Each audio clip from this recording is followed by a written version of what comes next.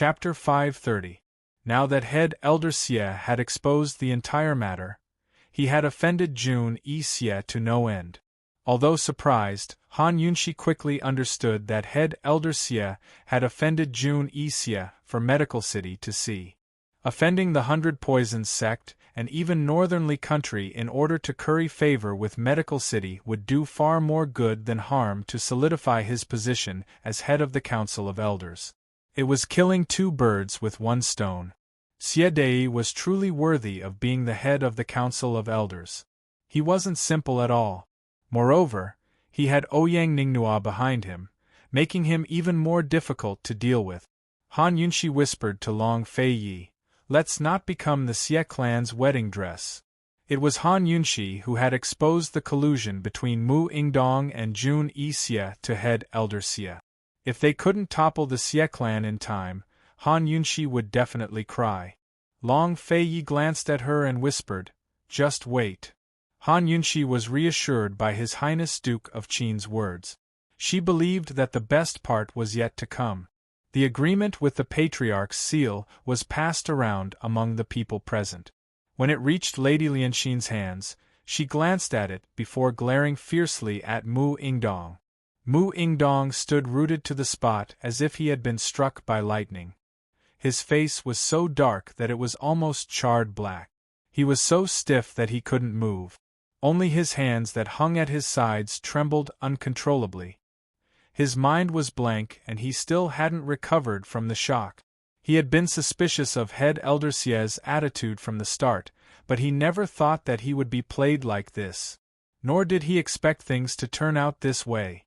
With such irrefutable evidence, how could he explain himself? How could he salvage the situation? He could only admit his mistake. Head elder Xie. Mu Yingdong suddenly cried out, "Head elder Xie, this one was wrong. Completely wrong. It was all Jun Yi Xie's coercion. This one was worried about my daughter, and wanted to seek greater benefits for Medicine City. That was why I agreed to Jun Yi Xie's request. Although this one has a private agreement with Jun Yi Xie, this one has long planned that once Ling is married, the Snow Mountain will be given to the Council of Elders and shared by all the families in Medicine City." Such words were simply a joke. Who would believe it? President Xie was about to retort when Madame Lianxin stood up. "Mu Yingdong, you're so muddle-headed. Even the people of 100 Poisons sect can scheme against him?" Jun Yi Xie's face was already gloomy because of Mu Yingdong's counterattack. After being scolded by Madame Lianxin like this, his deeply chiseled face became even darker. However, he still didn't say anything. "Fifth Elder, I was foolish. I deserve to die. However, I am also anxious to protect my daughter and the city. For the sake of the northernly royal family, I sigh." Mu Yingdong looked like he couldn't explain anymore. It was too late for regrets and he slapped himself in the face. Madame Lianxin sneered, "You've lived for so long and yet you've made such a grave mistake. Why don't you scram back home and properly reflect on it?" She then turned to Elder Xie and said, "Elder Xie, this is the venue of the Grand Medicine Testing Convention. Everyone is here to watch the competition.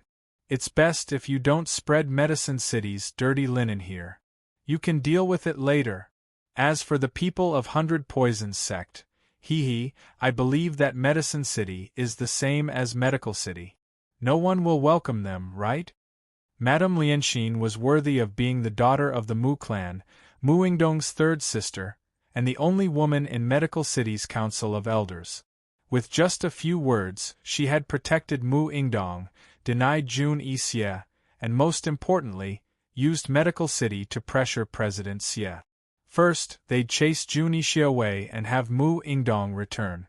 Then they'd put the matter on the table. Once the Grand Medicine Testing Convention was over, there'd be plenty of room for discussion as to how the Council of Elders would punish Mu Yingdong. It had to be said that everyone present was rather disappointed. They had originally thought that there would be a good show to watch from the Mu clan, but now that Madame Lianxin, the fifth elder of Medical City, had stepped forward, Xie Dei had no choice but to give her face. Madame Lianxin was young and her medical skills were average, but she had climbed to the position of elder. Who didn't know of her methods in the medical academy? But unexpectedly, President Xie didn't give her any face and his attitude was unyielding as he got straight to the point. Madame Lianxin, this is Medicine City's internal affair. Whether Mu Yingdong can return or not is not up to you. Madame Lianxin abruptly stood up from her seat, clearly surprised. However, she quickly calmed down. President Xie, Medicine City's internal affairs are naturally not up to us Medical City's people to decide. I was only giving a suggestion. After all, I am the same as everyone else here. I was invited to watch the competition, not to see your Medicine City's dirty linen. TSK, just listen to what she said. Not far away, Han Yunxi couldn't help but want to clap. This president announces that the Grand Medicine Testing Convention will rest for an hour. Refreshments will be prepared in the venue, so please help yourselves. President Xie refused to budge an inch. Madame Lianxin clenched her fists, but there was nothing she could say. She could only bear this grudge in her heart. She didn't believe that the Council of Elders would kill Mu Yingdong just because he had signed a private agreement. Who would leave when they said it was a break? Even Jun Yixie, who had been chased out twice, refused to leave. He coldly said, Elder Xie, this prince has come as a representative of the Northern Li imperial family. I sincerely wish to promote marriage between Medicine City and the Northern Li imperial family. I didn't expect you to use this prince to get rid of your dissident. Hee, weren't you the one who wanted this prince to sign this agreement with the Mu clan head? Jun Yixie was using his status as Northern Li's Qin Wang to propose a marriage for the crown prince. If he messed things up, he would have a lot of trouble when he returned to Northern Li. No matter what, he had to stay and fight for some justice. President Xie laughed heartily. Jun Yixie, you're still pretending. Before you came to see the old man, you were already in cahoots with Mu Yingdong. This was all part of your plan. President Xie, you need evidence to back up your words. Jun Yixie's voice was gloomy. Mu Yingdong angrily said, President Xie, you're slandering me. I was only muddle-headed when I agreed to sign that agreement with Jun Yixie. Before this, I wasn't familiar with Jun Yixie.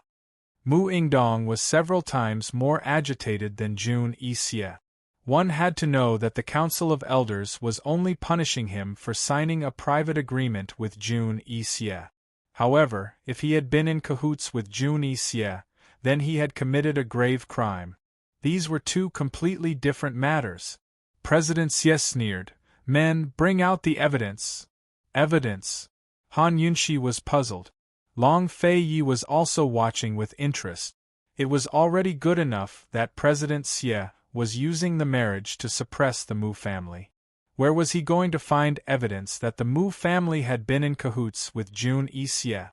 Who knew that when the evidence was presented, everyone would be disgusted. The evidence was actually a corpse covered in worms. Ouyang Ningnuo was the most exaggerated one. He actually ran from his seat in the first round to the third round and sat next to Long Fei Yi. Long Fei Yi and Han Yunxi had a tacit understanding. They pretended that he was invisible and focused on the corpse on the stage. Two people at the scene discovered that the corpse was poisoned at the same time. One was Han Yunxi, and the other was Jun Yixie. As for Jun Yixie, he was very close to the corpse and immediately recognized that the worms on the corpse were his 100 Poisons sect's most famous poison roundworms. 100 Poisons sect did not spread this poison to outsiders and had strict control over it. Who poisoned it? This is the evidence. This is the prison guard who delivered the food to Mu Linger. Mu Linger attempted to use poison to force him to release her. Fortunately, the guards discovered her. Haha, according to Old Man's understanding, this poison originated from 100 Poisons sect, and it's not something an ordinary person could possess. May I ask, where did Mu Linger obtain this poison? Mu Linger is a pharmacist, so how could she know how to use poison? asked President Xie seriously. This prince has never given Mu Linger any poison, said Jun Xie angrily. According to this president's understanding, this poison roundworm is unique to 100 Poisons sect, and it's never spread to outsiders. Jun Xie, you said that this poison wasn't given to Mu Linger by you. Could it be that it was given to her by one of your subordinates?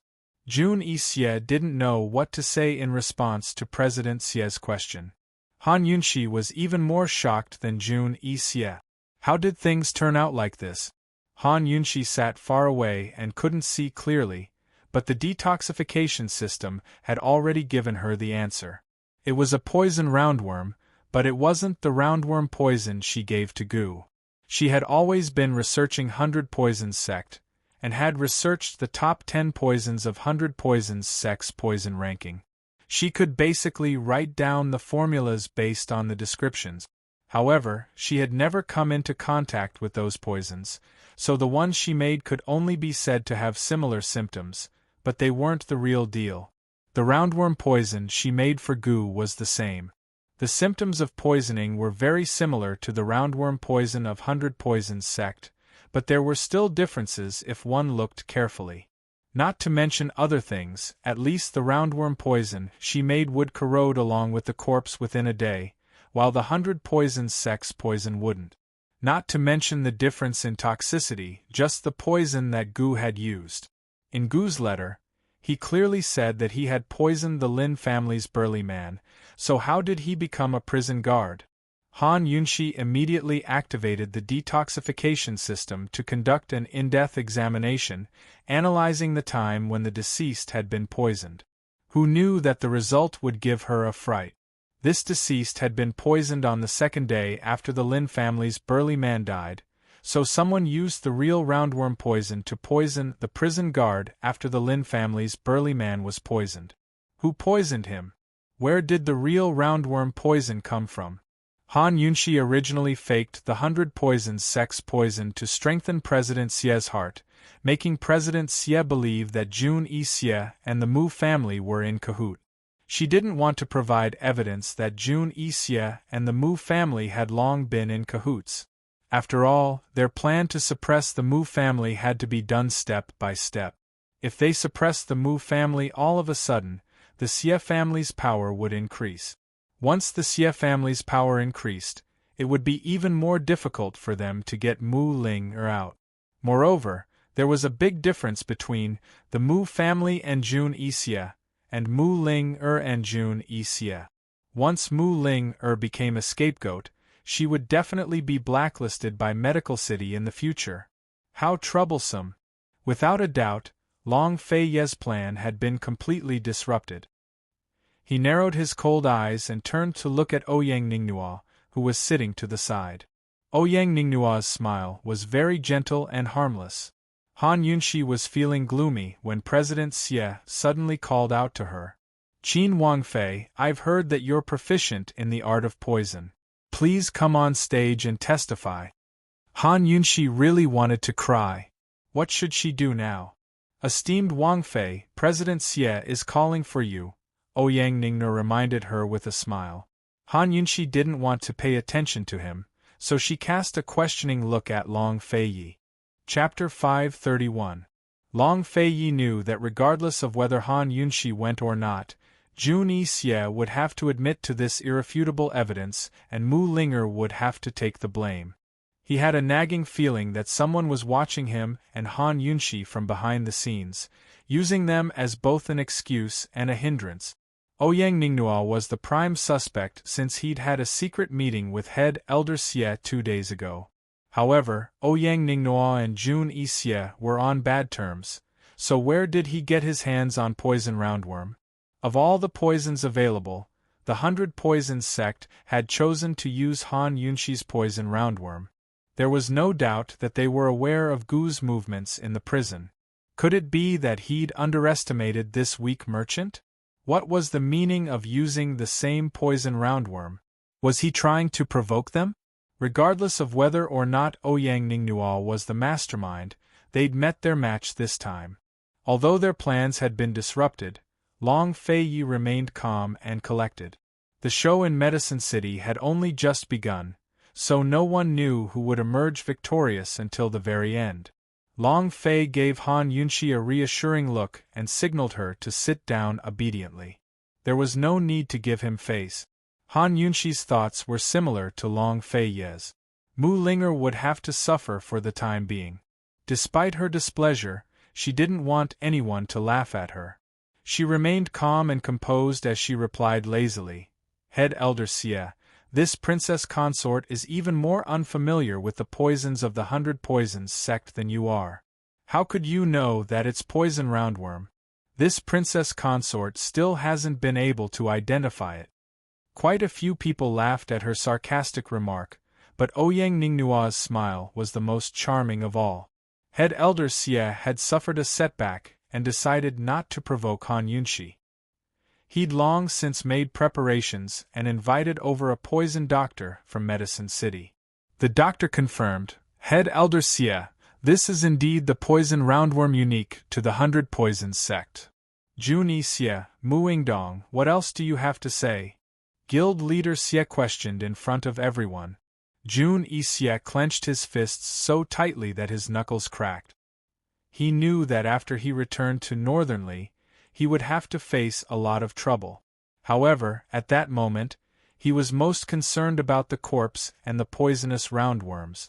Regardless of who had poisoned him, the poison of the roundworm had to have come from his 100 Poisons sect. Just who was the person behind the scenes? How could their hands reach so far into his 100 Poisons sect? If his master found out about this, he would be in even more trouble. Jun Yi Xie. Head Elder Xie's sudden shout pulled Jun Yi Xie out of his thoughts. "What are you plotting with Mu Yingdong against my Medicine City?" Jun Yi Xie was a loser, but he didn't show the embarrassment of a loser. He was still as arrogant as ever as he asked domineeringly, "So what if this prince and Mu Yingdong have long been friends? This prince doesn't care about your Medicine City's internal strife. This prince will ask one last time. Northernly is willing to use the Snow Mountains as a betrothal gift to marry Mu Linger. Will Medicine City agree or not?" "Agree." This was the unanimous thought of countless Medicine City disciples present, but who dared to say it out loud? It wasn't that Head Elder Xie didn't covet those Snow Mountains, but in order to completely topple Mu Yingdong, he had long since endured the pain. "My Medicine City will never collude with the Poison sect. From now on, if you dare to take even half a step into Medicine City, we will not be polite," Head Elder Xie angrily declared. This was a barring order. In order to issue a barring order, everyone in the Council of Elders had to agree. Head Elder Xie didn't ask for anyone's opinion and directly said it. However, none of the elders present dared to raise any objections. At this point, even Lady Lianxin didn't say anything. Who else would dare to speak up? "Xie Dei Yu." Jun Yi Xie was furious. Scram! Head Elder Xie didn't budge an inch. How could Jun Yi Xie have the face to stay? He snorted disdainfully, kicked away the ceremonial pole that had been placed to the side, and left with a flick of his sleeves, leaving behind an incomparably arrogant statement. Medicine City better not come begging this prince for help one day. In less than 3 years, Jun Yi Xie had been banned from both Medical City and Medicine City. It could be said that there was no precedent in history and no precedent in the future. If he returned to Northernly this time, the Northern Dynasty's emperors probably wouldn't forgive him. Of course, Jun Yi Xie didn't immediately return to Northernly. He first made a trip to the 100 Poisons sect, but that was a story for another day. As soon as Jun Yi Xie left, Mu Yingdong's trial began. "Mu Yingdong, you colluded with Jun Yi Xie in an attempt to exonerate Mu Ling from her crimes. You were selfish and almost destroyed Medicine City's reputation and future. If we hadn't seen through your schemes, the consequences would have been unimaginable if Medicine City had fallen into the hands of the 100 Poisons sect." Head Elder Xie angrily rebuked. What else could Mu Yingdong say? Jun Yi Xie had just acknowledged their friendship. He, Mu Ingdong, had been a wise man his entire life with limitless glory. Under his leadership, the Mu clan had reached unprecedented height. If he had succeeded today, the Mu clan would have become the Lord of Medicine City in less than a year. Unfortunately, he was too impatient and careless. He had completely lost. It could be said that his success was due to Mu Ling, and his failure was due to Mu Ling. He couldn't wait to tear that damned girl to shreds. Even now, he still didn't understand what was wrong with that damned girl back then. Why did she side with Long Fei Yi at the Empress Dowager's birthday banquet? If that wasn't the case, he would have already married Mu Ling, to the northernly crown prince to gain more benefits from Jun Yixie. Despite his resentment, he could only helplessly plead for leniency with Lady Lianxin. Lady Lianxin originally wanted to lower her status and plead for leniency on behalf of the Mu clan in the name of Medical City's Council of Elders. However, head Elder Xie kept mentioning the 100 Poisons sect, making it difficult for her to speak. Although she had a lot of authority in Medical City, the 100 Poisons sect was a taboo for the esteemed head elder. She didn't dare to touch on it lightly. Faced with Mu Ingdong's disappointed gaze, Lady Lianxin couldn't help him even if she wanted to. She could only avoid his gaze. Mu Ingdong's heart practically died when he saw Lady Lianxin avoid him. He lowered his head and remained silent. He wasn't going to beg head Elder Xie for mercy. Pleading with your opponent won't earn you any sympathy, much less respect. You'd only be laughed at. He understood this principle. Never show mercy to your opponent. Otherwise, there will come a day when you become the loser. Head Elder Xie understood this principle. Men, take Mu Ingdong away and await his punishment. Revoke the Mu clan's qualifications to participate in the competition. Before the Council of Elders officially judges them, no one from the Mu clan is allowed to take half a step out of Medicine City. Head Elder Xie loudly declared. Everyone present lowered their heads. As for the other clans, no one stepped forward to plead for leniency. Elder Wang glanced at Long Fei Yi and Han Yunxi. Seeing that the two masters were still unmoved, he didn't say anything either. The Grand Medicine Testing Convention was supposed to be a stage for the various clans to compete with their true abilities. However, it had turned into a show of intrigue and intrigue. The crowd below the stage all sighed. Amidst the boos, Mu Ingdong was taken away. Everyone was still immersed in the earlier incident, but the situation in Medicine City had changed greatly. With the Mu clan's defeat, the Wang and Xie clans were the only opponents in the Grand Medicine Testing Convention, and even in the future, there was no doubt that the battle for the position of Medicine City's ruler would only intensify. Amidst the sighs, most of the people were deep in thought. At this time, head Elder Xie loudly said, Men, set the stage again. The Grand Medicine Testing Convention will continue. After discovering such a big matter, head Elder Xie didn't even need to rest. He actually wanted to start the competition right away. Han Yunxi had thought that the Grand Medicine Testing Convention would be postponed until the next day. Now it seemed that the Xie clan had come prepared. They wanted to complete the convention in one go and steal all the limelight. Most of the Mu clan's people had already left. Lady Lianxin was still very magnanimous.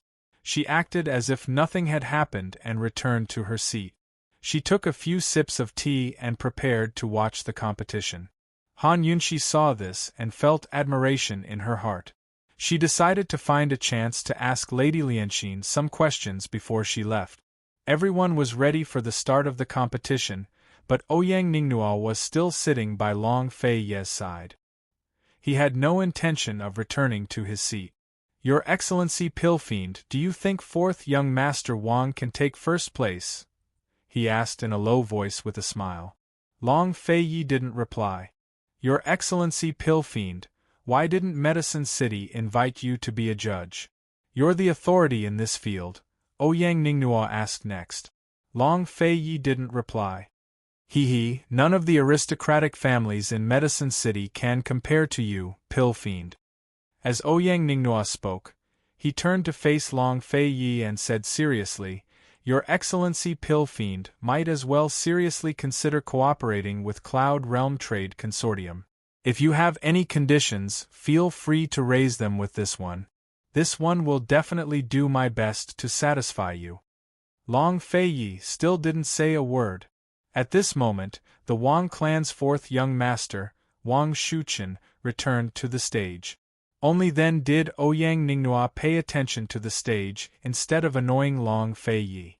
The Grand Medicine Testing Convention was important to begin with, but the Mu clan's defeat only made it even more crucial. This was because the official showdown between the Wang and Xie clans would begin with this competition. Leaving aside the extravagant rewards and the right to take over the Council of Elders' land and medicine storehouses, the competition would have a huge impact on the hearts of the people. Once the decennial Grand Medicine Testing Convention ended, it was time for the Elder Council to elect the elders and deacons. Elder Xie hadn't reached the age of retirement yet, so he naturally wouldn't retire. However, a few of the 7 elders in the Elder Council had to retire. Moreover, the Elder Council's punishment for the Mu clan would definitely remove the Mu clan from the Elder Council and deacons. At that time, no matter if it was the position of elder or deacon, there would be vacancies. Once the time was up, elections would be held to test the hearts of the people. Would they choose the Wang clan or the Xie clan? In Medicine City, where alchemy reigned supreme, the younger generation was very important. Whichever clan produced geniuses, talents, and young alchemists would become the future rulers of Medicine City. Wasn't Mu Linger the reason why the Mu clan had received so much support in the past? Or perhaps it was because of Mu Linger. Now the same logic applied. Today, whoever emerged as the winner of the Grand Medicine Testing Convention would have the upper hand in the showdown. As soon as the competition began, the crowd tensed up and watched intently. Wang Shuchen was the Wang clan's trump card, and he didn't disappoint. He stood there for a full 4 hours and defeated almost all of the competitors, including many famous disciples from the Xie clan. However, in the end, a young disciple from the Xie clan named Xie Peng stepped up. He was only 10 years old and was the youngest of the competitors today. The crowd was shocked by the appearance of this child. Many people had speculated that the Mu and Xie clans were hiding powerful people to deal with the Wang clan's 4th young master. Each clan had a limited number of participants. How could such a young child compete if he didn't have outstanding abilities? Han Yunxi and Long Fei Yi, who had always been confident in Wang Shuchen, also paid attention to the competition. Chapter 532. Wang Shuchen and Xie Peng's competition was about to begin. The two of them stood on opposite sides of the stage with their eyes covered and their backs facing the stage. Medicine City's Grand Medicine Testing Convention was known for its fairness. Every part of the competition was designed to avoid any possible cheating. The participants were required to use the ingredients provided by the Council of Elders to concoct a medicine on the spot. Even the ingredients provided by the Council of Elders were chosen at the last minute. Therefore, it was unlikely that the participants were cheating or the Council of Elders was going easy on them. Of course, no matter how fair the rules were, there was one thing that couldn't be avoided: luck. Before the disciples of each family came to participate in the competition, the top pharmacists in the family would secretly teach them some of the best prescriptions that had never been made public. If the herbs needed for the prescription were all in the list of herbs provided by the Elders Guild, then it would be a stroke of luck. One had to know that a top-notch recipe required several pharmacists to research for 1 or 2 years. With the experience and skills of these young participants, it was impossible for them to concoct a top-notch recipe in such a short amount of time. By this time, the stage had been cleaned up and an apprentice brought in a large basket of ingredients. May the Wang and Xie clans each send one person to provide the others' ingredients, the Master of Ceremonies announced. In other words, they would take 30 types of medicine from the large medicine basket provided by the Elders Guild and provide them to the other party. This step was very crucial as it directly determined what medicine the other party could and couldn't concoct. As soon as the master of ceremonies finished speaking, the Wang and Xie clan heads stood up at the same time. The atmosphere immediately became tense as everyone craned their necks to watch. The Wang and Xie family patriarchs were extremely fast. In just a few moments, they had picked out 30 different herbs and handed them to the master of ceremonies. The master of ceremonies recorded the herbs one by one and sent Elder Wang's herbs to Xie Peng's table, while Xie family patriarch's herbs were sent to Wang Shuchen's table. The two sets of ingredients were written on a large white board on the stage for everyone to see. Only Wang Shuchen and Xie Peng couldn't see them. Once the ingredients were announced, the crowd grew even quieter. Everyone who was at the convention was an insider and more or less knew the rope. Everyone began to ponder how to concoct the ingredient. Needless to say, it was very difficult. Of the 30 ingredients that Elder Wang chose for Xie Peng, at least 20 of them couldn't be used together. Their medicinal properties would repel each other and affect their efficacy. Xie Peng had to either use the remaining 10 or find a way to destroy the repulsion between the medicinal properties. The Xie family's patriarch had given Wang Shuchen 30 types of medicines. On the contrary, 20 of them had to be shared.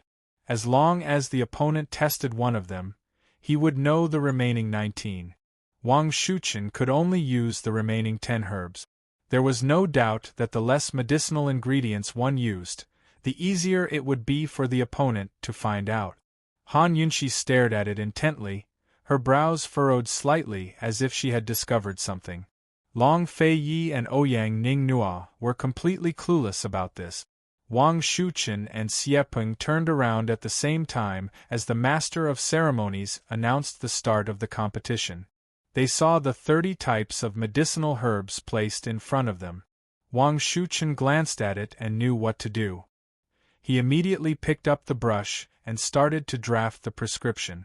Xie Peng, on the other hand, didn't do anything. He just looked at the herbs. The entire arena was silent. Time slowly passed. The competition only had the time for an incense stick to burn. If one couldn't concoct the medicine, they wouldn't even need to test the medicine. They would be judged to have lost. Although it was a medicine testing competition, it first tested one's ability to concoct the medicine.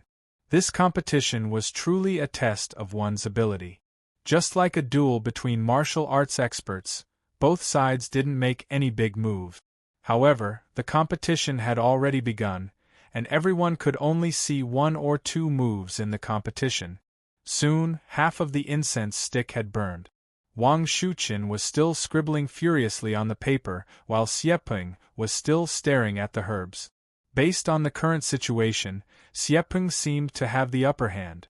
The elders began to whisper to each other. "Who's going to win?" Long Fei Yi couldn't help but whisper.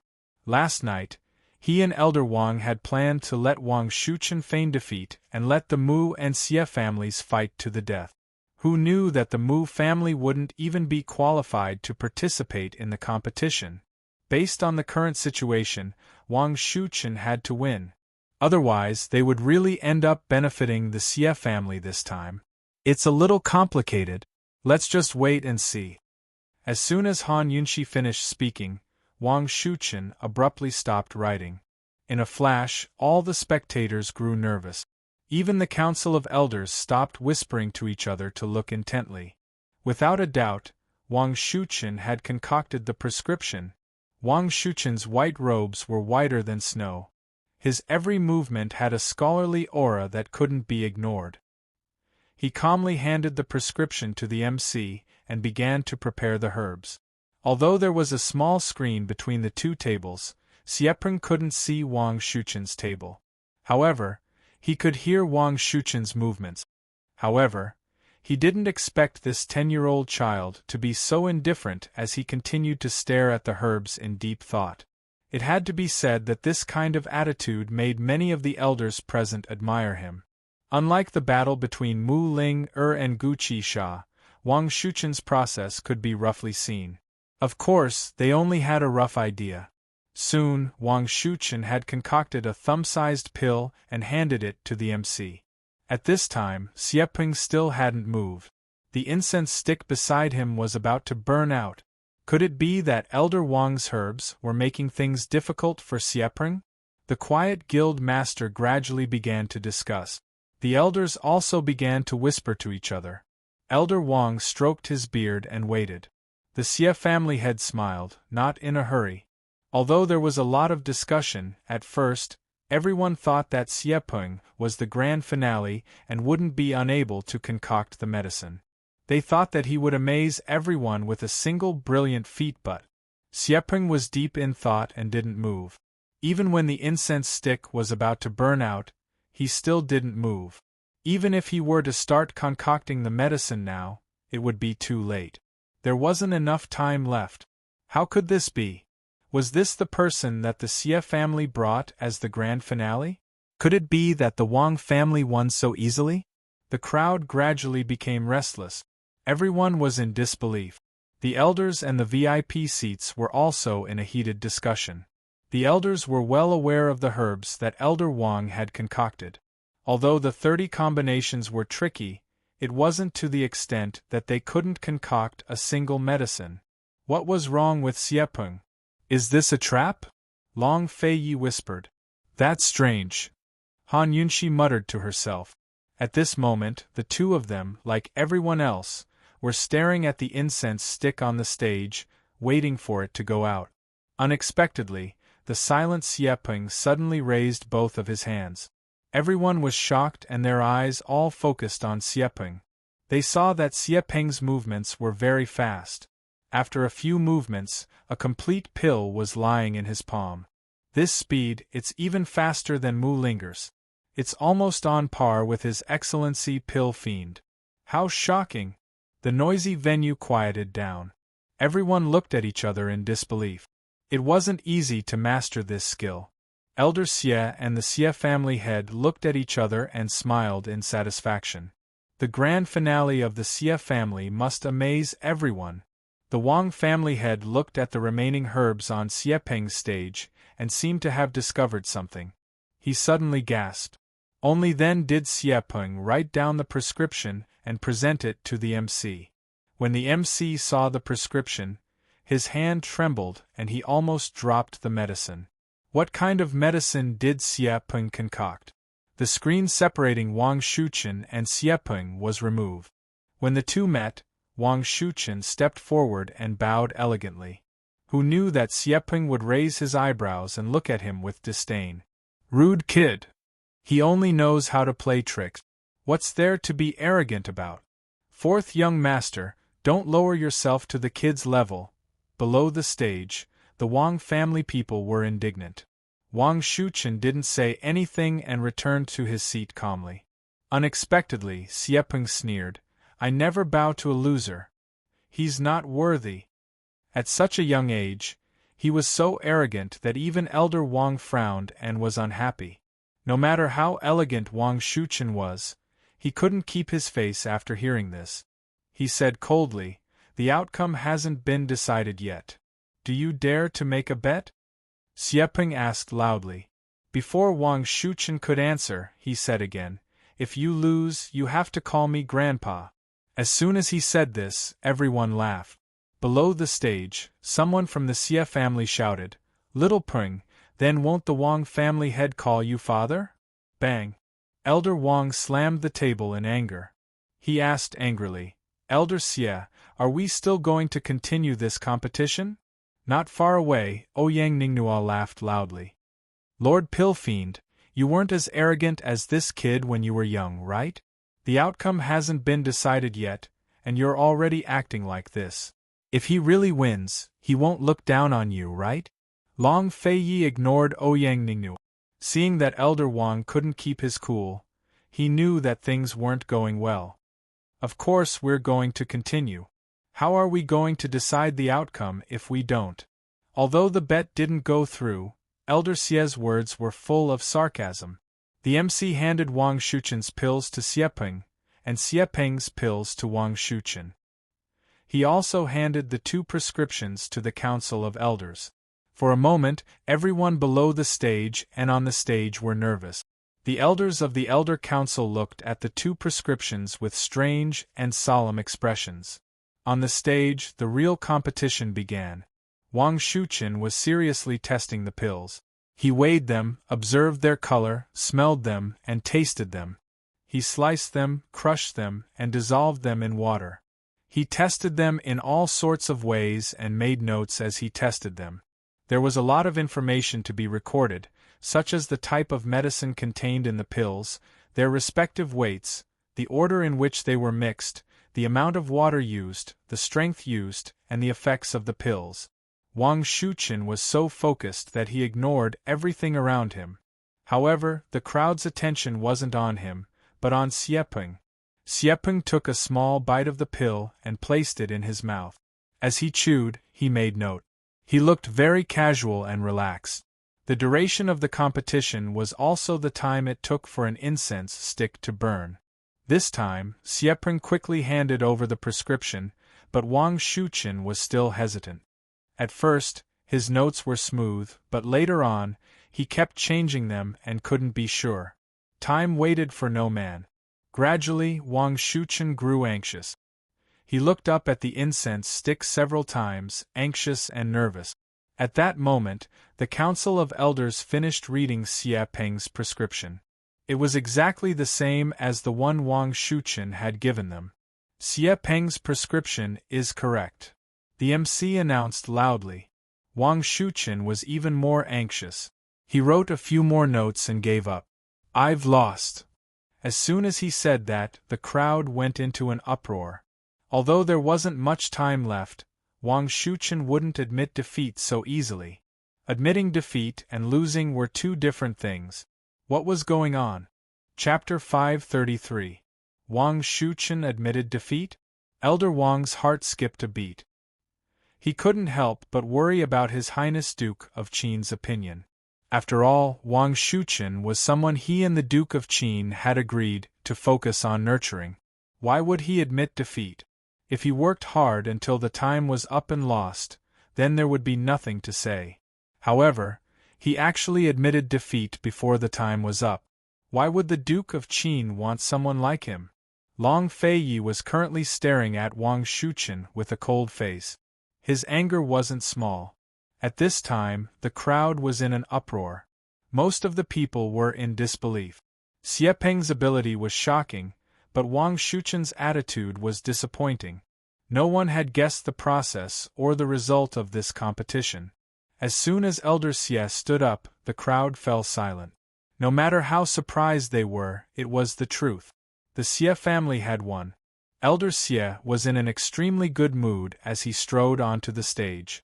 Since the Wang family has admitted defeat, then today's competition will end here. I hereby announce that this year's Grand Medicine Testing Convention will be led by Xie Peng. Before he could finish speaking, Han Yunxi suddenly stood up and shouted, "Wait!" Maybe it was because Han Yunxi's shout was too loud, but everyone turned to look at her. What was this woman doing? Qin Wangfei, what do you mean? Elder Xie asked cold. The outcome was already decided. Moreover, why was Han Yunxi, an outsider, meddling? But Han Yunxi only laughed out loud. This Wang Fei has many meanings. I don't know which one head Elder Xie wants to hear? Even Long Fei was doubtful. What's wrong with this woman? Han Yunxi, if you want to interfere with the Grand Medicine Testing Convention, don't blame this prince for being rude. Elder Xie lectured sternly. Interfere? This Wang Fei only wants to see a fair competition. What do you mean by interference? Elder Xie should know very well who is interfering with the Grand Medicine Testing Convention. Han Yunxi's clear and powerful voice resounded through the quiet venue.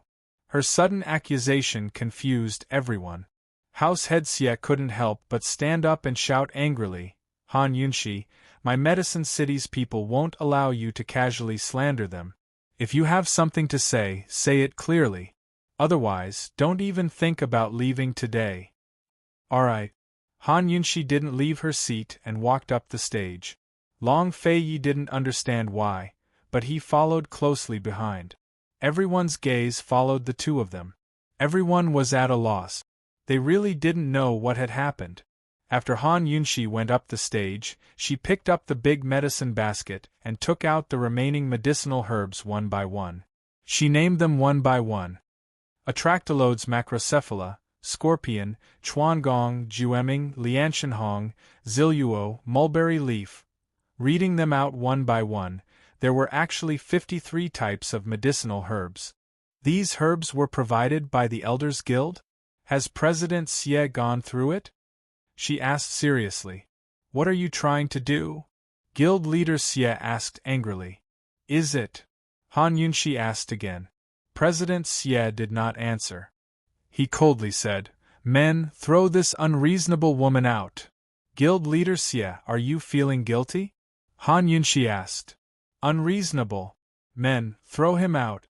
Guild leader Xie was so angry that his face was about to turn green. However, Han Yunshi's next words caused his face to truly turn green. Han Yunshi said, There's a problem with the herbs provided by the Elders Guild. Xie Peng cheated. As soon as these words were spoken, it was like 5 bolts of lightning had struck down. Everyone present was dumbfounded. Was there really such a thing?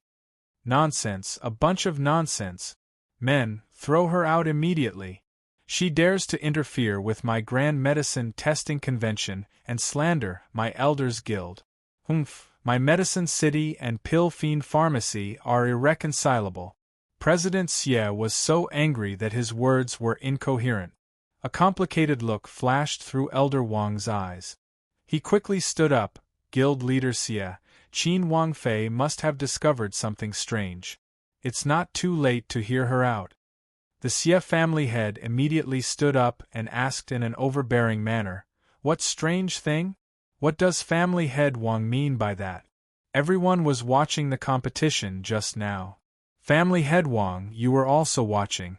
What was strange about it? Humph, she's just a poison doctor. How much does she know about medicine? Even I couldn't tell, so what could she have seen? She's clearly trying to mislead us with her lies.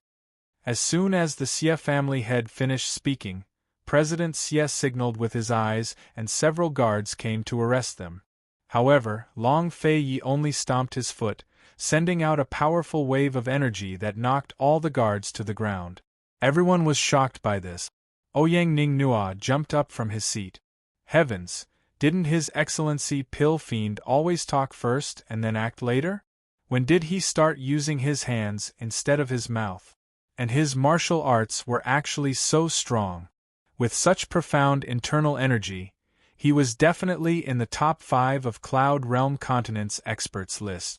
Ouyang Ning Nua secretly told himself that he had to be more careful when dealing with Gu Qi Sha in the future, just like how he dealt with Long Fei Yi. Sometimes, the best way to avoid violence was to use it. With Long Fei Yi's stomp, the guards no longer dared to step forward. President Xie and the Xie family head also didn't dare to call for help. Of course, the father and son's attitude remained unyielding. Han Yunshi, Gu Qi Sha, Medicine City, has given Pill Fiend Pharmacy face. Don't be so shameless. The Xie family head roared. Haha, if you're guilty, then so be it. Is there a need to react so violently? It'll harm your body, Han Yunshi said with a cold smile. The results of the competition just then were clear for all to see. Han Yunshi, you're challenging the authority of my Medicine City's Council of Elders and questioning the skills of our clan heads. The old man is not guilty, but the old man will not allow you to look down on Medicine City's dignity like this. President Xie reprimanded harshly, hoping to resonate with the crowd and unite them against the enemy. Who would have thought that Han Yunshi would throw him a retort? This princess consort is doubting all of you. How could no one see such a big loophole? How laughable! As she spoke, she looked at Elder Wang and mocked. Family head Wang, I heard that your medicinal skills far surpass the other family heads and are on par with the elders. Who would have thought that you would be so blind as to allow your son to admit defeat? Haha, the Wang family's face has been completely lost by you and your father. Not far away, Ouyang Ning Nua was wondering if Han Yunshi and the Wang family were in cahoots, but he didn't think too much of it after hearing this. This woman was simply holding a grudge against the Xie family. Elder Wang knew that Qin Wangfei was doing this on purpose. His face filled with resentment. Qin Wangfei, if you don't explain yourself today, even if the Council of Elders spares you, my Wang family won't let you off so easily. What kind of loophole was there? Speak. President Xie panicked and was about to stop him when Lady Lianxin also stood up and stood by Han Yunshi for the first time. Coldly, she said, "If President Xie isn't guilty, why don't you listen to Qin Wangfei's explanation? This elder isn't here to play around as a representative of Medical City. When I return, I still have to report the situation to my superiors. If we don't get to the bottom of this today, haha, Medicine City can forget about sending invitations to Medical City in the future." Lady Lianxin couldn't get involved in Muingdong's matter, but she still had a say in the Grand Medicine Testing Convention. After all, Medical City would pay special attention to the victors of the Grand Medicine Testing Convention. President Xie had no choice but to soften his stance. "Alright, then please explain yourself, Qin Wangfei. However, I've already made it clear that if Qin Wangfei can't explain herself clearly, I won't be polite." So what if Han Yunshi saw through the clues? Her poison skills were formidable, but these were all normal ingredients. He didn't believe that she'd be able to explain the situation clearly. Han Yunshi snorted disdainfully. "First, bring me Xie Peng's prescription." President Xie generously handed it over, and Han Yunshi read it out loud. As soon as everyone heard the prescription, they understood why Wang Shuqian had admitted defeat. Most of the people present couldn't understand this prescription. Even if they had the prescription, they wouldn't be able to make the medicine, much less know its effects. It was no wonder that Wang Shuqian couldn't make a pill with this prescription. No one was more shocked than Elder Wang. He also couldn't see through it. "Haha, you're already in a hurry to announce the winner before the prescription is announced. Isn't President Xie being too hasty? Or does President Xie feel that this prescription is too common and there's no need to announce it?" Han Yunshi asked mockingly. President Xie evaded the question and replied, "The Wang family's fourth young master has already admitted defeat. According to the rules of the competition, if one side admits defeat, the other side is the winner. What's wrong with announcing the winner?" "Oh, it seems that Elder Xie really does feel that this prescription is too common," Han Yunshi said, then looked below the stage. "Everyone, what do you think?" The entire place was silent. Those who could come were all smart people and naturally knew what was going on. This prescription should be a top-grade prescription. No matter how talented that child Xiepeng was, he couldn't possibly make it in the time it took for a stick of incense to burn. Without a doubt, this prescription was taught to Xiepeng beforehand. But the ingredients were provided by the Elders Guild. Moreover, they provided dozens of ingredients. Elder Wang also chose 30 ingredients for Xiepeng to choose. To cheat in this situation was basically impossible. If it was said that luck was good, it wouldn't be justified. This prescription, haha, I'm afraid that old man won't be able to research it in his lifetime. Elder Wang's self-mockery attracted a burst of laughter. President Xie couldn't keep his face. He pretended to be angry and reprimanded. "What's going on with the Xie family? Xie family head dared to use this kind of prescription." Naturally, he was prepared for the worst. If the prescription wasn't made public, that would be the best. If it was made public, he also had a way to deal with it. "Xiepeng, what's going on?" he questioned Xiepeng. This was taught to me by the people in the medicine warehouse last year." The arrogant little brat instantly turned into an aggrieved little doll. With an innocent face, he added, "The Grand Medicine Testing Convention didn't say that we can't use other people's prescriptions. This kind of old prescription, Wang Shuqian has never seen it before. He can only blame himself for not knowing enough." Xie Peng's words were already infuriating enough. Who knew that Xie family head's face would be even thicker? He said, "It seems that my Xie family's luck is good. It's a coincidence that the Elders Guild provided the ingredients to make this prescription. Haha, esteemed Wang Fei, you can't blame the Xie family for this, right? These 30 ingredients were chosen by Elder Wang. Elder Wang wouldn't be helping my Xie family cheat, right?" Everyone present was certain that the Xie family had cheated, but there was no evidence. No one could figure out how they had cheated. Han Yunxi's jade fingers stroked the ingredients she had just taken out. "Cold," she said. "President Xie, may I ask how the 53 ingredients in this large basket were chosen? Who chose them?" President Xie's expression changed. Could it be that Han Yunxi author's words? Follow G Mo's public WeChat account. Ways to follow. 1. Click on the top right corner of WeChat. Add friend public number. Search GMO2. Click on the top right corner of WeChat. Add friend search. GMO 2015. Cough cough. There will be a good gift on WeChat in January. Chapter 534. Seeing that Han Yunxi was so focused on the ingredients in the basket, Elder Xie's guilty conscience finally gave in. The key to Xie Peng's cheating was in these ingredients. Could it be that Han Yunxi had really discovered something? However, Elder Xie remained calm. He confidently replied, "Of course it was chosen by the Council of Elders." "Who did the Council of Elders choose? How did they do it?" Han Yunxi pressed on. At this moment, 4th Elder and 7th Elder stepped forward. Both of them were from the Wang clan. These ingredients were chosen from the list provided by Elder Xie. There are a total of 53 ingredients. The 6 of us selected them together, 4th Elder answered honestly.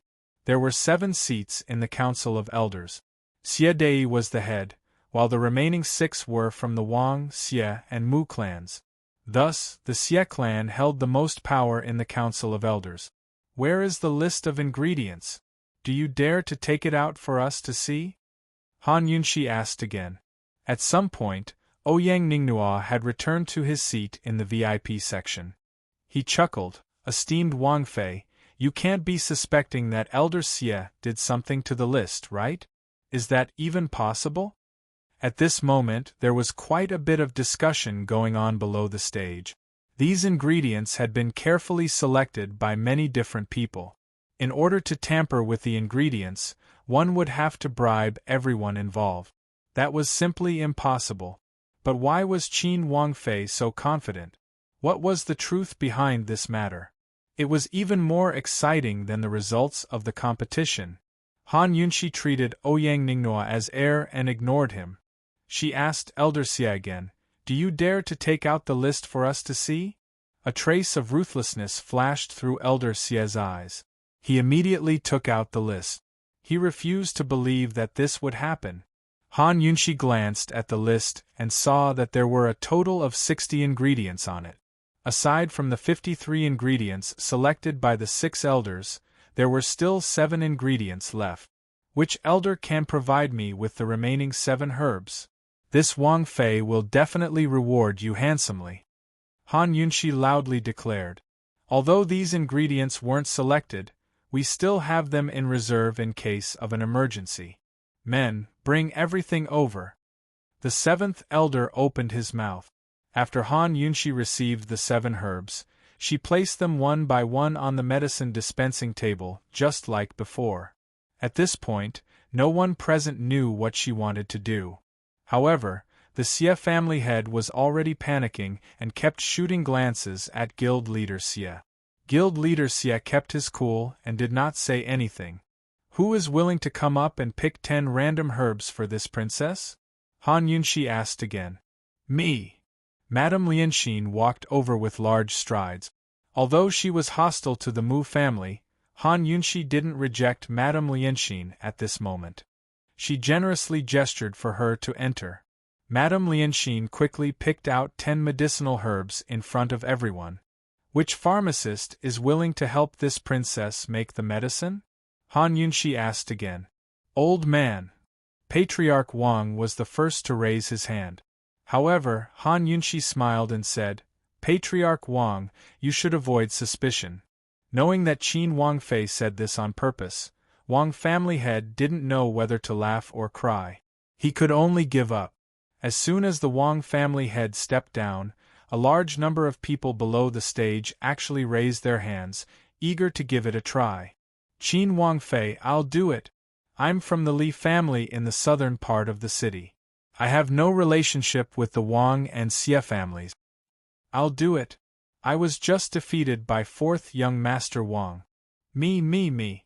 Esteemed Wangfei, Even a child wanted to go up on stage. Han Yunshi was amused. She looked around before her gaze landed on Patriarch Xie. Patriarch Xie, you should do it. What medicine do you want to make? Patriarch Xie was very nervous. I'll just make medicine according to Xie Peng's prescription. What? Patriarch Xie doesn't know how to make it? Han Yunshi asked with a smile. Patriarch Xie's face paled even more. He suppressed the panic in his heart and pointed at the 10 herbs Madame Lianxin picked out. He angrily asked, These herbs are completely different from the prescription. How do you make them? Whatever. Han Yunshi indifferently said. Whatever? What was this woman doing? Everyone present was confused and impatient. Someone couldn't help but shout, Qin Wangfei, what are you trying to say? Don't play with everyone. You're wasting everyone's time. If Patriarch Xie doesn't understand, then this Wangfei will do it herself. Han Yunshi said as she began to make the medicine. There were 2 important factors when making medicine. One was the type of herbs and the other was the ratio of the herbs.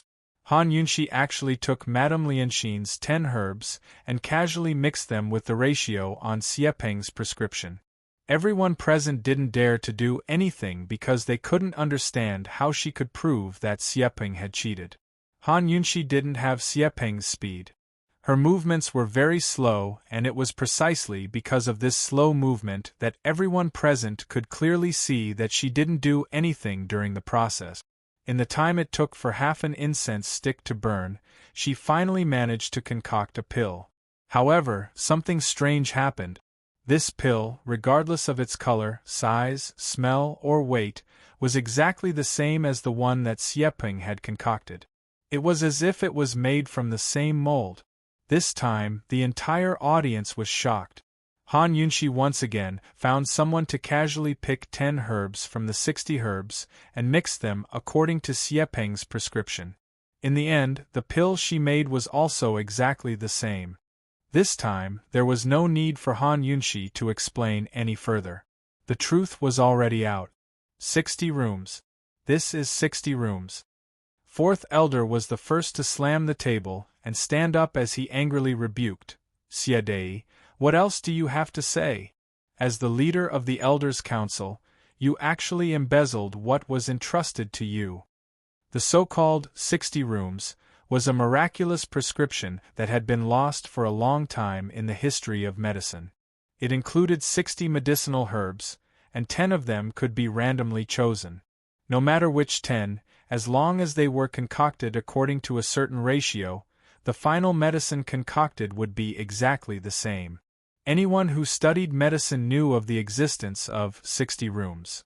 However, the prescription had been lost for a long time and no one knew which of the 60 herbs it was. Now that Han Yunshi had demonstrated it once, the truth was finally out. The list that Elder Xie had written was the prescription for 60 rooms. Therefore, no matter how the list was filtered or how many hands it passed through, as long as there were no less than 10 herbs in front of Xie Peng would be able to make the 60 rooms pill. It had to be said that this year's Grand Medicine Testing Convention was full of surprises. The audience was shocked again and again. However, this time was undoubtedly the most shocking. The Xie family actually had the prescription for 60 rooms, and actually used it to cheat. The Xie family, who had always relied on the Mu family, had hidden it well. The evidence is irrefutable. Elder Xie, what else do you have to say? Patriarch Wang asked angrily. Now, it was no longer important who won or lost. Since Elder Xie had committed such a despicable act, Xie Peng had to be removed from the Grand Medicine Testing Convention, and Elder Xie should be removed from his position as elder. Patriarch Wang originally thought that there would be a change in the plan and that he would have to spend a lot of effort to deal with the Xie family. Who knew that Qin Wangfei would have the ability to dig up the matter of 60 rooms? In this way, the Wang family would become the ultimate fishermen and reap the greatest benefits. The audience below the stage side and the guests in the VIP seats looked at each other in dismay. It was hard to imagine that such a scandal would happen in Medicine City. The scene of the Mu family's defeat was repeated. No one in the Xie family dared to make a sound or even raise their heads. However, this old man, Elder Xie, still held his head high and his chest out confidently. Coldly, he looked at Fourth Elder and Patriarch Wang and snorted, "This is irrefutable evidence? The two of you, which eye of yours saw this old man deliberately choosing these 60 herbs?" This, for a moment, no one understood what Xie Dei meant by this. However, Han Yunxi immediately understood. She sneered and asked in return, "What? Does Elder Xie mean that you accidentally chose these 60 herbs and didn't know that these 60 herbs were the prescription for 60 rooms? Exactly. Xie Dei replied without hesitation. His voice was sonorous and forceful. This is my Xie family's luck, not cheating. As soon as these words came out, the Wang family and their supporters all boiled over. Xie Dei, don't you want your old face anymore? Old people are thick-skinned. I've seen it for myself today. Truly admirable. Disband the Council of Elders, or else Medicine City will be in danger. The protests grew louder and louder. It wasn't clear who was the first to throw a rock on the stage, but the crowd soon followed suit. The Xie family immediately resisted, and even the Xie family's supporters joined in. The people on the stage hadn't finished competing yet, but the people below the stage were already fighting. The scene was chaotic and on the verge of spiraling out of control. Although the deacons and directors of the Council of Elders tried their best to control the situation, it was to no avail. On the stage, the Wang and Xie families were also arguing. Everything was a mess. Han Yunxi didn't expect Xie Dei to refute so shamelessly. She was escorted to the side by Long Feiyi and was a bit stunned by the chaotic scene. She couldn't help but think back to the news she had seen before her transmigration. A certain country's dignitaries fought in a meeting for power. Wasn't that the same thing happening in front of her right now? Your Highness, what should we do? Han Yunxi whispered. Long Feiyi also didn't expect things to turn out like this, but he wasn't worried. He joked, "You made a mess, so clean it up yourself." Seeing that Long Feiyi was in such a good mood that he was joking, Han Yunxi knew that she didn't need to worry. Sure enough, the noisy scene soon quieted down. This was because the ethereal sound of a flute came from the depths of the medicine forest. Sun Zhong, the old man of the King of Medicine, had arrived. He was an expert who lived in seclusion in the medicine forest. He was the true owner of the forest, and no one could surpass his alchemy skills. All of the clans in Medicine City revered him and didn't dare to disobey him. They all hoped to inherit his legacy one day. He had the ability to rule over Medicine City, but he never interfered with worldly affairs. He had lived in seclusion in the medicine forest for many years and hadn't shown his face. Even when the poison pond disappeared into thin air last time, he only sent someone to ask the Council of Elders and didn't show himself. Who would have thought that he would come in person today? The sound of the flute came closer and closer. Everyone looked in the direction of the sound and saw a white-haired old man in a wheelchair. Beside him were 4 flute-playing boys. Everyone made way for him. On the stage, the Wang and Xie families were silent. However, the old man of the King of Medicine didn't pay any attention to them. Instead, he examined Han Yunxi and asked, "Qin Wangfei, how did you recognize 60 rooms?" Chapter 535. Only when the king of medicine asked this did everyone realize the problem. Qin Wangfei was sitting so far away and didn't know about the list of herbs beforehand. How could she be so sure that the Xie family had cheated? Wasn't this a little too mysterious? Everyone looked at Han Yunxi, waiting for her answer. However, Han Yunxi was calm and composed. She said, "Elder King of Medicine, I'm familiar with the prescription of 60 rooms. When I saw Elder Wang choose the 10 herbs for Xiepeng, I had my suspicions. When I saw 4th young Master Wang admit defeat so easily, I knew there was something wrong with this prescription." "You were sure it was 60 rooms after seeing only 10 herbs?" The king of medicine obviously didn't believe her. Unexpectedly, Han Yunxi smiled. "Elder King of Medicine, I wasn't sure. It's just that.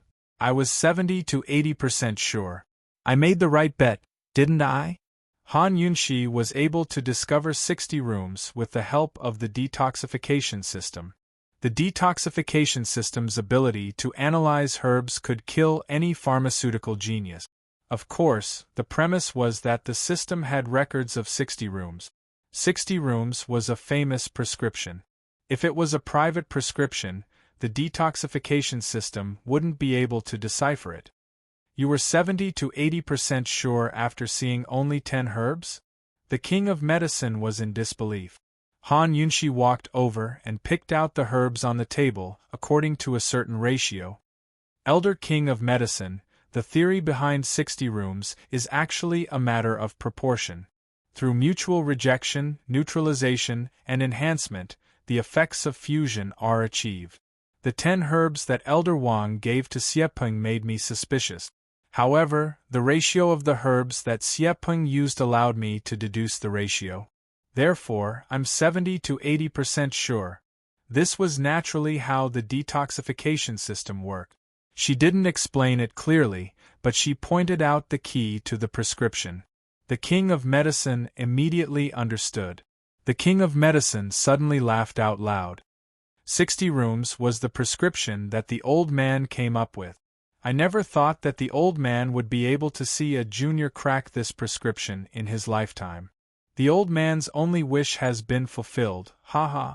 The moment he said that, everyone was dumbfounded. Han Yunxi was shocked as well. She never expected 60 rooms to be the work of this old man. However, what the king of medicine said next shocked everyone even more.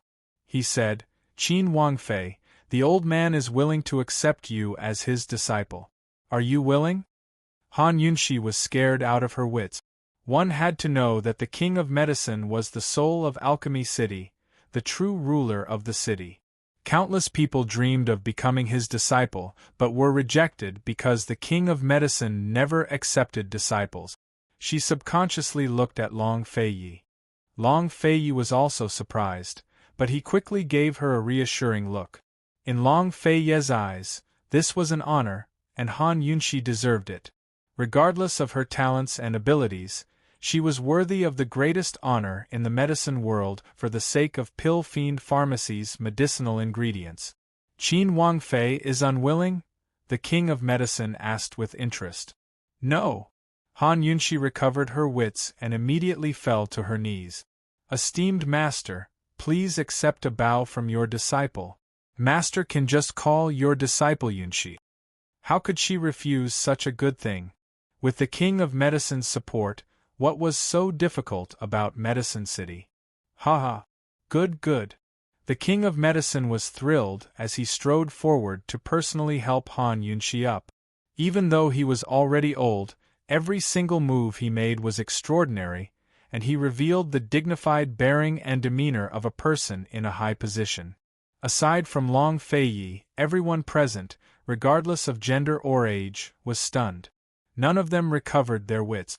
The king of medicine had actually accepted an outsider as his disciple. Was this a dream? No one was more shocked than head elder Xie. He stood there unmoving until Han Yunxi looked at him. Then he subconsciously backed away and almost fell over. "Master, since you've come, please uphold justice for the Wang clan," Han Yunxi said seriously. The King of Medicine had been secretly observing the Grand Medicine Testing Convention and knew everything. He was about to speak when Head Elder Xie cried out for injustice. Old Senior, this one has never seen 60 rooms before. Even if I knew, I wouldn't dare to use it to cheat and steal from others. This matter was purely my Xieclan's luck.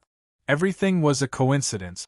With esteemed Wang Fei's false accusations, this one won't be able to clear my name even if I jump into the Yellow River.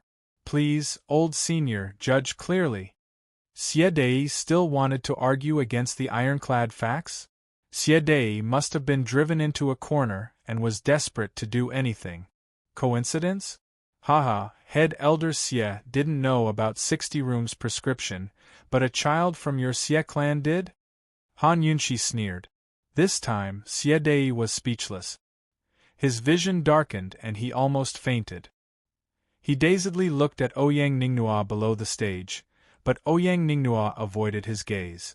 60 rooms, and even the roundworm poison, had been given to him by Ouyang Ningnua. Xie Dei was no fool. He was well aware of the consequences of embezzlement as a guild leader. However, when he saw 60 rooms, he threw caution to the wind. Even he hadn't seen a prescription like 60 rooms before, so who in Medicine City could recognize it? He hadn't even been on guard against Gu Qisha. Who would have thought that such a foolproof plan would be exposed by a poison doctor like Han Yunxi and even draw the attention of the King of Medicine? Xie Dei had nothing to say about this outcome. He could only accept it. Victory or defeat depended on this one round. The Xie clan had lost. The King of Medicine glared fiercely at Xie Dei. Medicine City's reputation has been tarnished, yet you still dare to cry injustice? In this old man's opinion, you should be punished severely as an example to others. This will correct the situation and shake the hearts of the people. The King of Medicine naturally wouldn't issue any orders, but with his words, who would dare to defend the Xie clan? Who would dare to plead for leniency? The fourth elder immediately ordered, "Men, lock Xie Dei up in the dungeons and await interrogation. Today's competition is cancelled. Wait until the Council of Elders reorganizes the competition and it will be held another day. The Mu and Xie clans have committed a grave mistake and tarnished Medicine City's reputation. The Council of Elders will punish them severely to give everyone and the world an explanation." Of the 7 elders of the Council of Elders, Xie Dei had fallen from his horse. Second elder and third elder were both members of the Mu clan and had long left the stage. Now it was up to the Wang clan's fourth elder to preside over the situation. So speaking, he respectfully bowed to the King of Medicine and Han Yunxi. "I respectfully invite Old Senior and esteemed Wang Fei to grace us with your presence when the time comes to act as judges for the competition and preside over the younger generation." Deference is no substitute for obedience, Han Yunxi agreed immediately. The King of Medicine had no interest in such mundane matters, but since Han Yunxi had agreed, he hesitated for a bit before nodding his head in agreement as well. Fourth elder was thrilled. "Thank you, Old Senior. Thank you, esteemed Wang Fei. If you two don't mind, please come to the Council of Elders." Before he could finish, the King of Medicine raised a hand to refuse, indicating that there was no need. "Yunxi, come with the old man." So speaking, he turned to leave. Han Yunxi didn't delay, but hurried after him. Long Fei Yi shot a look at the Wang clan head before hurrying after them. By the time they were far away, the crowd was still rooted to the spot. Many of them still couldn't believe what they'd just seen. Ouyang Ningnua had been watching as well until he was completely flabbergasted. 60 rooms had not only ruined the Xie clan, but earned Han Yunxi the King of Medicine's recognition as well. If he wasn't making wedding clothes for someone else, then what was he doing? This was probably the biggest loss he'd ever made in his life. After all, he'd spent a fortune to buy that 60 rooms from a collector. The medicine forest was vast and boundless, so the Council of Elders had only explored a portion of it. Most of the uncharted lands were still in the hands of the King of Medicine.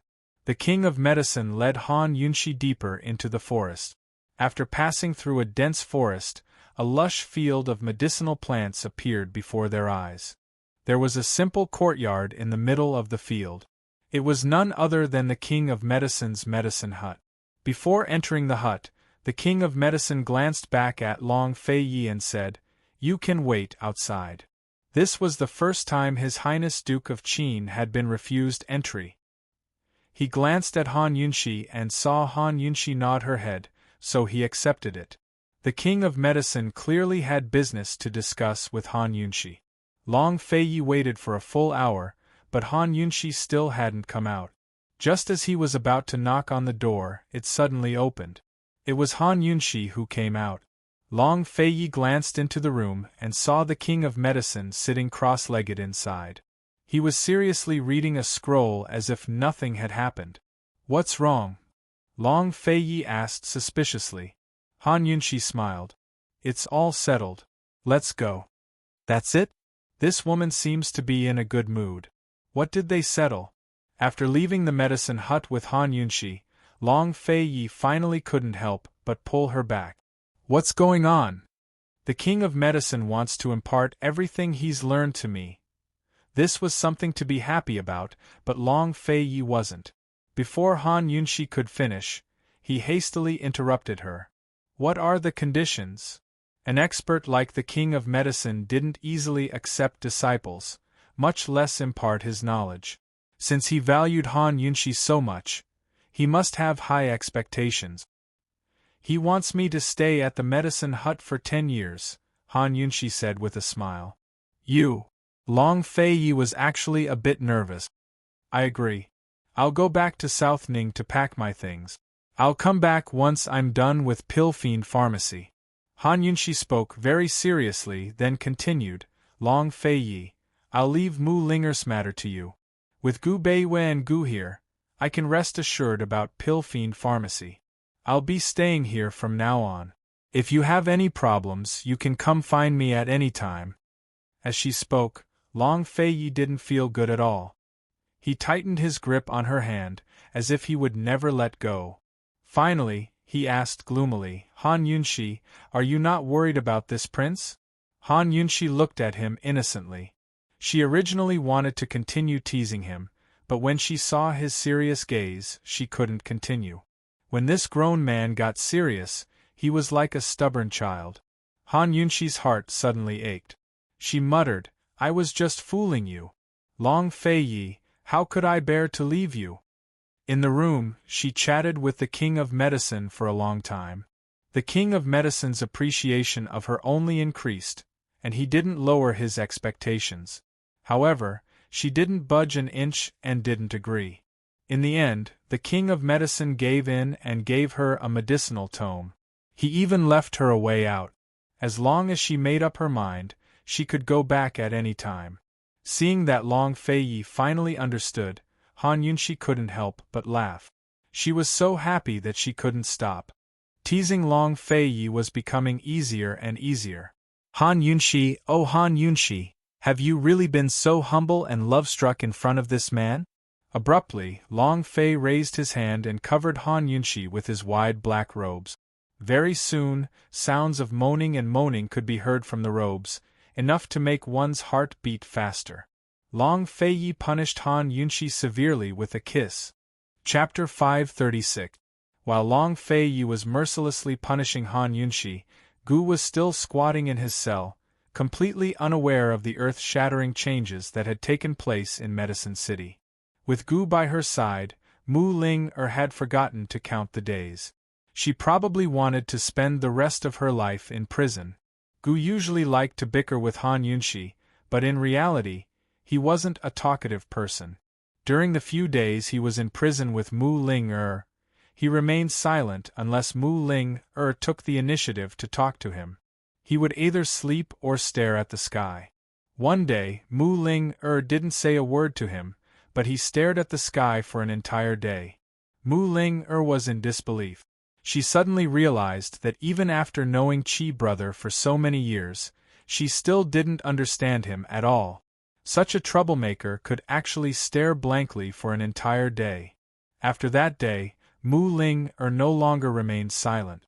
The silent Qi brother made her feel like a stranger, so much so that she was afraid.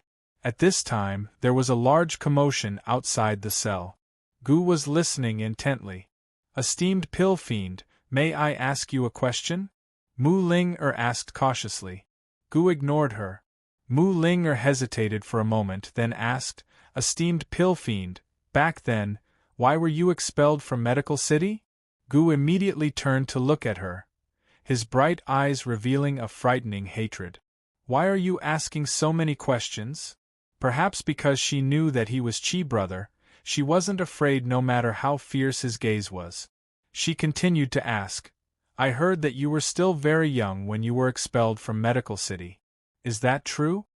Ever since Han Yunshi told her this secret, she had done everything she could to find out everything about Pill Fiend. Unfortunately, all that had been circulating in the medical world were only rumors. She couldn't find out why Pill Fiend was expelled. Gu suddenly approached her and said in an unfriendly tone, "Little girl, remember this." He paused for a long time without saying anything. Mu Ling muttered, "Remember what?" Unexpectedly, he said gloomily, "This old man's business has nothing to do with you. If you enter Pill Fiend Pharmacy, you'd better not bother this old man." Mu Ling felt like her heart had been bitten, and it was extremely painful. She pretended not to know who he was, but he knew who she was. He knew that she liked Qi brother. He rejected her so thoroughly. Seeing Mu Ling's silence, Gu asked her again, "Do you remember this?" Mu Linger was clearly on the verge of tears, but she put on a disdainful expression and gave a cold snort. Who do you think you are? This lady won't bother you. When this young lady reaches your age, her medicinal skills will definitely be better than yours. Let's wait and see." As she spoke, she arrogantly raised her head and turned away. This was the noble, proud, and inviolable ninth young miss of the Mu family. Gu looked at her for a while before replying with a single word, "Humph." Thus, the two of them fell into silence again. Mu Ling's heart ached, but she secretly praised herself. She felt that her acting was so good that Qi brother wouldn't suspect anything. After a long time, she snuck a glance at him and thought, "Humph, Qi brother, you're a big baddie. I curse you to never leave this place." Just as Mu Ling was thinking that, the cell door suddenly creaked open. Mu Ling was dumbfounded.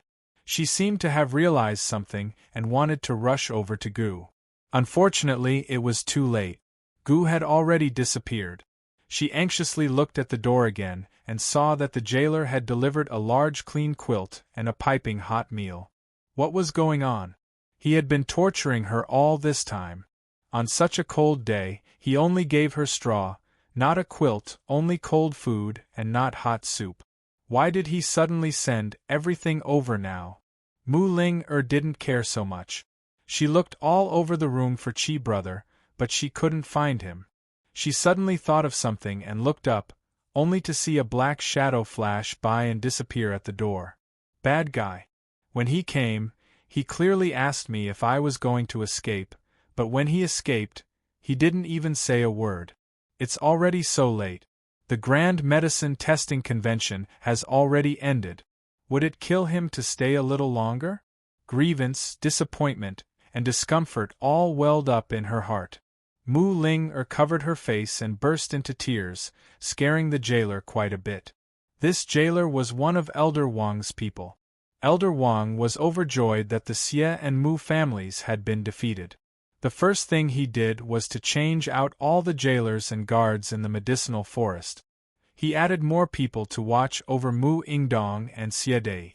Elder Wang was a kind person and knew that Qin Wangfei valued this girl, Mu Ling so he told the jailer to take good care of her and not neglect her. The jailer didn't know the truth, and only thought that Elder Wang cherished talent. He originally planned to leave after delivering the things, but seeing Mu Ling cry like this, he couldn't help but comfort her. "Ninth young Miss Mu, don't be sad. The Xie family has been defeated and head Xie is also imprisoned here. Patriarch Wang appreciates you. As long as you are obedient, the Wang family won't treat you unfairly. Mu Ling Er's crying stopped abruptly. What did you say? The Xie family has been defeated? Did Han Yunxi and Long Feiyi come? Did they have something on the Xie family? The Xie family had been defeated. Did that mean that she would be able to leave soon? Who won? What exactly happened?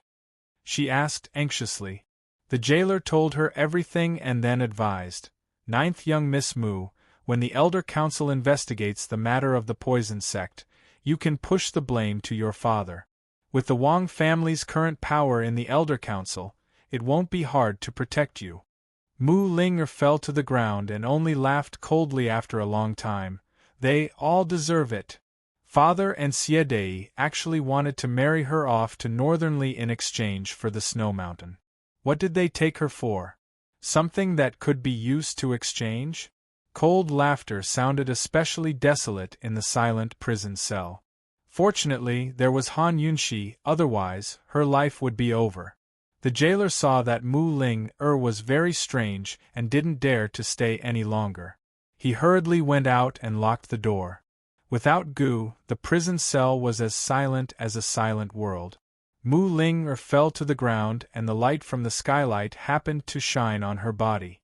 With her head lowered, her thin figure appeared especially lonely and desolate. As soon as Gu left the medicinal forest, he went straight to the inn that he and Han Yunxi had agreed to meet at. Unfortunately, he didn't see her. At this time, Han Yunxi and Long Feiyi had just arrived at the Wang family through a secret passage. Long Feiyi had already taken off his black robes and was now wearing a white robe with gold trimmings, which accentuated his noble and unapproachable aura. As for Han Yunxi, she was still as elegant and refined as ever, her temperament out of the ordinary. However, she lacked her usual natural and unrestrained manner, because her head was bowed the entire time. She looked both reserved and awkward. This kind of Qin Wangfei made Elder Wang feel strange. The first time His Highness Duke of Qin brought Qin Wangfei to the Wang family was still fresh in Elder Wang's memory. Because that was the first time His Highness Duke of Qin had a woman by his side. At that time, esteemed Wangfei was respectful and reverent to His Highness Duke of Qin, but she didn't have to lower her head all the time. Elder Wang hesitated before asking with concern, "Esteemed Wangfei, are you all right?" "I'm fine," Han Yunxi replied indifferently without raising her head. Elder Wang looked suspiciously at Long Feiyi, but Long Feiyi remained expressionless and asked coldly, "Has everything been taken care of?" Based on the Duke of Qin's attitude, Elder Wang felt that esteemed Wangfei should be fine, so he didn't ask any more questions. Everything has been taken care of. The prison cells are under control. An old man has also instructed Mu Linger to take care of her. Elder Wang said seriously, "Don't worry, Your Highness. This time, old man won't give the Xie and Mu families a chance to recover. Because Xie Dei helped the Xie family cheat, the Xie family would definitely push all the blame onto Xie Dei and Xie Peng to protect the Xie family. But no matter what, with this criminal record, the Xie family would no longer have the right to participate in any future competitions in Medicine City. The Xie family's strength was mediocre to begin with, and with Xie Dei's imprisonment, they would never be able to recover. As for the Mu family, the crime of colluding with the 100 Poisons sect was enough to sentence them to death. No one from the Mu family would ever be able to enter the Council of Elders again. Long Feiyi didn't care about any of this. The Wang and Mu families had been at odds for so many years, so Elder Wang would naturally take advantage of this opportunity to get things done beautifully. He was more concerned about another matter. Has Xie Dei confessed? Although Long Feiyi hadn't said anything, Elder Wang knew from the look in his eyes before he left. His Highness Duke of Qin wanted to know who had given Xie Dei the poison of roundworm and 60 rooms. Since Xie Dei had been imprisoned, it would be easy to force him to tell the truth. Elder Wang whispered a name, Ouyang Ningnua. It really was him. Long Feiyi had always known that Ouyang Ningnua wasn't easy to deal with, but he never expected the man to have such a long reach. He'd actually gotten his hands on both the poison of roundworm and 60 rooms. Leaving aside how he'd gotten his hands on the prescription for 60 rooms, the poison of roundworm was a huge problem. If he could use Jun Yixie's things to trick Jun Yixie, then Ouyang Ningnua had to have some connections in the 100 Poisons sect. Long Feiyi drank his tea and fell silent for a while before he asked, "In 1 year's time, we'll sever all ties between Medicine City and Cloud Realm Trade Consortium. Are you willing?" After all, once Medicine City stopped cooperating with Cloud Realm Trade Consortium, they'd lose a huge chunk of their income. Moreover, His Highness Duke of Qin's intentions was to have Pill Fiend Pharmacy gradually replace Cloud Realm's medicine merchants and control Cloud Realm Continent's market. With Pill Fiend Pharmacy's pricing, Medicine City wouldn't be able to make any profit at all. With the Xie and Mu clans defeated, the Wang clan would gradually take control of Medicine City and become the head of the city. If the Wang clan interfered with Medicine City's Council of Elders and the various clans' cooperation with Cloud Realm Trade Consortium, then it'd hurt everyone's interests. They'd lose the support of the people, and it'd be difficult for them to maintain their position as the head of the city. Long Fei's "I'm willing" was full of meaning. But Elder Wang stood up without hesitation and offered him tea with both hands to express his loyalty. "Your Highness Duke of Qin is too polite. The Wang clan will do its best in this matter." Long Feiyi nodded and accepted the tea with both hands. Now that Elder Wang's hands were free, he immediately fell to one knee and bowed respectfully. "Your Highness Duke of Qin, from this day on, Medicine City's Wang clan is willing to pledge loyalty to your Highness for generations to come. We sincerely thank your Highness for your help." Although Elder Wang and His Highness Duke of Qin were old friends, Elder Wang was well aware of the man's ambitions. Rather than being friends, it was better to treat him as a master. Moreover, Han Yunshi had been accepted as a disciple by the King of Medicine. As long as the husband and wife pair had the heart, Medicine City would be theirs sooner or later. Long Feiyi was very satisfied and handed the tea to Han Yunshi. Wang Fei should be the one drinking this tea. His original plan was to take Medicine City for at least a year and a half, but Han Yunshi had done him a huge favor. Han Yunshi had contributed the most in this matter. Han Yunshi subconsciously raised her head. Only then did Elder Wang see her. Chapter 537. Han Yunshi, who had been keeping her head down, unconsciously raised her head to look at Long Feiyi. At this moment, Elder Wang saw that her lips were swollen. Although it wasn't very swollen, her lips were much redder than usual, so it was very obvious. "Esteemed Wang Fei, what happened to your mouth?" Elder Wang hurriedly asked. Han Yunshi quickly pursed her lips. She didn't know whether to lower her head or not. She really wanted to find a hole in the ground to hide in. What's wrong with her? Long Fei was the one who punished her so harshly. Han Yunshi was so embarrassed that she didn't know how to answer. However, Elder Wang was very concerned and didn't think in that direction. "Esteemed Wang Fei, are you stained with something dirty? Is it infected?" Han Yunshi still didn't answer. Elder Wang thought that her lips were uncomfortable and couldn't speak. He continued to ask, "Were you stung by a poisonous bee?" Depressing. She was a genius poison doctor. How could she be stung by a poisonous bee? Finally, Elder Wang realized that his guess was ridiculous. He asked again, "Are you infected with some disease?" In an awkward situation, silence was the only solution. Han Yunshi decisively chose to remain silent. Long Feiyi, on the other hand, was simply rotten to the core. He clearly knew the truth and was the instigator, but he didn't say anything. He also didn't help Han Yunshi resolve this awkwardness. He even looked at her tender red lips with interest. After a while, he finally said, "Forget it. Let this prince drink this tea for you." Han Yunshi silently lowered her head. She finally understood that there was a price to pay for teasing His Highness Duke of Qin. Elder Wang was full of confusion. However, seeing His Highness Duke of Qin's attitude, he tactfully shut his mouth. If it was someone else, His Highness Duke of Qin wouldn't take it to heart if he didn't ask or say anything. However, this matter concerned esteemed Wang Fei. His Highness Duke of Qin's attitude seemed like he was amusing himself. In the words of young people, he was inwardly passionate. Elder Wang thought that Qin Wang Fei's mouth should be fine. Thus, he changed the topic. Tomorrow, the Council of Elders will officially judge Mu Yingdong and Xie Dei. Tonight, the 4th Elder, the 7th Elder, and the other deacons will come to the palace to discuss the details with the old man. I ask your Highness and the Princess Consort to stay and preside over the situation. Long Fei Yi was very straightforward. You can discuss it. Tonight.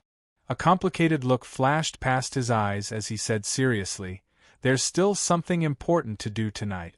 I'm afraid the Mu family's trial won't go so smoothly. Madame Lianxin? Elder Wang also considered this woman. Long Fei nodded. You two can discuss this among yourselves. Elder Wang had a rough idea of what was going on. He smiled and asked, Esteemed Wang Fei, did the King of Medicine give you something good? He did.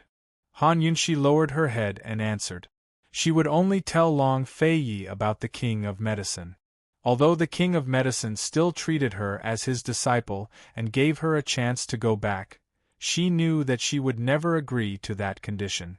Thus, in reality, she wasn't the King of Medicine's true disciple. They were just friends. A friendship, a master-disciple relationship, was enough to intimidate the entire medical world. As for the truth, it was useless to say more. I still haven't congratulated esteemed Wang Fei. It's a great fortune for esteemed Wang Fei to be able to enter the King of Medicine's tutelage. Elder Wang was overjoyed. Not long after, Long Fei Yi and Han Yunxi left through the secret passage. To be exact, it wasn't peace, but taking Han Yunxi away. Because Han Yunxi was like a child who had made a mistake. She lowered her head and followed behind Long Fei Yi. On the way, Long Fei Yi didn't hold her hand and she didn't dare to go forward. When they reached the exit of the secret passage, Long Fei Yi finally stopped to wait for her. Han Yunxi obediently walked to his side to hold his hand. She didn't know that this man had been smiling the entire time with his back to her. At this moment, the curve on his lips was the biggest. She only thought that he was a petty person who was still angry. It had to be known that since she was covered by the black robe and her lips were sealed by him, he had been very fierce. He was as fierce as a storm, as if he wanted to eat her up. He only let her go when she was about to suffocate. However, when she let out a sigh of relief, he continued. After a few rounds of punishment, her lips had become like this. He had already punished her, but his face was still tense and he didn't smile. Han Yunxi was so regretful that her intestines turned green. She secretly swore that she wouldn't dare to play anymore. Han Yunxi was feeling gloomy when Long Fei Yi actually pulled his hand away and didn't let her hold it. It was just a joke. Could it be that he needed to go so far? Han Yunxi's heart thumped and she blurted out, Long Fei Yi, are you really angry? I was just... Who knew that Long Fei Yi's large hand would hold her small hand and intertwine their fingers? He didn't like to be held by her, but he liked to hold her hand. Knowing this habit of his, Han Yunxi then realized that she had misunderstood. She pretended that she didn't say anything and her heart was filled with a sense of security when he held her hand tightly. Long Fei Yi still didn't smile and didn't say a word. The two of them walked towards the inn in silence. However, just as they were about to reach the inn, Long Fei Yi suddenly said, Han Yunxi, hasn't this prince punished you enough? So you think that this prince isn't really angry? She had just asked him, you're really angry, which meant that she thought that he was faking his anger earlier. Was he really going to be angry this time and punish her severely again? Han Yunxi finally raised her head and gloomily stared at Long Fei Yi. That's enough. How could there be such a person in this world? He was still acting innocent after getting such a huge benefit. Long Fei Yi finally couldn't help but laugh heartily. Other than looking askance at him and glaring at him, what else could Han Yunshi do? He had forcefully kissed her. Could it be that she could forcefully kiss him back? Han Yunshi hardened her heart and actually tiptoed to hug Long Fei Ye's neck. She pressed him down and fiercely locked her lips with his. Long Fei Ye was stunned. This wasn't the first time this woman had taken the initiative. However, Long Fei Ye was completely unable to resist this initiative. This man who always controlled everything and was always calm in the face of change would only lose control at this moment, including himself. Actually, Han Yunshi had only locked her lips with his.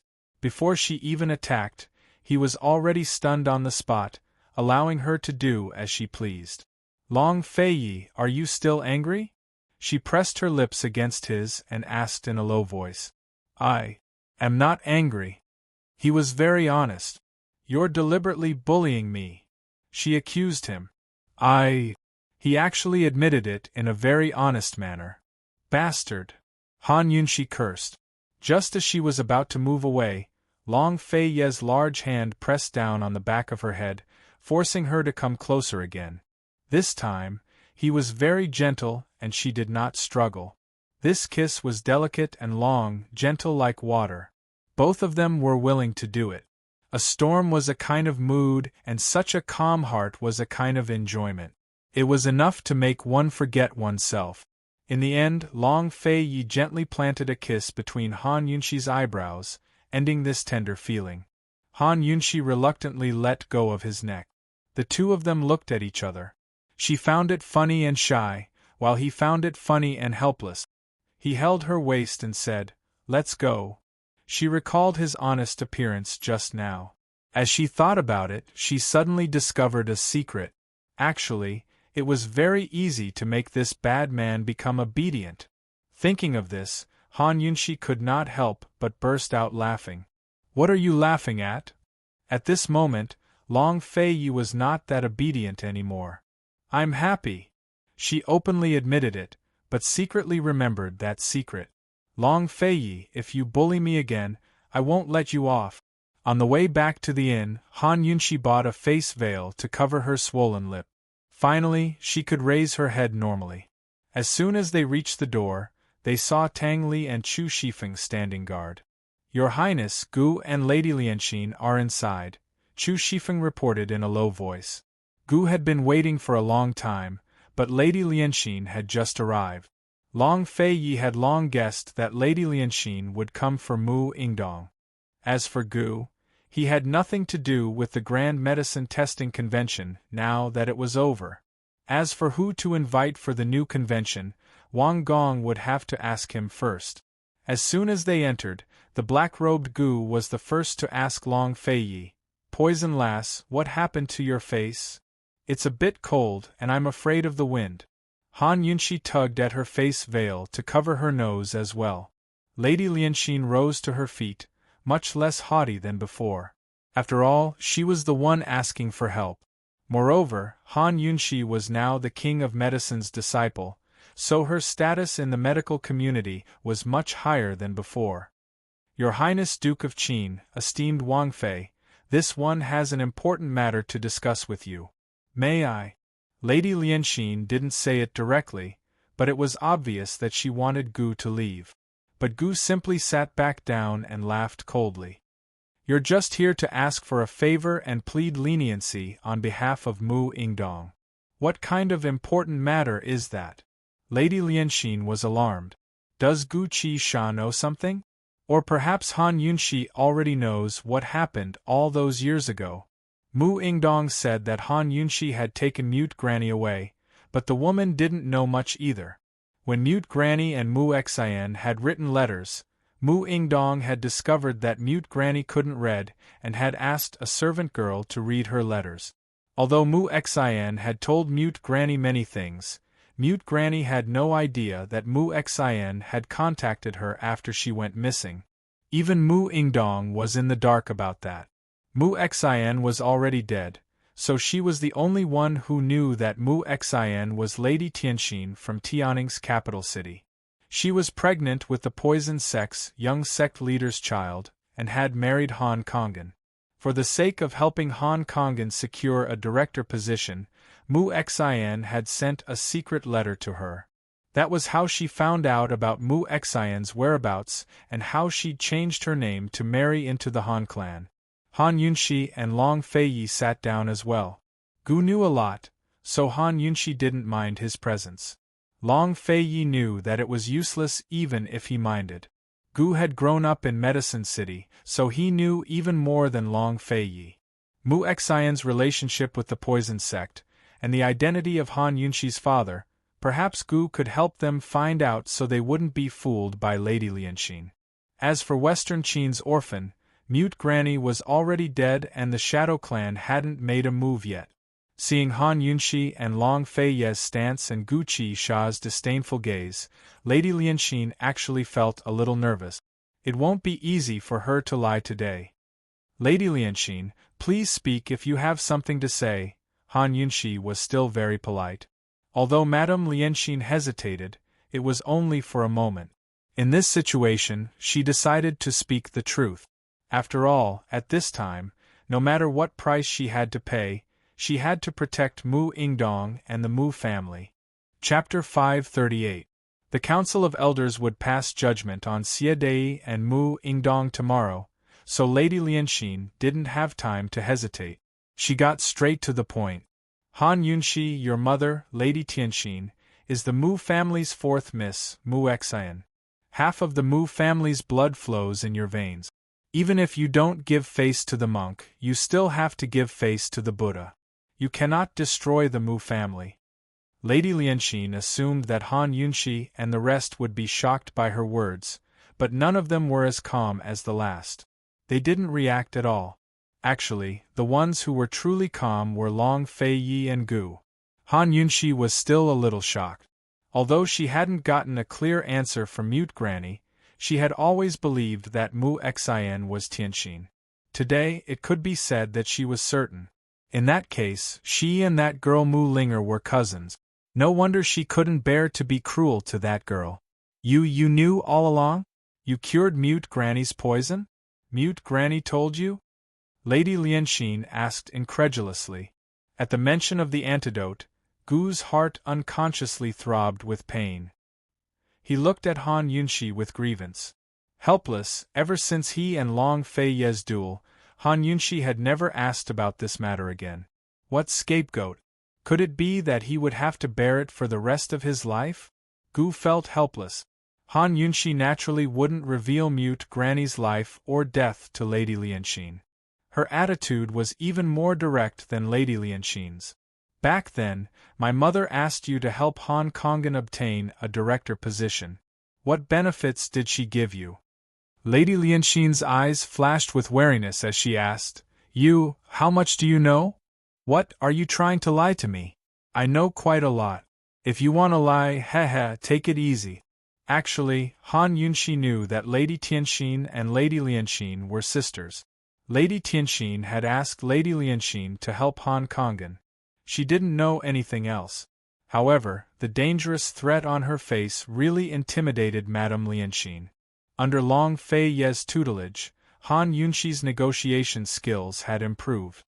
I can tell you everything, and I can also tell you who your biological father is, as long as you can protect the Mu family. Madame Lianxin finally relented. Although Han Yunshi already knew what was going on, she was still excited and even a little nervous when she heard the words, biological father.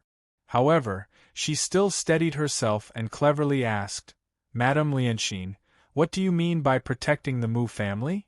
Seeing that Han Yunshi was calm and composed, Madame Lianxin's eyes flashed with a complicated look. She knew that if she couldn't give Han Yunshi satisfactory conditions, this deal wouldn't be easy to discuss. Of course, Madame Lianxin wasn't someone who was easy to deal with. She hesitated for a moment before probing. Naturally, Mu Yingdong was absolved of all charges. The Mu family is as before. Han Yunshi laughed heartily. Madame Lianxin, you're overestimating this princess consort's abilities. First of all, I don't have the final say in Medicine City. Even if I did, The evidence of Han Kongan colluding with the poison sect is conclusive and obvious to all. How can I convince the public to pardon him? How am I supposed to explain this to your medical city? As long as you agree, this madam will naturally have a way to deal with medical city. Madame Lianxin was very certain. It seems, Madame Lianxin is very popular in medical city. Han Yunxi smiled. Madame Lianxin ignored her sarcasm and continued, Han Yunxi, hasn't your pill fiend pharmacy always wanted Mu Linger? How about this? We'll push the matter of the poison roundworm to the Xie family. As for the agreement between Mu Ingdong and Jun Yixie, we'll also push it to the Xie family. We'll say that the Xie family and Jun Yixie colluded to set a trap for Mu Ingdong.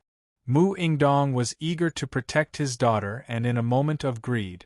Before she could finish, Han Yunxi coldly interrupted her. Madame Lianxin, do you think the Wang family and everyone in Medicine City are idiots? Madame Lianxin spoke matter-of-factly. Han Yunxi, you're now the king of medicine's disciple. As long as you say the word, who wouldn't dare play dumb? So you think I, Han Yunxi, am an idiot? You want to trade those lousy secrets of yours for Mu Ingdong's life? Han Yunxi was very disdainful. In truth, she was very curious and wanted nothing more than for Madame Lianxin to spill all her secrets. Madame Lianxin shook her head repeatedly. Han Yunxi, no matter what, Mu Ingdong is still your uncle.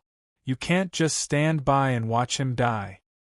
That depends on how much Mu Ingdong is worth. Han Yunxi sneered. Playing the family card with her was useless. You can't be so heartless. Madame Lianxin angrily rebuked. Han Yunxi laughed loudly. Heartless? You clearly knew the truth. My mother had a difficult labor, so where were you? I suffered all kinds of hardships at the Han estate, but where were you? When I went to the medical academy to ask about my mother, you denied knowing her. Now you want to acknowledge me as your relative? Isn't it too late? You misunderstood. Mu Ingdong had no idea that Madame Tianxin was Lianxin. That's why he's been imprisoning Mute Granny, so he could lure your mother back. Didn't Mute Granny tell you? Madame Lianxin tried to explain as well as probe. Han Yunxi avoided the question, and only gave a cold snort. Madame Lianxin couldn't see through her thoughts, so she could only play the sentimental card. When your mother was pregnant with you, she discovered that your father was having an affair with another woman. She chose to leave and changed her name to marry Han Kongan in Tianning. From then on, Mu Ingdong lost track of your mother's whereabouts. For the sake of helping Han Kongan, your mother sought me out of her own accord. Otherwise, I wouldn't have known any of this. As Madame Lianxin spoke, she pretended to sigh a few times. Yunxi, I've been guarding this secret all these years. How could I not want to acknowledge you? But as soon as I did, your father would definitely come knocking on my door. Your mother chose to leave the poison sect and marry Han Kongan, just so you could leave the poison sect and live out your life in peace. Madame Lianxin was delighted to see Han Yunxi's serious expression. She continued to explain, I didn't tell your uncle because I was afraid that he wouldn't tolerate you for the sake of the Mu clan's reputation. Don't blame him either. He's the head of the clan and his future prospects are more important than anything else. He had no choice but to imprison Mute Granny so he could lure your mother back. Madame Lianxin paused to wait for Han Yunxi's reaction, but Han Yunxi only looked at her with a taut face. She had no plans to speak. Silence reigned in the room. Long Fei Yi was well aware of the truth.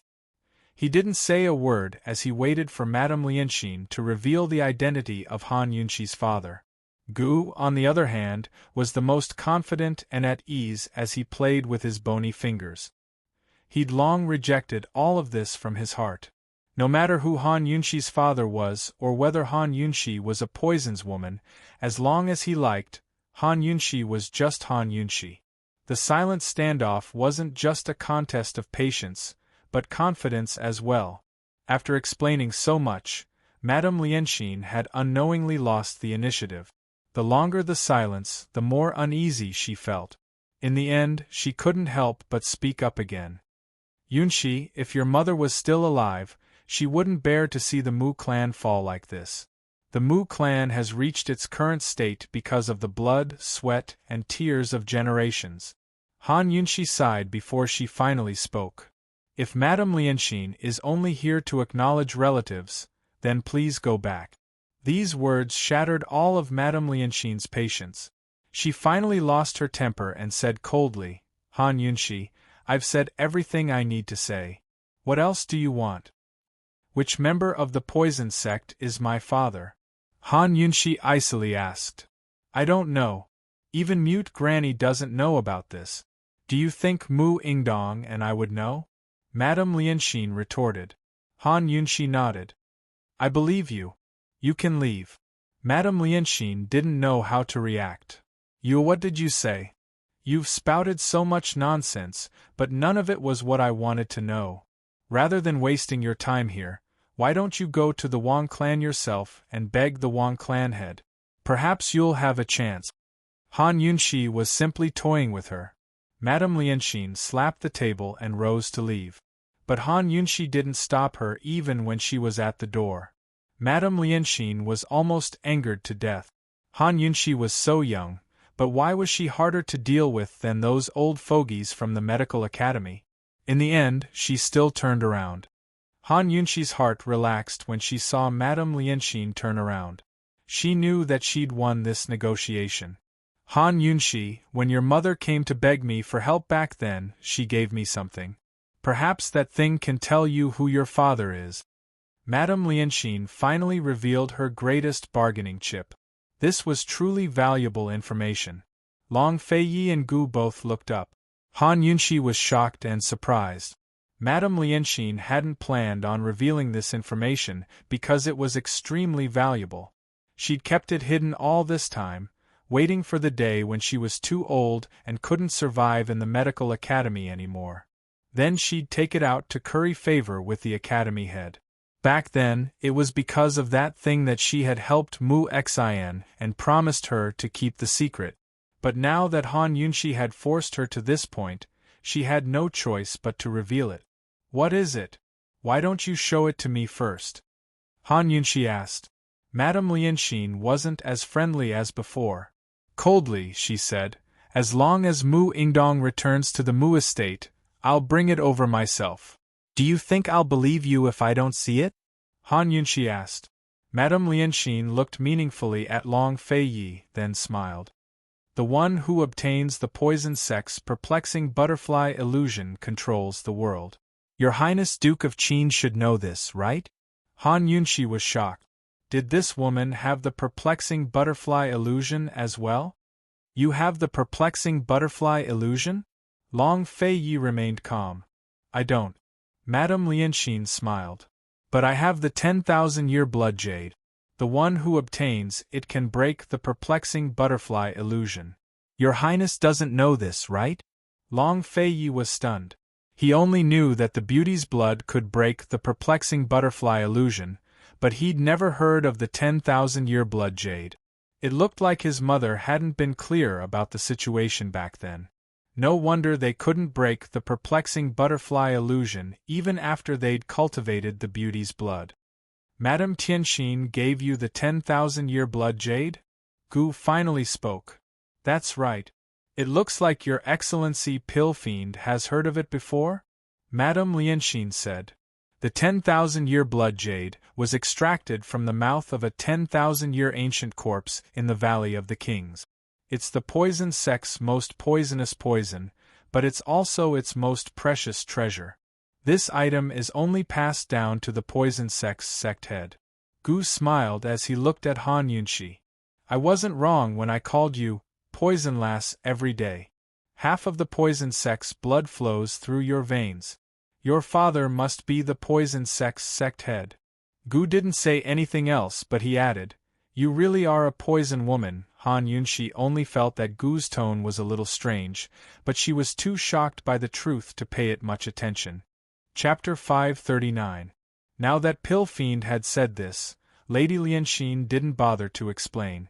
After revealing her biggest bargaining chip, her attitude was firm. Han Yunshi, this is the betrothal token your father gave to your mother. Such an important item should be worth the Mu family at least. I'm looking forward to tomorrow's trial. Lady Lianxin left without looking back. She was very confident that even if Han Yunshi didn't care for this item, Long Feiyi wouldn't give it up. Any man with ambitions in the world wouldn't let go of anything related to the perplexing butterfly illusion. Han Yunshi and Long Feiyi exchanged glances. They hadn't expected to find clues about the perplexing butterfly illusion under these circumstances. Han Yunshi didn't even have time to ponder over her origins for a while. The perplexing butterfly illusion was in their hands, and they'd even cultivated the beauty's blood. If they could get their hands on the 10,000-year blood jade, would they be able to unravel the secrets hidden within the perplexing butterfly illusion? Han Yunshi grew excited at this thought. Something that even the detox system couldn't unravel had been in her hands for so long. She couldn't bear it. That's strange. Gu suddenly muttered to himself. Han Yunshi and Long Feiyi both looked at him, thinking the same thing.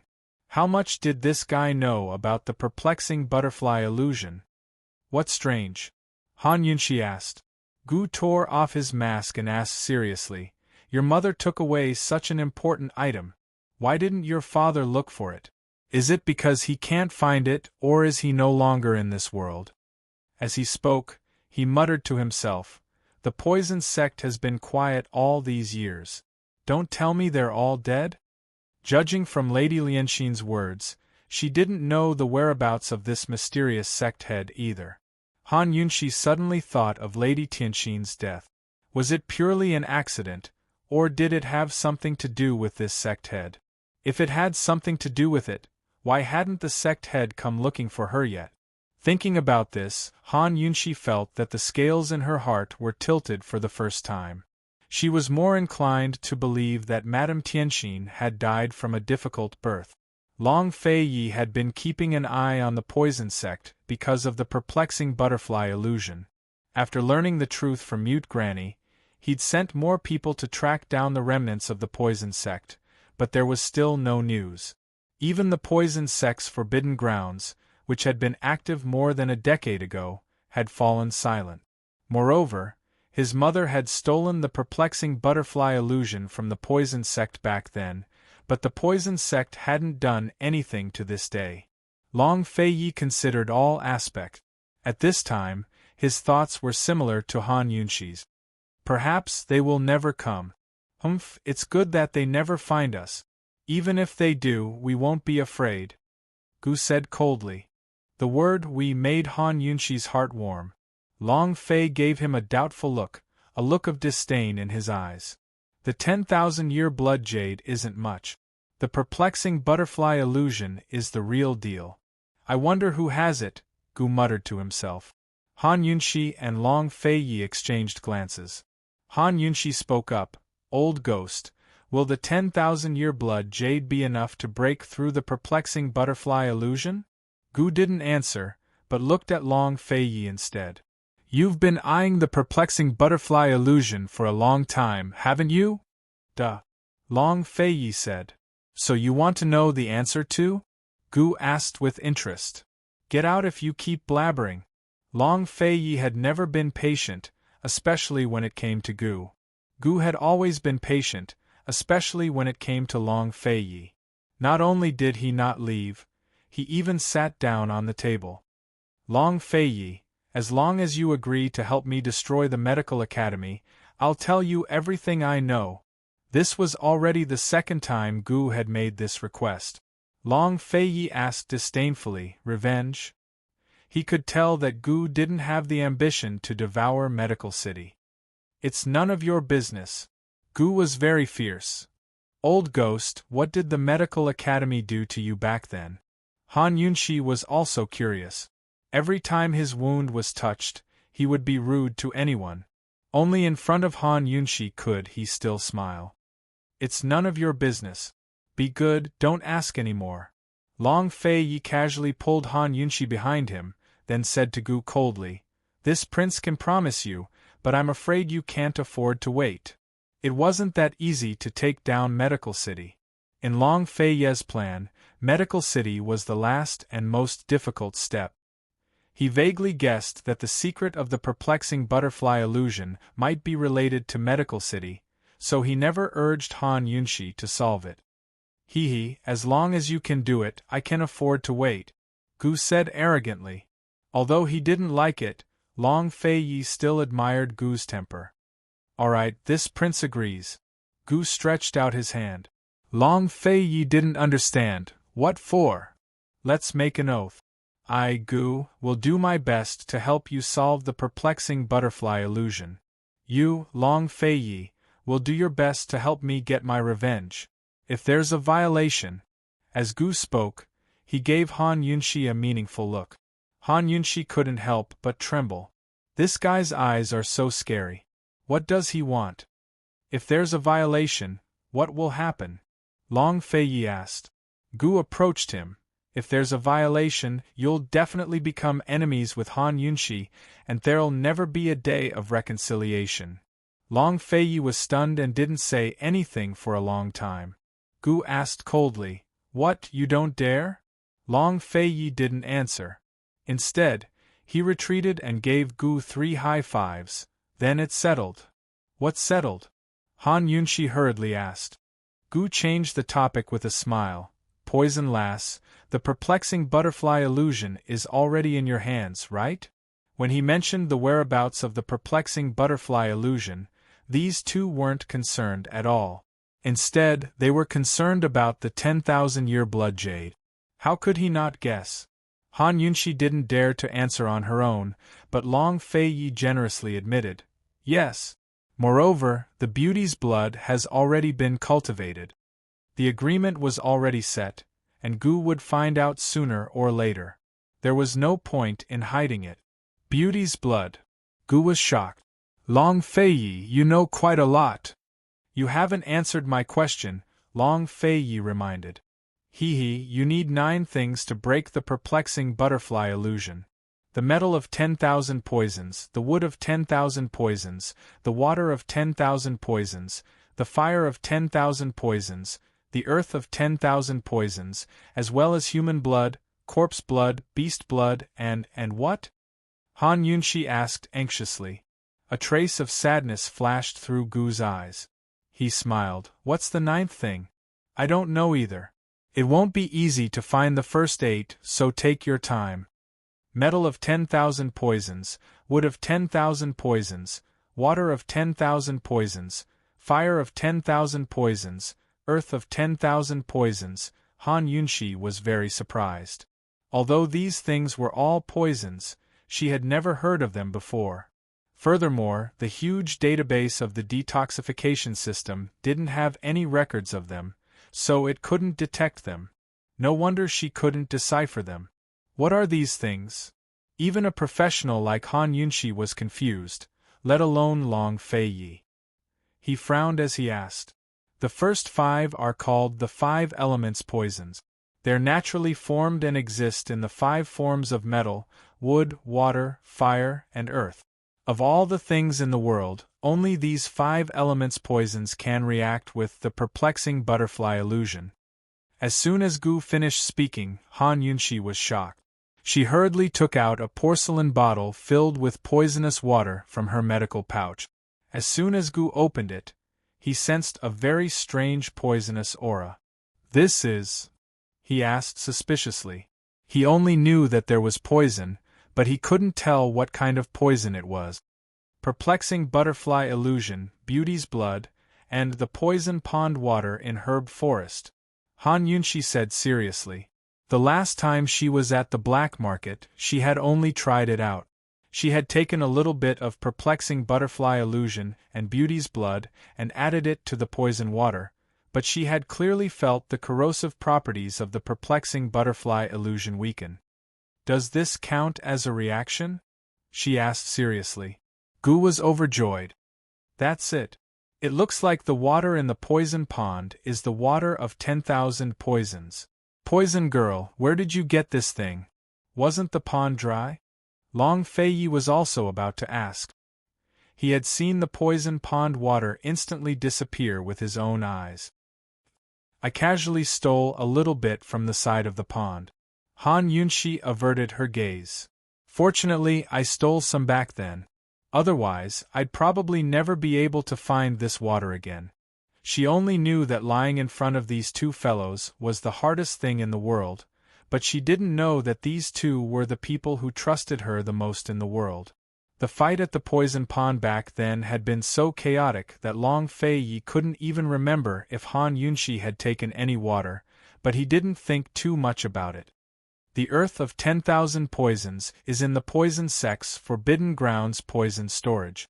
Supposedly, the poison plants there are very similar to the perplexing butterfly illusion. It's not hard to find this thing, Gu said seriously.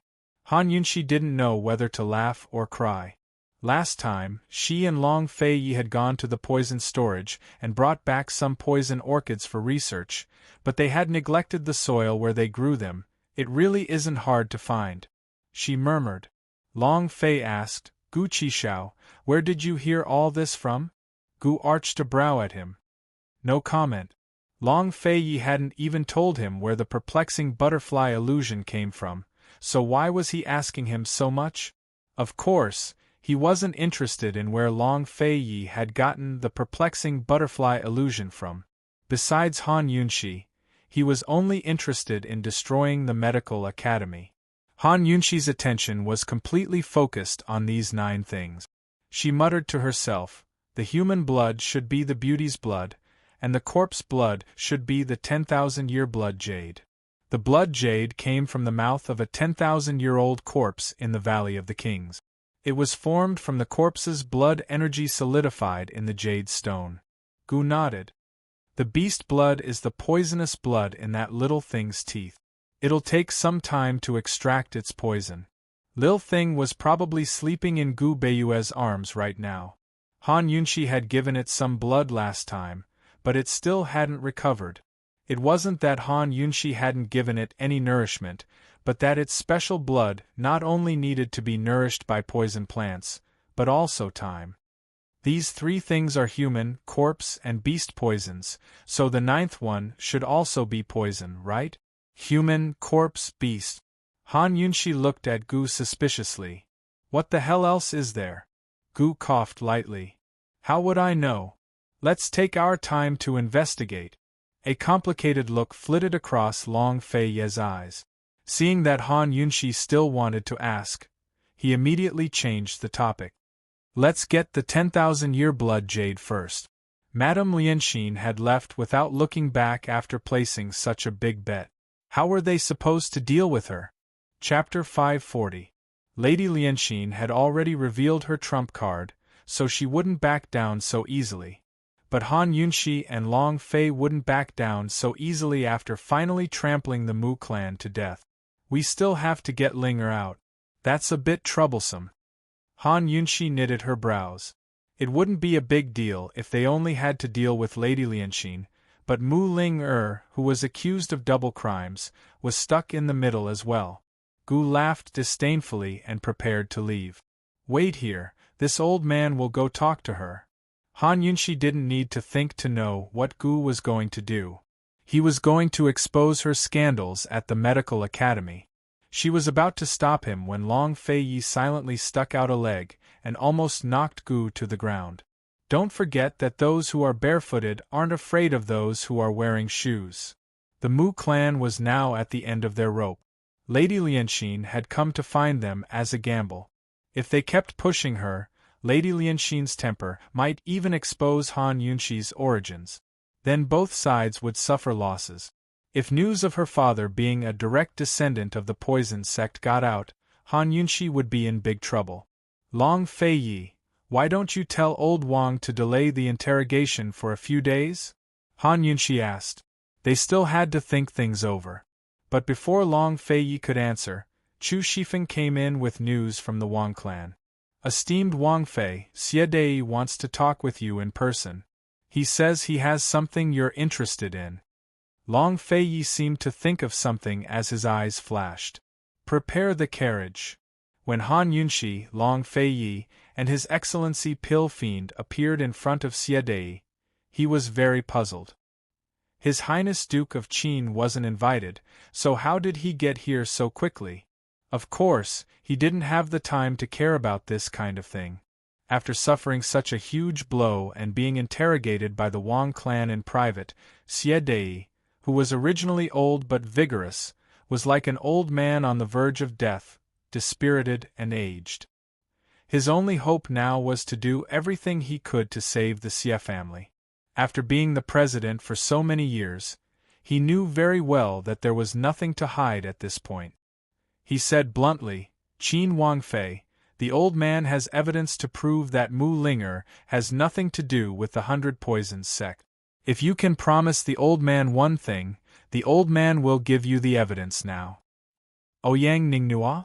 Han Yunshi had guessed that it had something to do with Mu Linger, but she didn't expect there to be evidence. Xie Dei nodded. There was a big difference between admitting that Ouyang Ningnua was the one who gave him the poison and having solid proof. Han Yunshi was overjoyed. She really needed someone to send her a pillow when she wanted to sleep. She had a rough idea of how to deal with Madame Lianxin. She asked seriously, "What do you want this Wang Fei to promise you?" "Esteemed Wang Fei, the old man knows that esteemed Wang Fei is holding a grudge against Mu Linger, but that was the old man's own idea. Please don't hold a grudge against the Xie family." Xie Dei's tone became serious.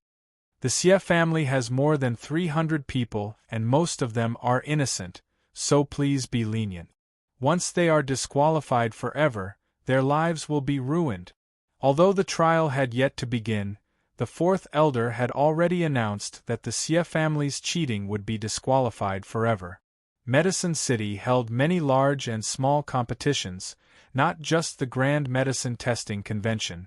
If the city's disciples wanted to stand out in the medical world and obtain more opportunities to learn, these competitions were the first step. If they couldn't even qualify for the competition, then no matter how talented they were or how hard they worked, it would be difficult for them to stand out. "Elder Xie, you should know the real reason for the Xie family's disqualification." "Begging me is useless," Han Yunshi calmly said. "This matter had nothing to do with Mu Ling, who could protect her after being exposed for cheating. Esteemed Wang Fei, aside from this matter, you can kill or torture the Xie family as you please. The Xie family's disciples are the most diligent and hard-working of the 3 great clans. They wake up in the middle of the night and stay in the pharmacy all day for 5 to 10 years. They're innocent." Xie Dei was filled with sorrow. Long Fei Yi and Gu, who were standing high up behind Han Yunshi, only sneered and remained indifferent. Han Yunshi walked up to sit in front of Xie Dei and looked him in the eye. "Elder Xie, you say that the Xie family's disciples wake up in the middle of the night, but do you know that the Wang family's disciples only go to bed in the middle of the night? Your Xie family's disciples are diligent and hard-working, but the Wang and Mu clans are all disciples of Medicine City. Which one of them doesn't have a beam hanging over their head? Of all the knowledge in the world, medicine and pharmacy are the most arduous, but also the most tolerant of sloppiness. When it comes to the study of human life, how could it tolerate something like cheating? If we make a brat like Xie Peng famous today, how many patients will we delay in the future?" Cloud Realm Continent's medical world wasn't a clean place to begin with, especially when it came to commercial profit. Over the past few years, the medical world had promoted plenty of so-called master pharmacists who boasted about their miraculous medicinal ingredient. It was a small matter for them to earn money, but a big matter for them to cause illnesses.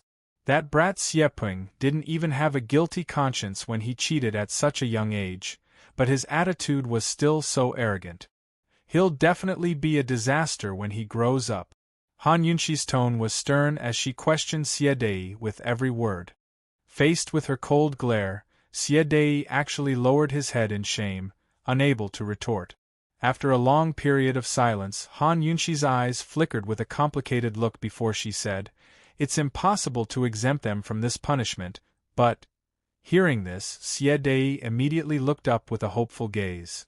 If your Xie clan is sufficiently remorseful, perhaps we can lessen the punishment by making it a life sentence, Han Yunshi continued. How many years? Xie Dei asked hastily. Han Yunshi hesitated before giving him an answer of 10 years. 10 years was enough to restrict the Xie clan without wronging the innocent disciples of the Xie clan. Xie Dei was much more tactful than Lady Lianxin. He immediately took out a bottle of poison and said, Esteemed Wang Fei, the original jailer Chen Jia and Li Wei can testify that this poison came from Ouyang Ningnu. Although the Xie clan would be charged with another crime for slandering Mu Linger, it was worth it to reduce the punishment to 10 years. Han Yunshi was overjoyed. With this, she could protect Mu Linger. She could also talk to Lady Lianxin without worry. By the time they left the prison, the sun had already risen. The Council of Elders would hand down the verdict before noon. The prison wasn't far from Lady Lianxin's residence, but Han Yunshi wasn't in a hurry to go there. She wanted to see Mu Linger first. When they arrived at the cell where Mu Linger was imprisoned, the Long Fei Yi didn't say a word. He crossed his arms over his chest, leaned against the wall, and closed his eyes to rest. You're not going in? Han Yunshi asked Gu. Gu narrowed his eyes. Haven't I been in there long enough? Seeing that he appeared safe and sound, Han Yunshi guessed that he had been squatting in the cell for the past few days. She guffawed and went in alone. Despite being ridiculed, Gu was in a good mood when he heard her laughter. Humming a tune, he jumped up a tree and sat down to wait. Long Fei opened his eyes to look at her, but quickly shut them again. In the prison, Han Yunshi originally wanted to give Mu Linger a surprise. She deliberately kept quiet and personally opened the door to the cell. Who knew that when the door was opened, Mu Linger was indifferent? She sat on the cold ground with her back facing her. Her lonely back seemed especially small in the darkness. Han Yunshi felt an indescribable discomfort. Her heart was slightly stifled, but she didn't show it. She lazily leaned against the door and said sarcastically, You've only been locked up for a few days and you're already like this. You're really unreasonable. Mu Linger was shocked and immediately turned around. Han Yunshi. Han Yunshi glanced at the untouched hot food at the side and snorted. Don't think that I'm here to save you. I have conditions. However, Mu Linger's thoughts were still stuck on the previous sentence. She said angrily, You're the unreasonable one. I'm just too lazy to move. As she explained, she hurriedly tidied up her hair and clothes and wiped her face.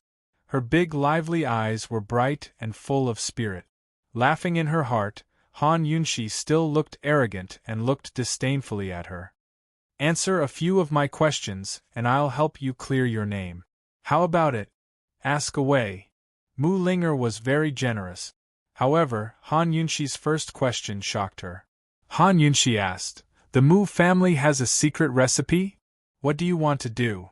Mu Linger became serious. The so-called secret recipe, as the name implied, was a prescription that was not made public. It was jointly developed by the family's top pharmacists and only sold the finished products. The prescription was not made public. This kind of prescription would add some extremely rare herbs, so it was very difficult to test. This thing was very important and could be said to be the most precious treasure of a pharmaceutical family. It was the biggest source of confidence in the medical world. Making it public is the punishment that the Mu family deserve. Han Yunshi was very frank and did not hide anything. Who knew that Mu Linger did not mind at all, and even answered the question that Han Yunshi did not ask. She said, The Mu family has a total of 25 secret recipes. Among them, 20 are for public sale and the other 5 are for backup. The Mu family's medicine fields, both public and secret, add up to about 3,000 Mu. Han Yunshi only wanted to ask these 2 questions. She smiled and said, Just you wait. You'll definitely regain your freedom before nightfall. Since Han Yunshi came to ask this, she definitely would not let the Mu family off easily. Mu Linger did not speak. After watching Han Yunshi close the cell door, she let out a turbid breath. Not only did she not feel guilty about revealing the Mu family's secret, but she also did not feel stifled. She knew that although she was rebellious, she was not wrong. She faintly looked forward to a new beginning after regaining her freedom. After Han Yunxi left the cell, Long Feiyi walked over. Did you ask clearly? Han Yunxi knew that she could not hide what she wanted to do from Long Feiyi. She smiled and nodded. However, Gu did not understand. What did you ask? Long Feiyi cast a disdainful look, and Gu instantly lost his curiosity and did not ask any more. In fact, it was not that he was not smart, but that he was used to being simple-minded. He had always been clear about love, hatred, kindness, and enmity. He did not like to worry too much and was too lazy to think too much. Everything was ready. Han Yunxi and the others finally invited Madame Lianxin out for a discussion. For the sake of the Millennium Blood Jade, would Han Yunxi really let Mu Yingdong go? Chapter 541. As Han Yunxi and the rest expected, Lady Lianxin was fighting with her back to the river. Her attitude was very unyielding, so they exchanged a few words before she refused to budge an inch. Moreover, it was almost time for the Council of Elders to hold a public trial.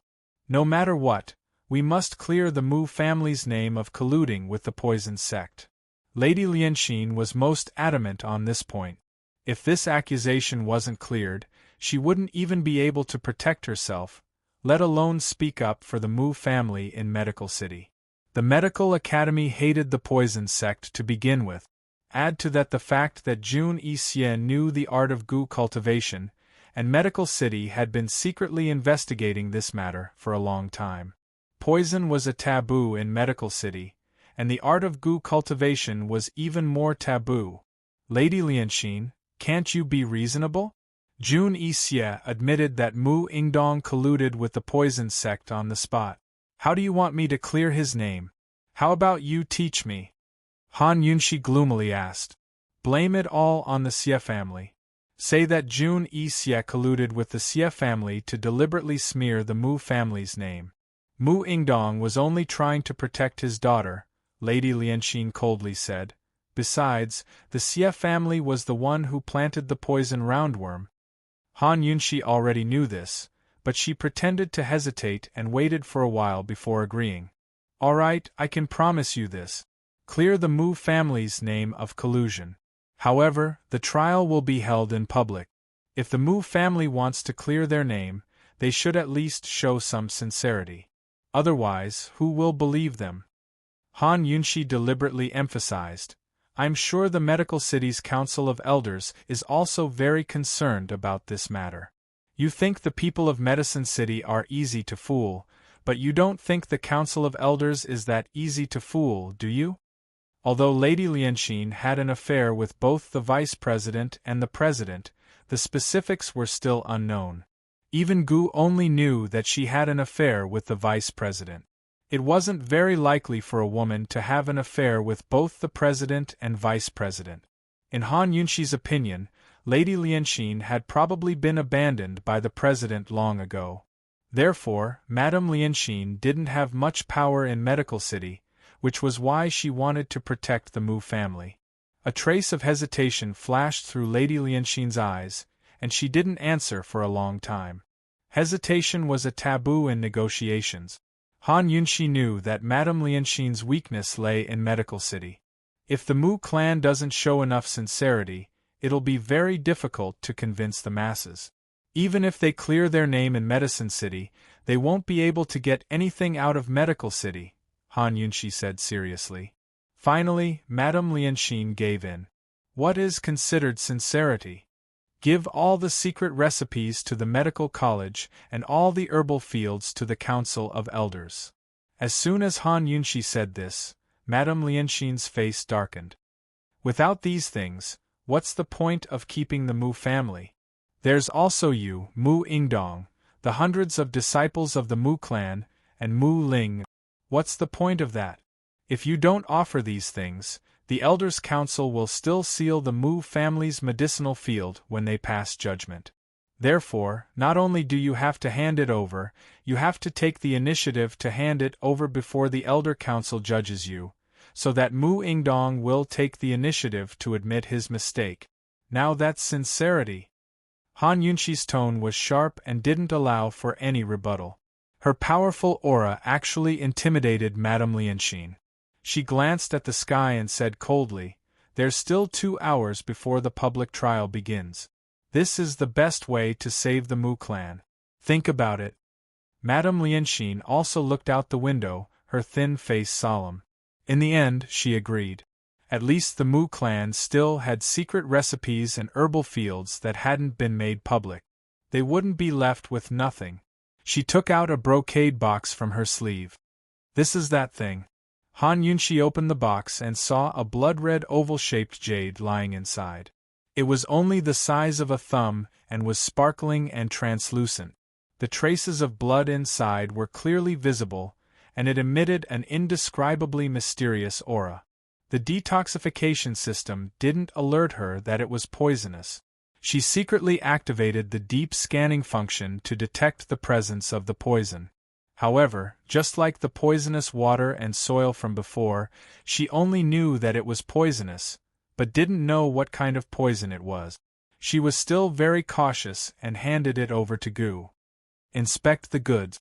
Gu was familiar with this item. He picked it up and fiddled with it a few times before nodding, confirming that it was genuine.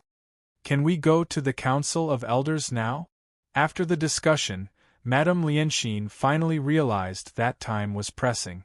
They hurried to the Council of Elders before the public trial. Han Yunxi and Long Fei Yi didn't reveal their relationship with the Wang clan. Han Yunxi used her identity as the King of Medicine's disciple and pretended to negotiate with Elder Wang and the 2 elders in front of Madame Lianxin. Of course, the negotiation was successful. When there was only a joss stick's worth of time left before the public trial, Mu Ingdong proposed that he was willing to donate all of the Mu clan's secret recipes to the Medical Academy for doctors to treat illnesses.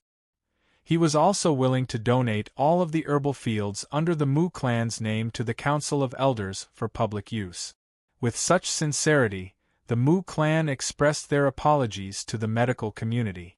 Mu Ingdong personally issued a letter of apology, admitting that he'd been too eager to protect his daughter and that he'd seduced Jun Yixie out of greed.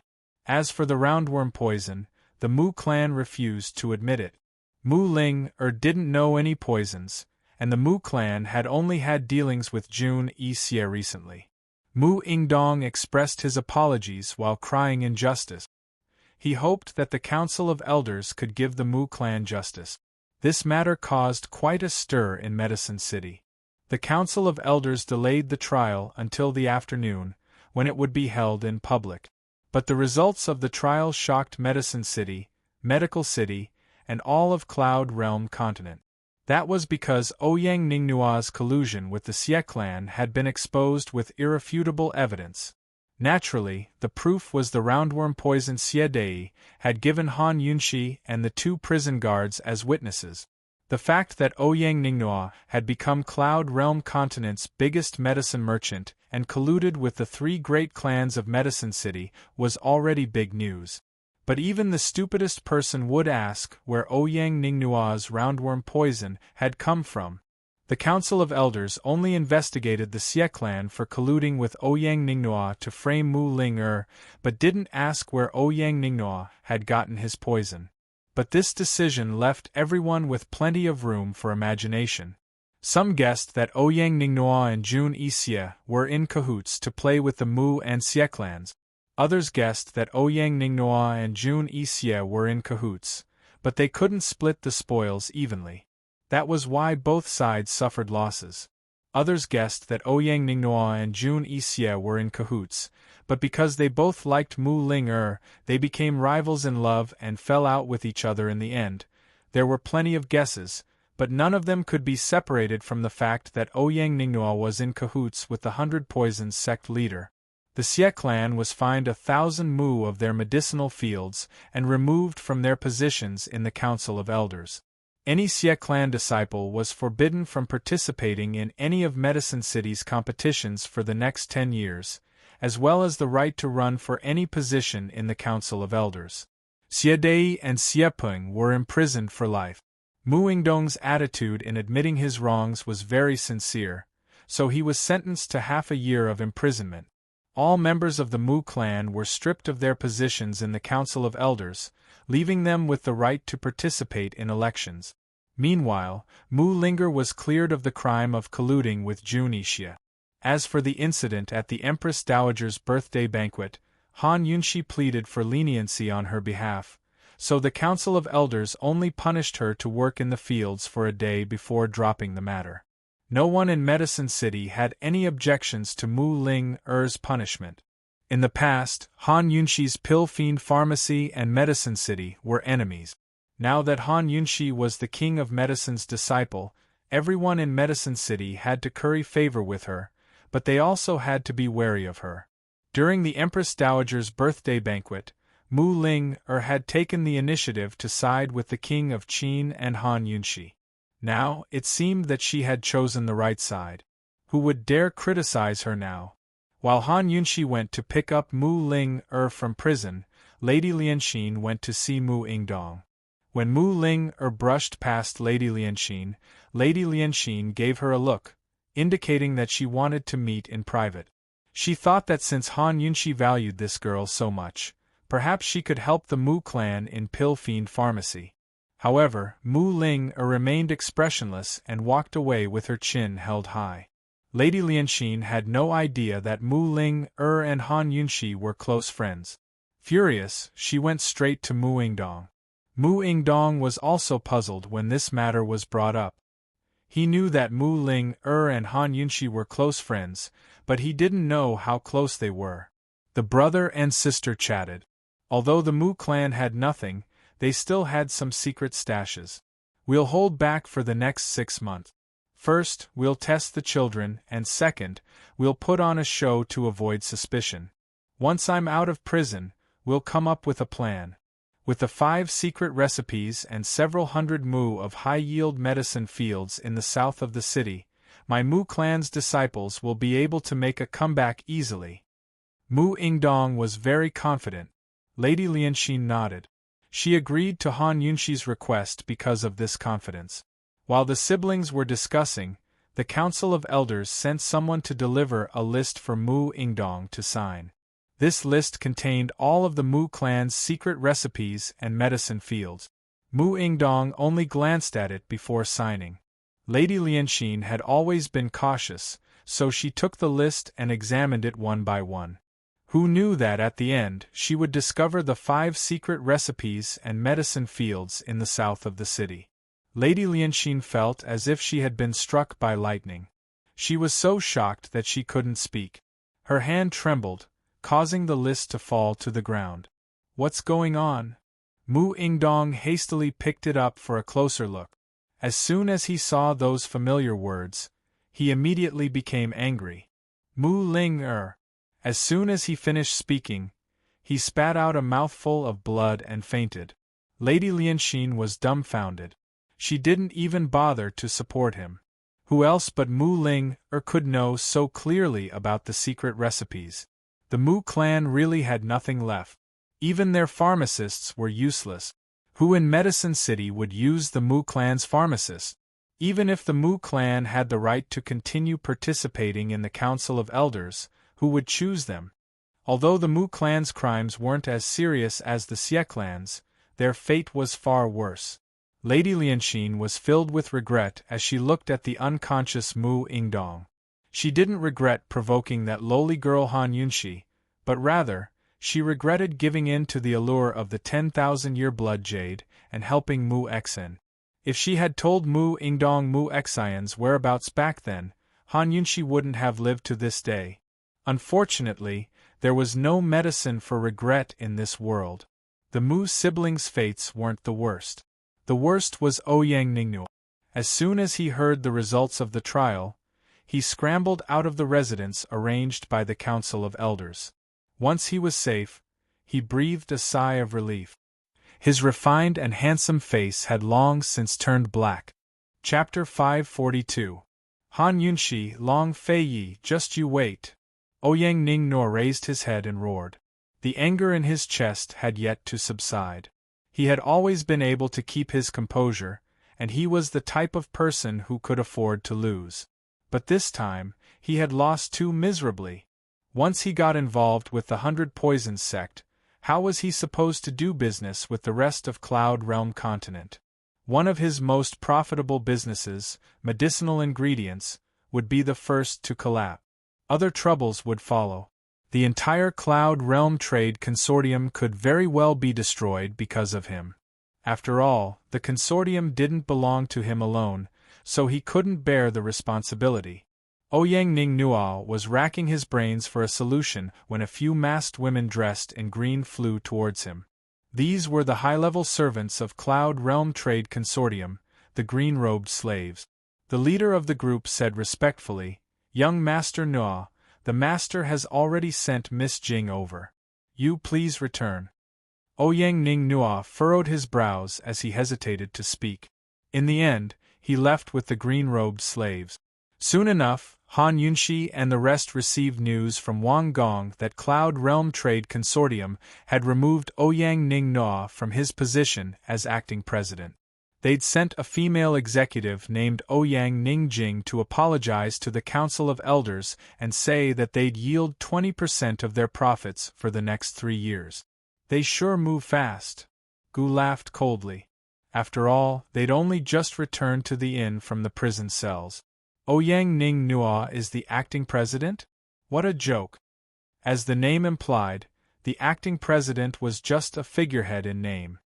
He didn't actually manage the affairs of the consortium, while the acting president was the one in charge. Ouyang Ningnuo had always been the president of Cloud Realm Trade Consortium to the public, but now he'd made a mistake and become the acting president? Why didn't the consortium call him a temporary worker instead? Despite her dissatisfaction, Han Yunshi knew that Medicine City wouldn't be able to refuse Cloud Realm Trade Consortium's cooperation in the short term. Medicine City and Cloud Realm Trade Consortium had been doing business for decades, so their interests were intertwined and complicated. Medicine City couldn't afford to lose them all at once. Long Fei Ye's conditions of a year for Wang Gong were already harsh enough. Han Yunshi was very happy to teach Ouyang Ningnuo a lesson this time. Ouyang Ningjing? As expected, Cloud Realm Trade Consortium doesn't belong to him alone. Long Fei Ye's lips quirked up into a cold smile. Without a doubt, this was a breakthrough in his investigation of Cloud Realm Trade Consortium. Gu wasn't interested in Ouyang Ningnuo. His mind was preoccupied with the perplexing butterfly illusion. He couldn't wait to decipher it so he could urge Long Fei Yi to attack Medical City. "Poison Lass, hurry up and take out the 10,000-year blood jade to play with," he urged anxiously. Han Yunshi and Long Fei Yi hadn't forgotten about the matter. Long Fei Yi had Chu Shifeng and Tang Li stand guard outside while he shut the door himself. Han Yunshi took out a pile of glass bottles and jars. A bottle of perplexing butterfly illusion, a bottle of beauty's blood, a bottle of water of 10,000 poisons, a few drops of perplexing butterfly illusion mixed with beauty's blood to create beauty's tears, a mixture of perplexing butterfly illusion and water of 10,000 poisons, a mixture of beauty's tears and water of 10,000 poisons, as well as a mixture of perplexing butterfly illusion, beauty's blood and water of 10,000 poisons. Long Fei Yi was a layman, but even he was confused at the sight. He only found it troublesome, but Gu could tell the difference at a glance. He took out a small glass plate and poured out the contents of the bottles one by one. Only then did Han Yunshi notice the difference. She saw that the mixture of perplexing butterfly illusion and water of 10,000 poisons had solidified into a teardrop that was very similar in shape to Beauty's tears.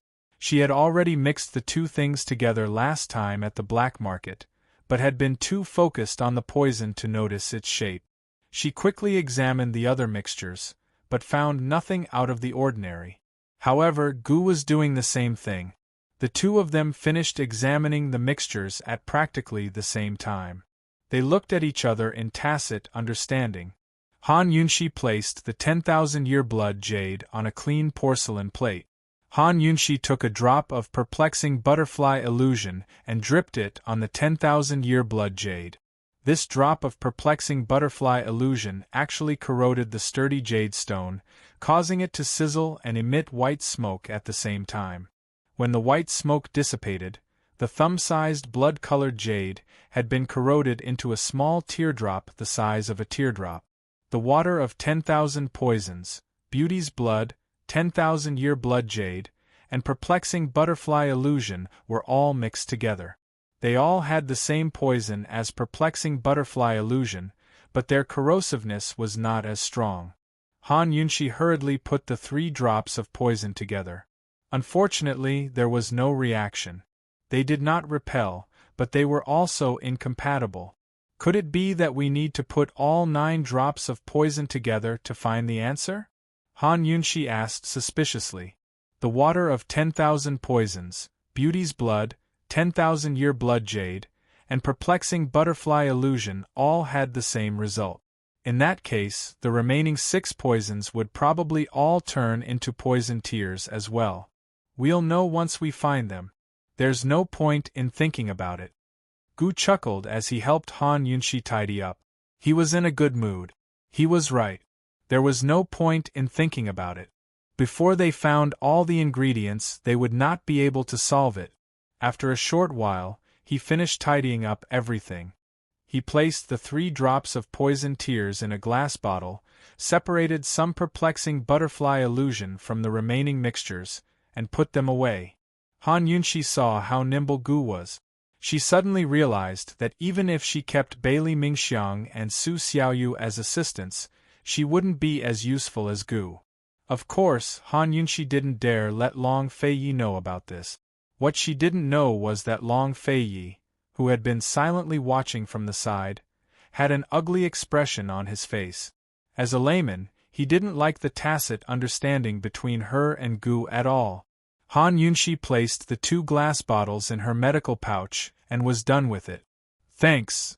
TSK, when did you become so polite? Gu chuckled. Han Yunshi rolled her eyes at him. As expected, she couldn't be too serious when dealing with this guy. Poison lass, there's nothing left for us to do in Medicine City. Let's go, we're going to Medical City right now. Gu was in a rush to find the earth of 10,000 poisons in the Poison Sex Poison Grounds. However, before Han Yunshi could reply, Long Feiyi cut her off cold. You go by yourself. This prince still has matters to attend to in Medicine City. Gu replied offhandedly, It's not like I'm asking you to go. Long Feiyi's eyes turned cold as he looked at Han Yunshi. Actually, Han Yunshi wanted to refuse because they still had matters to take care of in Medicine City. The cooperation between Medicine City and Pill Fiend Pharmacy still needed to be discussed. Moreover, she needed to personally bring Mu Linger back to Pill Fiend Pharmacy before she could feel at ease. But now that she was stuck between Long Feiyi and Gu, she suddenly didn't know what to say. If they wanted to fight, they could do it themselves. Why drag her into it? You guys can discuss the perplexing butterfly illusion among yourselves. I'm going to eat, I'm so hungry. So saying, she slipped out the door while Long Feiyi wasn't paying attention. An hour later, Han Yunshi returned with some snacks. She even packed some for them, only to see Gu squatting by the door while Long Feiyi was drinking tea inside. Actually, Gu and Long Feiyi had only exchanged one sentence in the past hour, and it was the Long Feiyi who'd said it. He said, It's fine if you don't go. This prince isn't in a hurry. Gu grumbled, then squatted by the door. You, what are you doing? Han Yunshi asked suspiciously. I'm waiting for you to come back and say goodbye, idiot. Gu didn't say anything. He simply snatched the food from her hands and squatted by the door to eat with relish. He finished 2 servings of food and was very satisfied. Only then did he stand up. Poison lass, wait for my good news. With a dashing wave of his hand, he left without looking back. Han Yunshi didn't know whether to laugh or cry. She couldn't help but chase after him. That thing is in the Poison Sect's underground palace. There's a secret passage that leads to a cliff filled with poison orchid.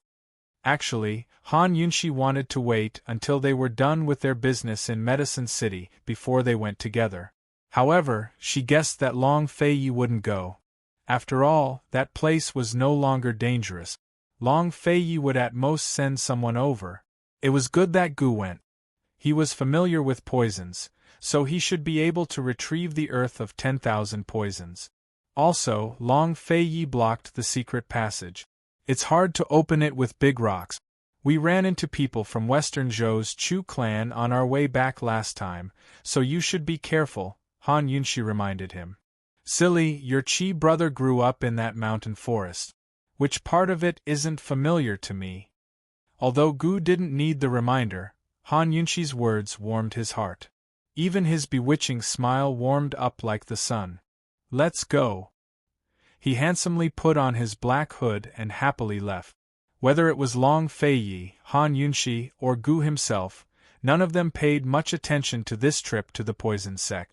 But in reality, Gu's trip hadn't gone smoothly. After Gu left, Han Yunshi turned around to see Long Feiyi standing behind her at some point, quietly watching her. Han Yunshi hadn't done anything at all, but she suddenly felt guilty under his gaze. It wasn't that she was weak, but that Long Feiyi's gaze was just too frightening. Doing her best to ignore the fear in her heart, Han Yunshi smiled as she walked over. I'll go eat with you. I already had the waiter bring it up, Long Feiyi said mildly. Han Yunshi thought that this petty guy wouldn't let her off so easily, but he entered the room without saying a word. She followed him in and sat down beside him. Both of them were silent. Perhaps it was because she'd gotten used to Long Feiyi's abuse, but Han Yunshi wasn't used to his generosity. Actually, Long Feiyi didn't talk much. The two of them were often silent, but this time, Han Yunshi couldn't help but feel that something wasn't right with Long Feiyi. She was about to speak when the waiter brought the dishes over. As soon as the dishes were placed on the table, Han Yunshi was dumbfounded. There were 10 dishes and 1 soup on the table.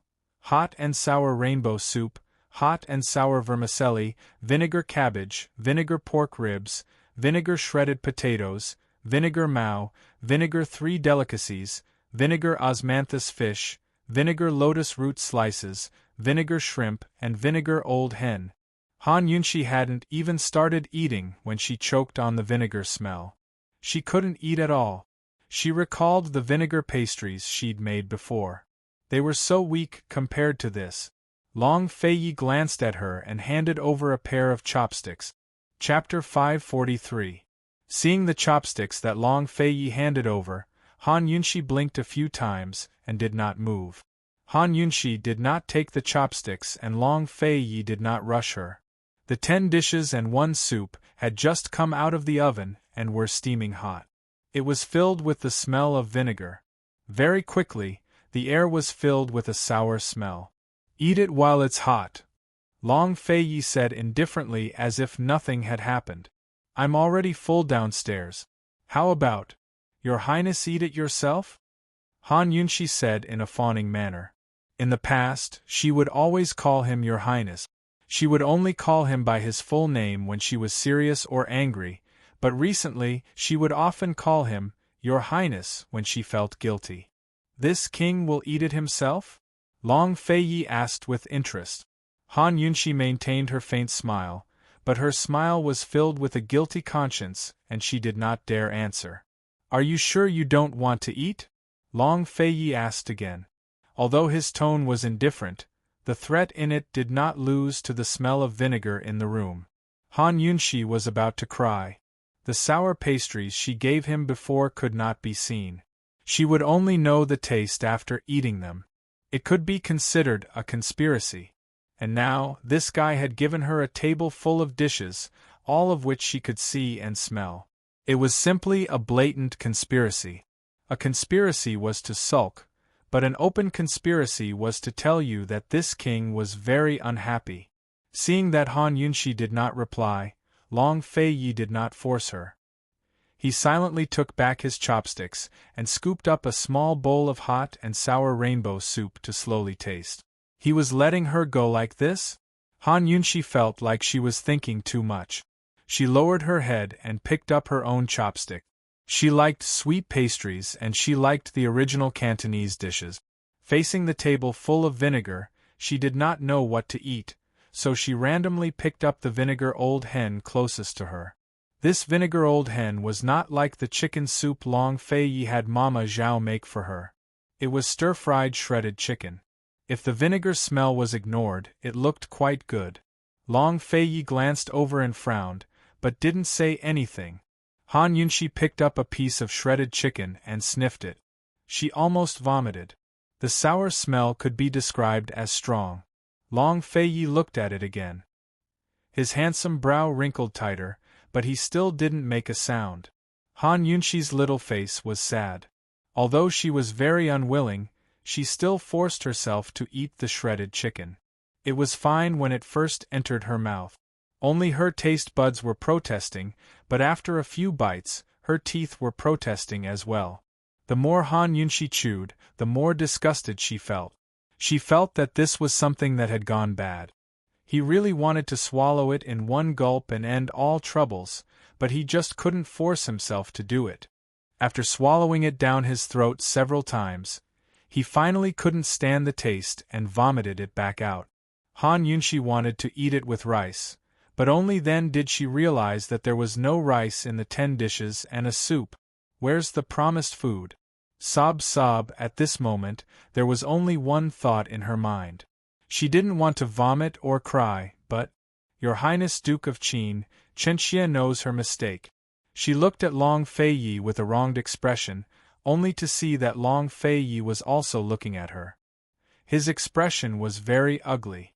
Han Yunxi accepted her fate and silently lowered her head. Unexpectedly, Long Fei Yi angrily said, Why aren't you spitting it out? Stupid woman!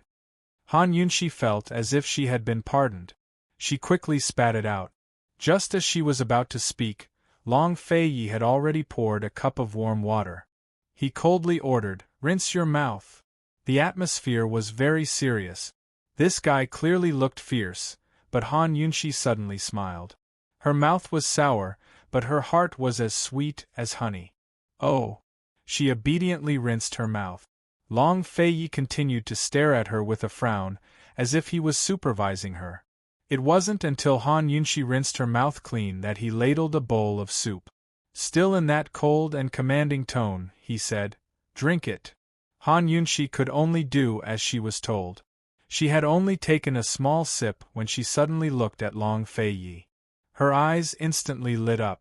Heavens, how could it be so delicious? Han Yunxi finally took a closer look. She saw that the soup was sparkling and translucent.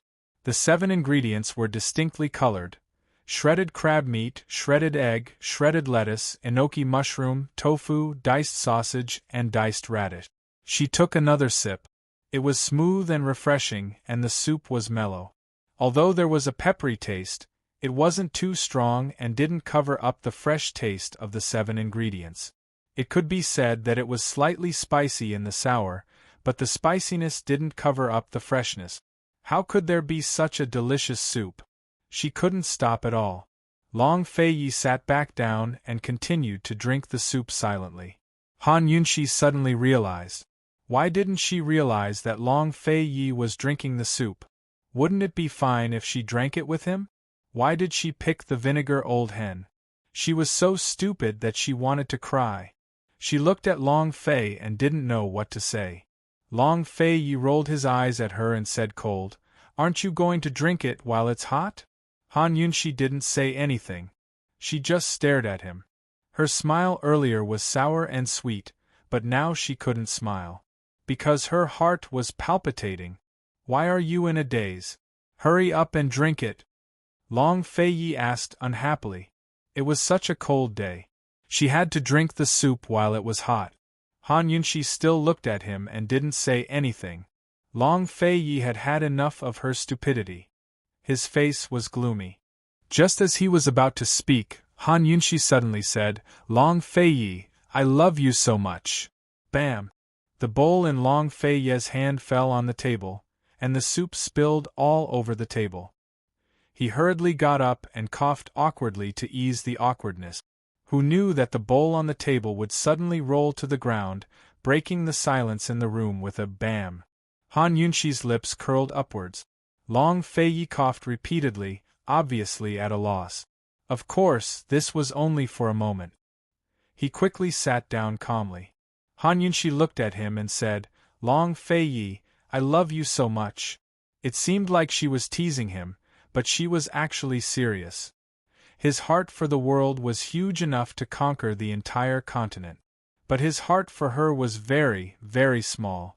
It was so small that he didn't even care about a bowl of soup, a piece of jewelry, a single movement, or a single word.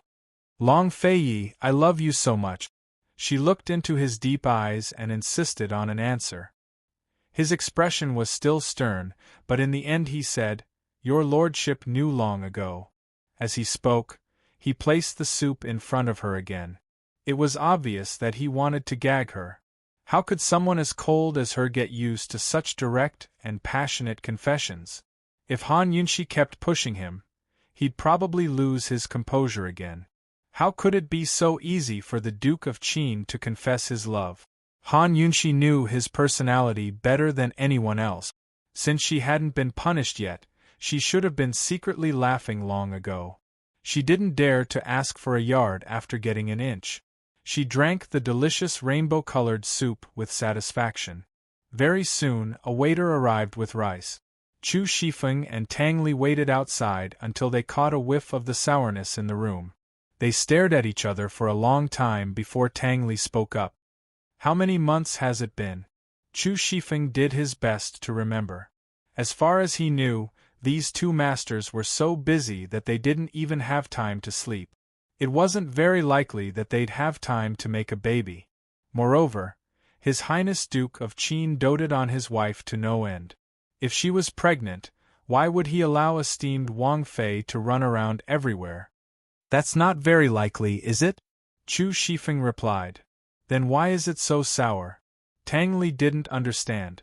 Chu Shifeng didn't understand either, so he did his best to recall. Finally, he remembered that His Highness Duke of Qin had kicked him viciously when he went to Jiangnan's Plum Blossom Sea that night. Could it be that night? Chu Shifeng muttered to himself. Which day? Tang Li didn't understand. As far as he knew, Long Fei Yi couldn't possibly be expecting a child so soon. Han Yunshi was already a weak spot for him to worry about. Maybe it wasn't just that day. They stayed at the Plum Blossom Sea for a few days, Chu Shifeng muttered to himself. Thus, the two of them huddled together to discuss Han Yunshi's stomach and forgot to eat. Inside the room, Han Yunshi had long eaten her fill.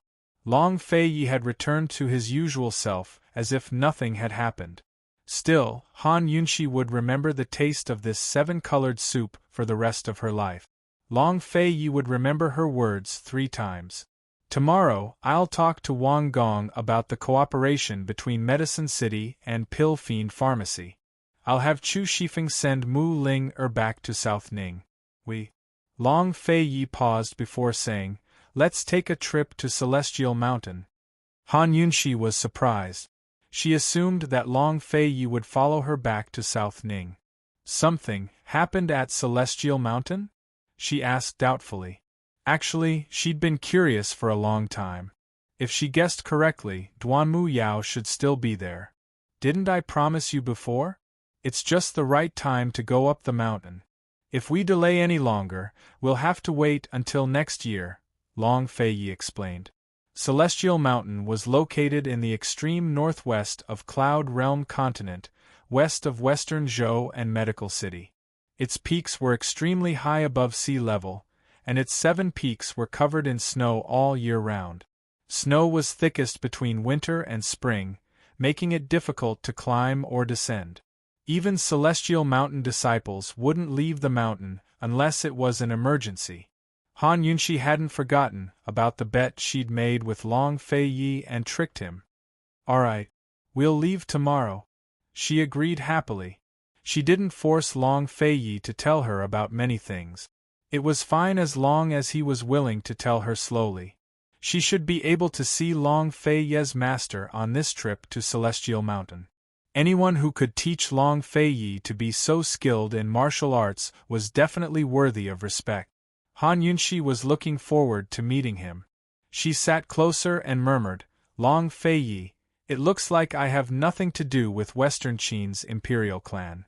She'd always wanted to tell Long Feiyi about this, but Gu was present. It wasn't easy to bring it up, so she dragged it on until now. Her mother was from Medicine City, while her father was from the Poison sect. Neither of them had anything to do with Western Qin. It looked like the Shadow Clan member had come for Lil Thing. Long Feiyi's hands tightened on the armrest, but Han Yunxi didn't notice. He nodded decisively. Han Yunxi sighed. "Ai, what a pity. I was thinking that Western Qin's influence could help you." Long Feiyi gently stroked her bangs. He didn't say anything, but he thought, "Han Yunxi, if you knew that this prince was the East Qin crown prince, would you still have such thoughts?" The matter in Medicine City had finally come to an end. That night, the two of them slept on the same bed and went to bed early. Han Yunxi slept soundly in Long Feiyi's arms. She didn't know that Long Feiyi had been thinking about this the entire night and couldn't sleep at all. Bringing her to Celestial Mountain required a lot of preparation. The next day, they discussed many things with Elder Wang. Han Yunxi then went to the herb forest to say goodbye to the King of Medicine. On the way back, Han Yunxi and Long Feiyi stopped by the poison pond. They'd planned to use the poison pond to trick Jun Yixie, but they hadn't expected the battle to end so quickly. They also hadn't expected to learn so many secrets of the perplexing butterfly illusion here. This trip to Medicine City really hadn't been in vain. Looking at the empty pond, Long Feiyi said indifferently, "It's a good thing you took the poison water back then." The pond full of water and poisonous plants had disappeared into thin air. If Han Yunxi hadn't taken the water back then, where would they have found the water of 10,000 poisons? Han Yunxi snickered. She was about to reply when her vision darkened and she fainted. Chapter 544. Although she was unconscious, Han Yunxi's consciousness was still very clear. She could hear Long Feiyi's anxious voice and knew that Long Feiyi was hugging her. However, she couldn't respond, nor did she have the time to respond. She only felt an overwhelming flood coming towards her. She instinctively wanted to escape, but there was nowhere to run. She was surrounded by water in all directions. She knew that this was poisonous water. Could it be that there was a problem with the poisonous pool? Suddenly, a huge wave came crashing down and Han Yunxi completely lost consciousness.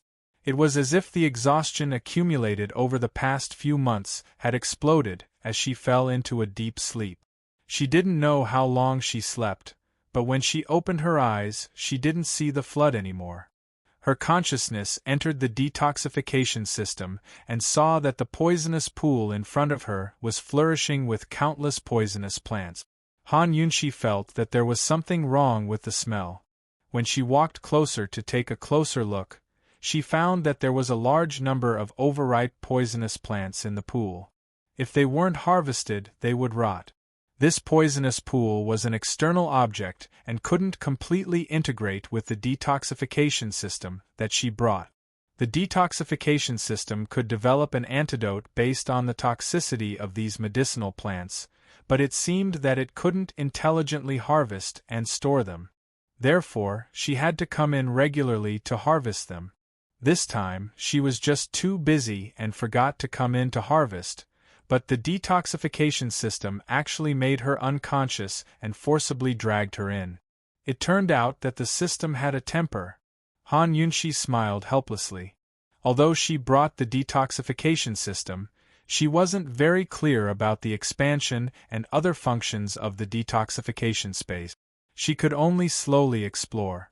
She only hoped that the system wouldn't make her unconscious at a crucial time. Think about it, if one day she suddenly fainted while fighting fiercely with an enemy, she would really be screwed. After tidying up the mature poisonous plants and counting them, Han Yunshi found that there were a total of 10 new poisons. There were no less than 10 stalks of each type. A total of 4 types of antidotes had already been concocted, and the remaining 6 types of antidotes were still being developed. This number was naturally small compared to the amount of antidotes in the detoxification system, but these poisons were brand new. Other than Han Yunshi herself, no one else could solve them. Han Yunshi snickered as if she had picked up a great bargain. In fact, she had indeed picked up a bargain. She wouldn't use these poisons carelessly, because they were meant to be used against poison experts like Jun Yixie. She had long disregarded Jun Yixie. If Jun Yixie didn't know what was good for him, she wouldn't mind giving him a few more poisons when she had the chance.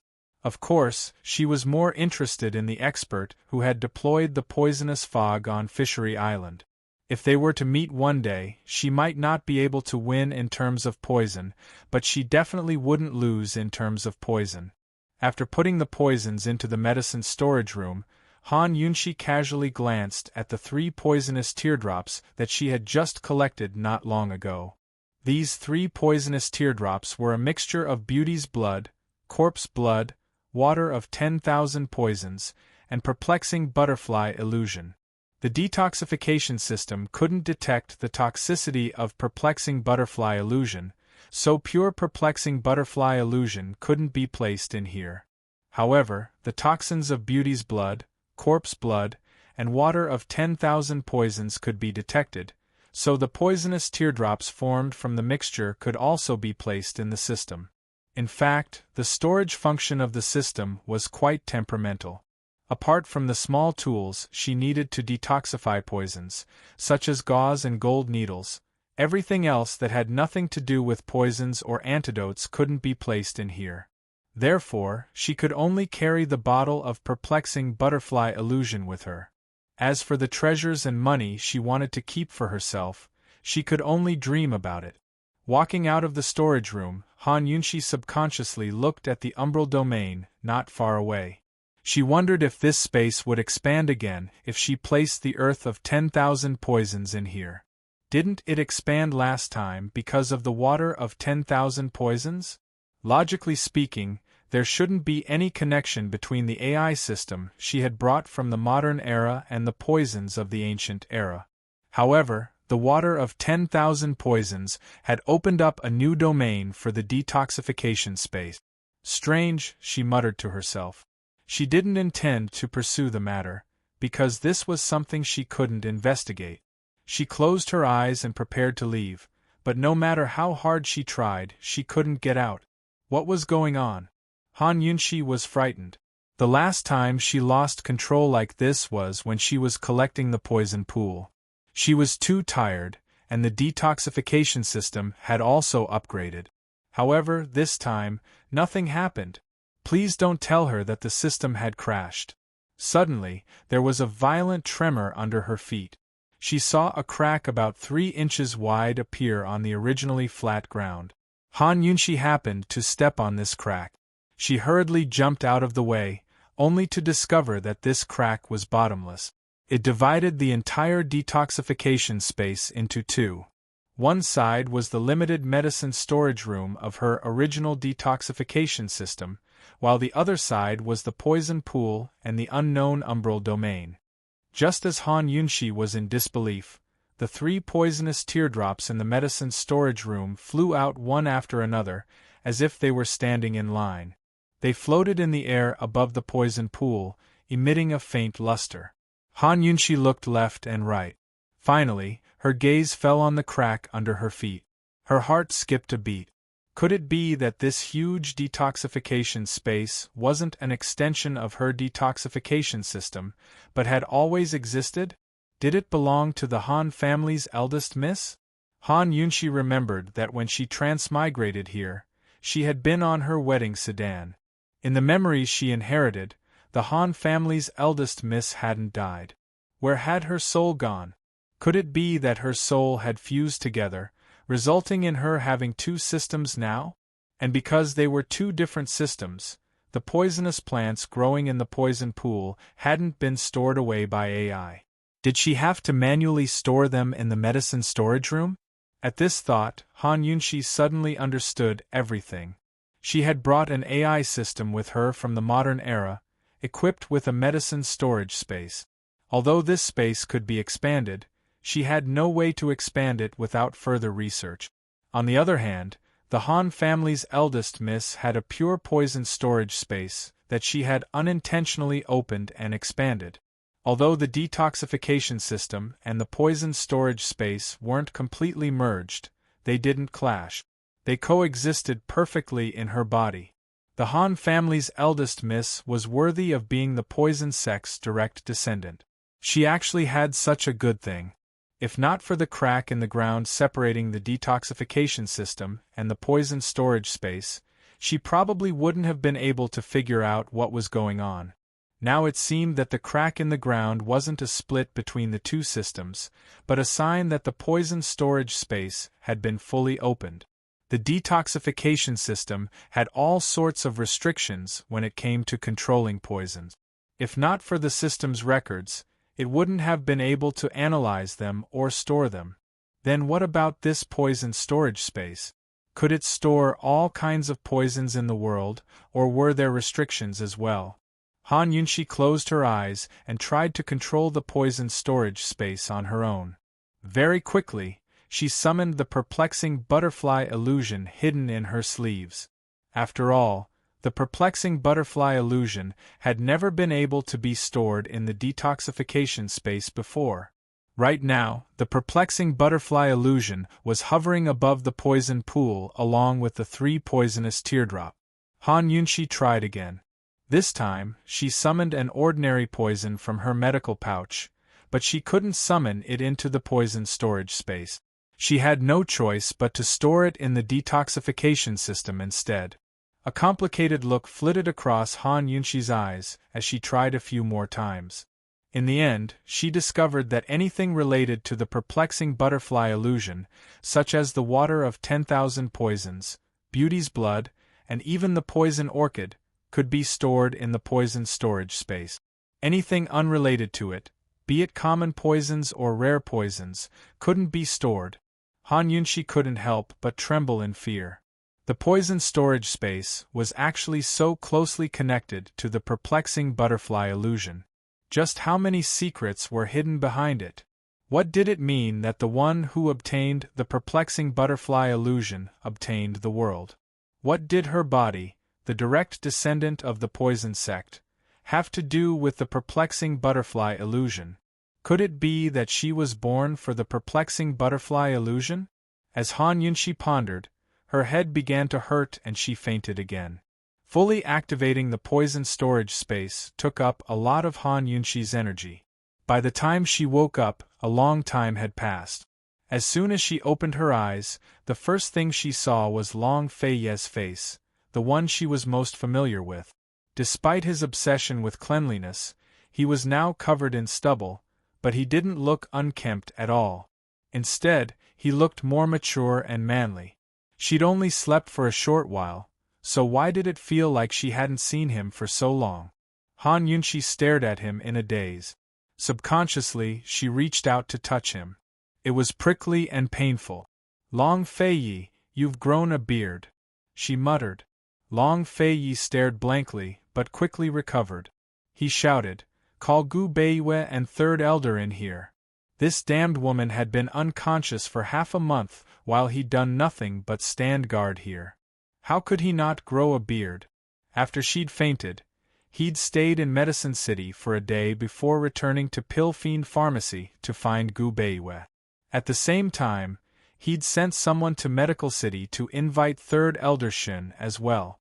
Before the two of them, who were guarding the door, could react, the little thing had already rushed in and jumped onto the bed to squeak. Scram! Long Feiye swept Lil Thing to one side with a wave of his hand. Feeling wronged, Lil Thing crawled to its feet and bared its fangs at Long Feiye. Of course it didn't dare to bite him, but it silently swore that if this big scoundrel quarreled with Mama Yunxi again, it'd kidnap her away. Gu Beiyue and third elder Shen quickly entered the room. Gu Beiyue's steps were clearly faster than third elder Shen's, but despite his impatience, Gu Beiyue still stopped in front of the curtains. Esteemed Wang Fei's finally awake? Great news, great news! Hurry and let old man take her pulse.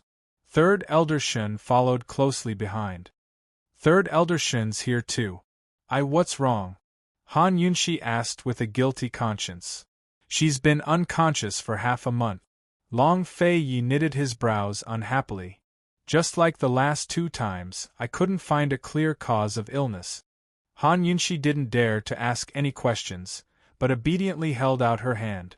Third elder Shen took her pulse for a long time while stroking his beard. It's just as Dr. Gu said. Judging from her pulse, Qin Wangfei's illness is simply due to mental exhaustion.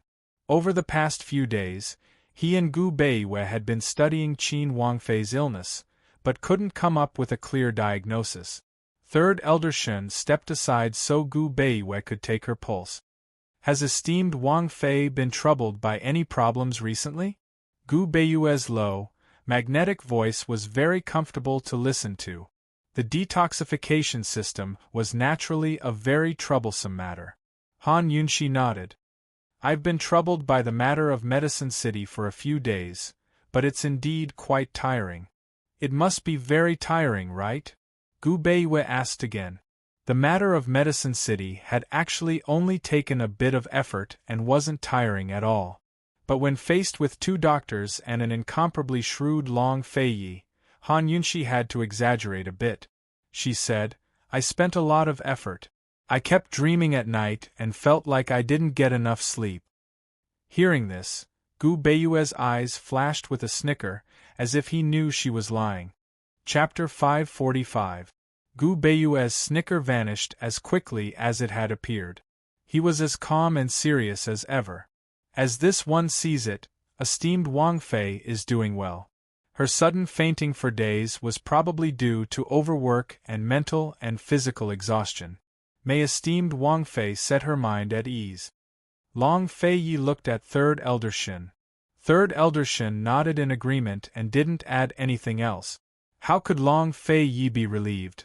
This prince has never heard of someone being unconscious for so long. Your Highness, this one already told you a few days ago that there are cases of people being unconscious due to excessive mental and physical exhaustion. But esteemed Wang Fei being unconscious for so long is a special case. It can be considered a sleep disorder, Gu Beiyue explained. When he said this, third elder Shen thoughtfully said, Old man remembers now. There is indeed a sleeping beauty syndrome, where one would sleep for several years for no reason. Although esteemed Wang Fei's condition isn't like that, it is somewhat similar. When these words were said, His Highness Duke of Qin, who didn't accept any threats, was so scared that his face turned white. He anxiously asked, She wouldn't have contracted that strange disease, right? It doesn't look like it at the moment, but it's hard to say if it will develop into that disease. Third elder Shen was very honest. Long Fei Ye's handsome brows knitted together and he angrily roared, This prince wants a definite answer. Shen Jueming was still Medical City's third elder, so he felt helpless being yelled at like this. But for Qin Wangfei's sake, he could only endure. He didn't say anything. It shouldn't be. Han Yunshi timidly said. Who would have thought that Gu Beiyue would seriously say, Esteemed Wang Fei cannot be careless. For now, it's better to take care of her body and prevent it from happening. How do we prevent it? Long Fei Yi anxiously asked. Gu Beiyue's eyes revealed a smile, but Long Fei Yi was too anxious to notice. Relax, recuperate, and do as you please. Constant joy is the best medicine for the heart. If your Highness is not assured, you can also find some good nourishing products to nourish the Princess Consort's vitality every month. Once her vitality is replenished, she will be filled with vitality. As he spoke, he added, The most important thing to take precautions is not to get angry, sulk, or be sad. Therefore, in the future, I ask esteemed Wang Fei to be at ease. Third elder Shen didn't have a good idea either. He had to agree with what Gu Beiwe said, so he added, "That's the only way." Long Fei Yi listened attentively and did not miss a single word. "What are the suitable medicines? Please make a list." "There are many suitable medicines, but they are not easy to get. The medicine Ghost Valley may not have them," Gu Beiwe said. "List them all out. This prince will have the elders of Medicine City search for them," Long Fei Yi said. Thus, Gu Beiwe didn't hold back and listed out a pile of rare and precious ingredients. Third Elder Shun couldn't help but sigh in his heart at the sight. Gu Beiwe was really too ruthless. 80 to 90% of the ingredients he listed were unique and precious. What he meant by unique was that once eaten, there would never be a second one. As they were leaving, Third Elder Shun couldn't help but ask, "Dr. Gu, the medicines you prescribed, aren't they a bit inappropriate? Although they are precious, their medicinal properties are the mildest. They are very suitable for esteemed Wang Fei. No matter how much she takes, it won't be a problem," Gu Beiwe said seriously. "Old man means." Third Elder Shun lowered his voice. "Isn't it too much?" Gu Beiwe gave Third Elder Shun an irrefutable answer. He said, "Third Elder, no matter what, as long as esteemed Wang Fei is well, His Highness Duke of Qin won't be angry." Third Elder Shun recalled how he had just been yelled at and immediately nodded. "That's true, that's true." Gu Beiwe looked back at the tightly shut door and laughed softly, a little self-deprecating and helpless. If he wanted to dote on her, he could only borrow Long Fei Ye's hands. It was said that when Gu Beiwe's prescription was sent to the Wang family in Medicine City, Elder Wang almost fell out of his chair. When it was sent to the elders, Fourth Elder and Seventh Elder looked at each other and almost cried. Inside the room, Han Yunxi almost cried when she saw the prescription. She knew that the days of messy old hen stew were coming soon. She couldn't help but suspect Gu Beiwe. Did that guy do it unintentionally or deliberately? "What's on your mind? Has it always been there?" Long Fei Ye's words pulled Han Yunxi back from her thoughts. Han Yunxi innocently shook her head. "I'm just too tired. From today onwards, you'll stay in Pilfiend Pharmacy.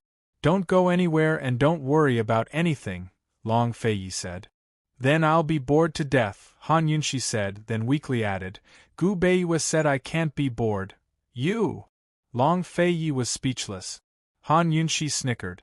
It didn't matter if Gu Beiwe had done it intentionally or unintentionally, she had profited. She couldn't help but laugh. "Long Fei Yi, don't make me angry in the future. The consequences are a little serious." However, Long Fei Yi wasn't joking with her. He replied coldly, "This prince will remember." Although he looked unhappy, he suddenly pulled her into his arms and hugged her tightly. Although he didn't say anything, Han Yunxi could feel his fear. "Long Fei Yi, so even you can feel fear. We met too late and fell in love even later. We've only been together for a few years. It wasn't easy to get close to you, so how could I bear to sleep forever?" They were originally going to Celestial Mountain, but now that Han Yunxi had fallen asleep, they had to return to Pilfiend Pharmacy. Even if they set off immediately today, they wouldn't be able to make it before the snow blocked the road. If they wanted to go, they would have to wait until next summer at the earliest. Han Yunxi was a little depressed, but she quickly got over it. In any case, it was only a few months' time. They'd just taken over Medicine City, so the most important thing for her to do now was to take care of Pilfiend Pharmacy. As for the Poison Sect's Forbidden Grounds, Han Yunxi didn't have the guts to go even if she wanted to.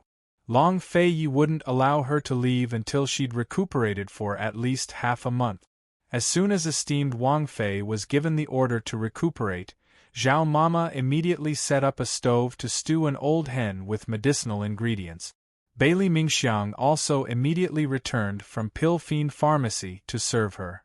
The next day, Long Fei Yi had just left the house when Zhao Mama brought over a bowl of chicken soup with an ambiguous smile. "Esteemed Wang Fei, hurry and drink it while it's hot." Han Yunxi didn't notice at first, but Bailey Mingxiang did. He asked in confusion, "Zhao Mama, What are you smiling about? Zhao Mama didn't answer, but continued to laugh. Han Yunxi was puzzled as well. What's the good news? Tell us so we can all be happy together. Zhao Mama's laughter grew even more cheerful. Esteemed Wang Fei, you're already 3 months pregnant. Why didn't you tell us? Esteemed Wang Fei's pregnant?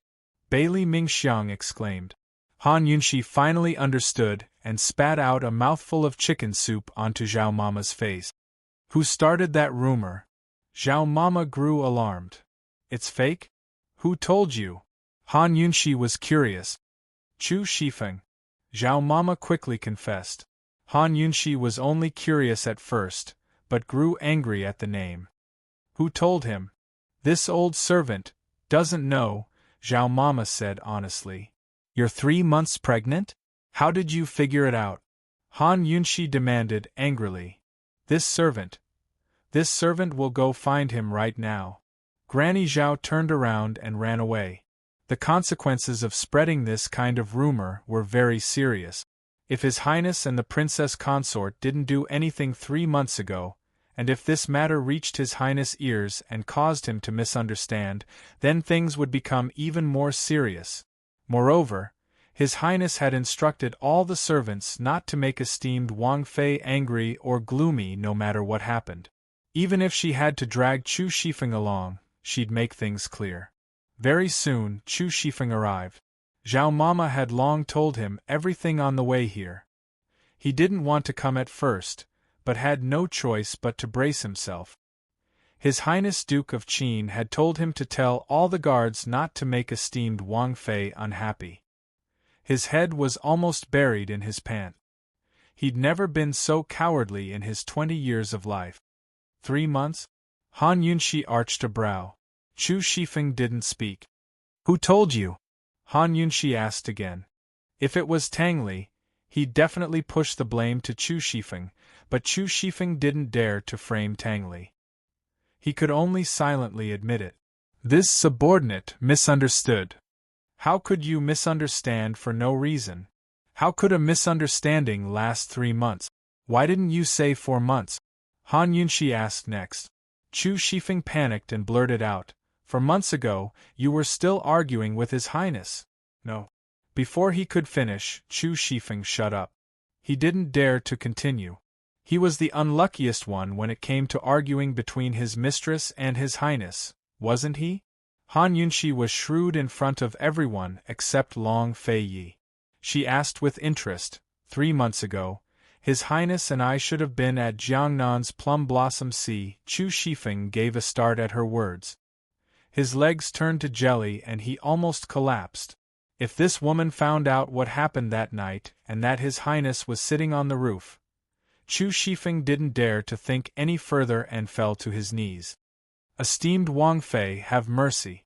This subordinate deserves to die. This subordinate shouldn't have let his imagination run wild. Why did you let your imagination run wild for no reason? Han Yunxi asked next. Chu Shifeng hastened to reply. That day in Medicine City, His Highness ordered a table of vinegar and pickled vegetables. This subordinate thought esteemed Wang Fei was pregnant and had a bad appetite. Don't they say it's easy to lose your appetite in the 3rd month of pregnancy? That's why this subordinate made wild guesses. Zhao Mama and Bailey Mingxiang both laughed at his words. Bailey Mingxiang said, Esteemed Wang Fei, just spare him. It's not easy for a man like him to know such things. Zhao Mama coaxed as well. Esteemed Wang Fei, he only told this old servant in secret. Out of consideration for his good intentions, you should spare him this once. Han Yunxi was still thinking things over when Su Xiaoyu arrived. Esteemed Wang Fei, Mu Ling requests an audience. Han Yunxi didn't argue with Chu Shifeng and let him go. Chu Shifeng rejoiced in his heart and silently vowed never to speak nonsense again, much less let his imagination run wild. She's just too frightening. Mu Ling had been living at Pill Fiend Pharmacy ever since she left Medicine City. She knew that her father and Lady Lianxin wouldn't let the matter rest, but she wasn't afraid. The Mu clan had suffered such a tragic fate that they probably wouldn't be able to find trouble for her anytime soon. As soon as she entered the room, she saw that Han Yunxi was still in good spirits. "Have you slept enough?" she asked impatiently. "Impudent!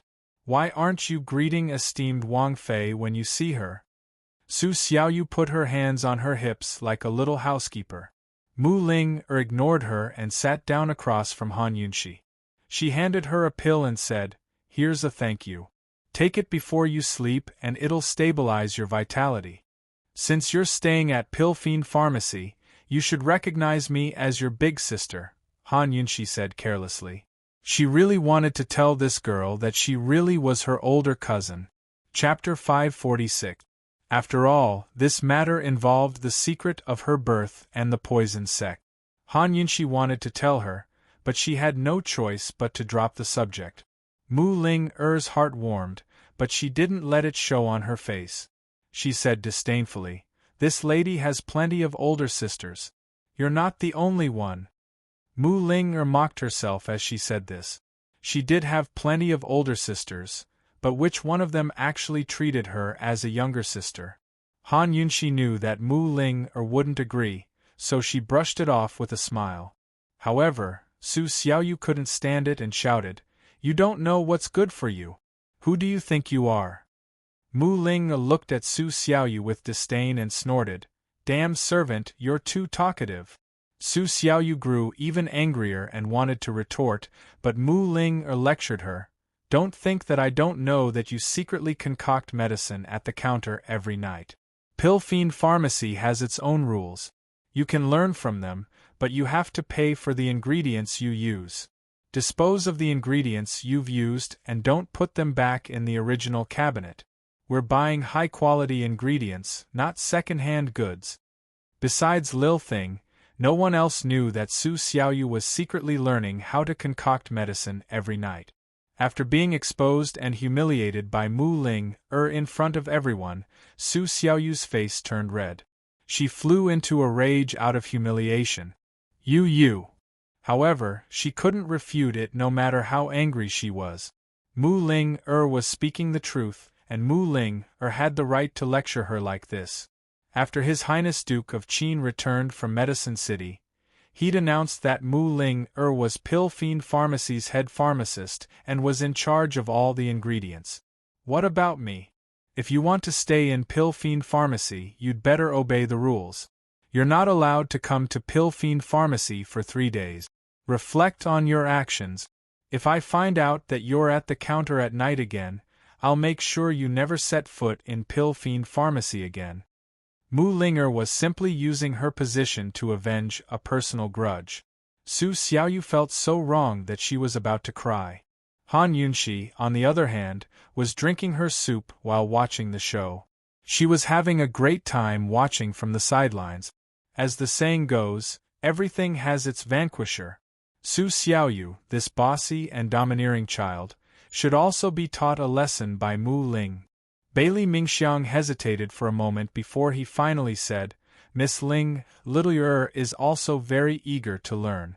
She doesn't have time to learn during the day, and can only use the time at night. She was concocting medicine at the counter because she didn't want to waste the herbs. For the sake of the princess consort, can you spare her this time?" Bailey Mingxiang was smart. After she said that, Mu Linger had to give her face, and Han Yunxi also had to speak up. All right, you won't be punished for 3 days. Just hand over this month's salary to Pill Fiend Pharmacy's accountant," Han Yunxi said indifferently. Mu Linger didn't pursue the matter. If Su Xiaoyu hadn't provoked her, she wouldn't have bothered with her at all. After the matter of calling her big sister was interrupted, Han Yunxi and Mu Linger didn't bring it up again. Instead, they avoided the awkwardness of arguing. Mu Linger had actually only come to see Han Yunxi. That woman had been unconscious for Long Fei Yi, so who would dare to come see her? Seeing that Han Yunxi was fine, she prepared to leave. Han Yunxi called out, "Wait, I also have to go to Pill Fiend Pharmacy. Let's go together." Mu Linger didn't say anything and waited for Han Yunxi to finish tidying up before leaving. Once everyone had left, Su Xiaoyu looked at Bailey Mingxiang and gave a cold snort. I don't need your fake kindness. Bailey Mingxiang frowned at her but didn't say anything. She was more than 10 years older than Su Xiaoyu, so there was no point in bickering with a child. She thought that when Su Xiaoyu grew up, perhaps she wouldn't be so unreasonable. Just as she was about to leave, Su Xiaoyu suddenly said, Since His Highness Duke of Qin has returned, are you going to stay by esteemed Wang Fei's side and refuse to leave? Bailey Mingxiang's heart skipped a beat. When she turned around, she saw that Su Xiaoyu was still glaring at her from behind. She couldn't help but clench her fists. What, are you going to deny it? Su Xiaoyu pressed closer. For the first time in her life, Bailey Mingxiang had the urge to hit someone, but she forced herself to endure it and turned to leave. She was angry and humiliated, but in the end, she still felt a little guilty. That was why she couldn't confidently deny it. If feelings could be controlled, how could they be called feelings? Would she ever be redeemed in this life? Han Yunxi and Mu Ling rode the same carriage to Pilfiend Pharmacy. She didn't say anything the entire way, and Mu Ling was also very quiet. But just as they were about to get off the carriage, Mu Ling couldn't help but ask, where did he go? When she was released from prison, Qi brother didn't go to pick her up. She was already at Pilfiend Pharmacy, but Qi brother was still nowhere to be seen. She didn't dare to ask about the Long Fei Yi, and Han Yunxi was still unconscious. She had waited bitterly for half a month. Han Yunxi pretended not to hear and got off the carriage. Mu Ling was anxious, but she didn't dare to continue asking. Fortunately, Han Yunxi still answered before she got off the carriage. He went to take care of business. He'll be back in a few days. Gu had already said that he was very familiar with the poison sect's forbidden grounds. Moreover, she'd reminded him of many things, so it should be easy to get the 10,000 poisons. Mu Ling's heart bloomed with joy as the sun shone brightly in her eyes. She quickly got to work and organized Pilfiend Pharmacy's medicinal storehouses. She even took the initiative to instruct a few of the pharmacists in the shop. Han Yunxi spent a few days with Gu Beiyue and Mu Ling to discuss the opening of new branches of Pilfiend Pharmacy. In the end, they decided to open Pilfiend Pharmacy in all of Cloud Realm Continent's famous cities and prefectures within 3 months. Previously, they'd only opened one branch because they considered the monotonous supply of medicinal ingredients. Now that Pilfiend Pharmacy was connected to Medicine City, they didn't have to worry about a lack of supplies. Han Yunxi proposed that Pilfiend Pharmacy be split into 2 types, the premium and ordinary shop. One would only sell Pilfiend Pharmacy's ingredients and high-end, while the other would sell Medicine City's ingredients. The goal was to dominate all of Cloud Realm Continent's medicinal ingredients market within 3 years. Mu Ling had no idea that Long Fei Yi had only given Medicine City's Wang clan a year's time to stop all business between Cloud Realm Trade Consortium and Medicine City. She was very serious. Han Yunxi, 3 years is impossible. Gu Beiyue smiled. This one still has the confidence to do so, as long as Medicine City's supply of medicinal ingredients doesn't stop. Mu Ling how about we make a bet? Han Yunxi grinned. Mu Ling wasn't an idiot. After being tricked once, she wouldn't fall for it a second time. She was very guarded against Han Yunxi, especially when Han Yunxi said the word bet. Since Dr. Gu's so confident, I won't pour cold water on you guys, she said lazily. It had to be said that things really did get done quickly with money. With the help of Long Fei Ye's funds, Han Yunxi was able to buy land, shops, renovate, and hire people without a hitch. Within a month, all 20 Pilfiend Pharmacy chain stores were opened. 10 of them were boutiques, while the other 10 were ordinary shops. Han Yunxi introduced a membership system for the boutiques and a big promotion for the ordinary shop. It could be said that she'd played with the modern chain stores and made the already famous Pilfiend Pharmacy even more popular. Cloud Realm Trade Consortium even sent representatives to Medicine City to discuss their cooperation. They kept giving up their profits in the hopes of signing exclusive agreements with Medicine City. The so-called exclusivity agreement meant that once Medicine City signed with Cloud Realm Trade Consortium, they couldn't sign with anyone else. Naturally, Medicine City wouldn't sign such an agreement. The Council of Elders refused with the excuse that they'd yet to elect their members. Cloud Realm Trade Consortium had no idea how to punish Ouyang Ningnua, but he seemed to have vanished into thin air during this time. There was no news of him at all. As for Jun Yixie, he spent a month investigating the 100 Poisons sect before finally discovering Ouyang Ningnua's spy. As for how much Ouyang Ningnua knew about the sect, Jun Yixie couldn't find out. In the end, the spy bit his own tongue and committed suicide. When his master Bai Qingyan investigated the matter, Jun Yixie was severely punished. When he returned to Northernly, the Northern Dynasty's emperors actually refused to see him. After being banned from both Medical and Medicine City, the Northern Dynasty's emperors couldn't deal with the objections of the civil and military officials in court and the imperial clan even if they wanted to protect him. Northernly was very strong, but they didn't dare to offend Medical and Medicine City. Jun Yixie knew that the friendship between his master Bai Yanqing and the Northern Dynasty's emperors, as well as the influence Jun Yixie had built up in Northernly over the past few years, meant that the imperial clan wouldn't really turn on him. However, they still had to put on a show. He knelt in front of the imperial study for 5 days and 5 nights before the Northern Dynasty's emperors finally met him. The two of them discussed something in the study before the Northern Dynasty's emperors issued an imperial edict stripping Jun Yixie of his title as Duke of Kong and demoting him to a commoner.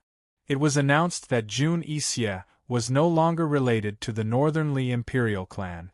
Medical and Medicine City had planned to join forces to pressure the Northernly imperial clan, but they didn't take any further action after hearing the news. As soon as Jun Yixie returned to his residence, he went straight to Bai Qingyan's courtyard. "Master, your disciple can't take this lying down." Bai Qingyan was focused on concocting the poison and ignored him. His adopted daughter, Bai Yuqiao, looked over and giggled. "I told you to take good care of your horse and not to provoke Han Yunshi. You didn't listen, so you deserved it." Although Bai Yuqiao was young, she was still a beauty. Unfortunately for her, Jun Yixie didn't care about the fairer sex and kicked her. Bai Yuqiao didn't have time to dodge and was sent flying. "Impudent!" Bai Yanqing was furious. Jun Yixie trembled and didn't dare to move a muscle. This domineering, arrogant, and haughty fellow would only be obedient and honest in front of his master. He knew that it was his master's idea for the Northern Dynasty's emperors to ruthlessly strip him of his title. Bai Qingyan didn't say anything else until he finished concocting the poison. Then he looked over and said cold, "How is the matter with the carriage going?" "We haven't taken it down yet," Jun Yixie replied truthfully. "How many times do I have to tell you before you'll listen?" Bai Qingyan asked seriously. "Master, Long Fei Yi and Han Yunshi have already taken over Medicine City. We can't just sit around and wait for death. In my opinion, we should spread the news that the poison beast is in Han Yunshi's hands," Jun Yixie said unhappily. "And then?" Bai Qingyan asked. "Then we'll spread the news that the Shadow Clan guy is protecting Han Yunshi. Even if Han Yunshi isn't a Western Qin orphan, we can still use her to lure out the 7 noble families." Jun Yixie had this idea for a long time. Back in the day, his grandfather had personally witnessed the last of the Western Qin bloodline being shot to death. He didn't believe that Western Qin orphans existed. He was more convinced that the Shadow Clan guy was protecting Han Yunshi for the sake of the poison beast. Whether or not Han Yunshi was a Western Qin orphan, this woman was worth using. Bai Yanqing let out a long sigh and asked, "Are you still going to listen to your master's words?" "Master is like a father. I will always obey my father's orders," Jun Yixie replied seriously. "Good. In the future, you are not allowed to make any decisions regarding Han Yunshi and Long Fei Yi without my orders. If you disobey, then I will sever all ties with you, Bai Yanqing said seriously. Jun Yixie couldn't believe it and asked in shock, why? Chapter 547. Although Master had warned him time and time again not to cause trouble for Han Yunxi and Long Feiyi, he had never been so resolute. Jun Yixie looked at Bai Yanqing in disbelief, waiting for an answer. Why? Bai Yanqing was completely focused on handling the small plates of poison on the table, as if he didn't hear Jun Yixie's question. Jun Yixie waited for a long time. He wanted to ask again, but he didn't dare. He knew his master's temper since he was young. It was useless to ask more. He lowered his head, bowed, and turned to leave. However, Bai Yanqing opened his mouth and asked calmly, Little Xia, would Master harm you? Jun Yixie turned around abruptly and saw that his master was still focused on handling the poison and didn't look at him. However, an indescribable feeling welled up in his heart. It had been so many years, and it was rare for his master to call him by his nickname. He stood there for a long time and looked at him for a long time. He didn't seem like the arrogant and merciless Duke of Kong at all. Instead, he seemed like a child who was easy to coax. This disciple obeys master's orders. He bowed respectfully again and turned to leave. He had listened to his master's words since he was young. Everything he had today was planned for him by his master. Of course, his master wouldn't harm him. He would let Long Feiyi and Han Yunxi live happily for a while. He believed that when he had complete control of Northern Li, his master would definitely take action. Not long after Jun Yixie left, Bai Yuqiao climbed up from the grass and returned to Bai Yanqing's side. She found that the poison that her master had been playing with had all disappeared. In its place was a type of blood with a strange aura. Bai Yuqiao knew that this blood was taken from her senior brother by her master. Master had told senior brother long ago that there was nothing special about this blood. It was just the blood of a poisoned fish. However, during this period of time, she had seen her master studying the poison in this blood more than once. It was only after she came to Northern Li that she found out that her master had been hiding something from her senior brother. Just as Bai Yuqiao was feeling suspicious, he inadvertently turned around and met Bai Yanqing's sharp eyes. Bai Yuqiao hurriedly retreated and knelt down. Master, Bai Yuqiao didn't see anything.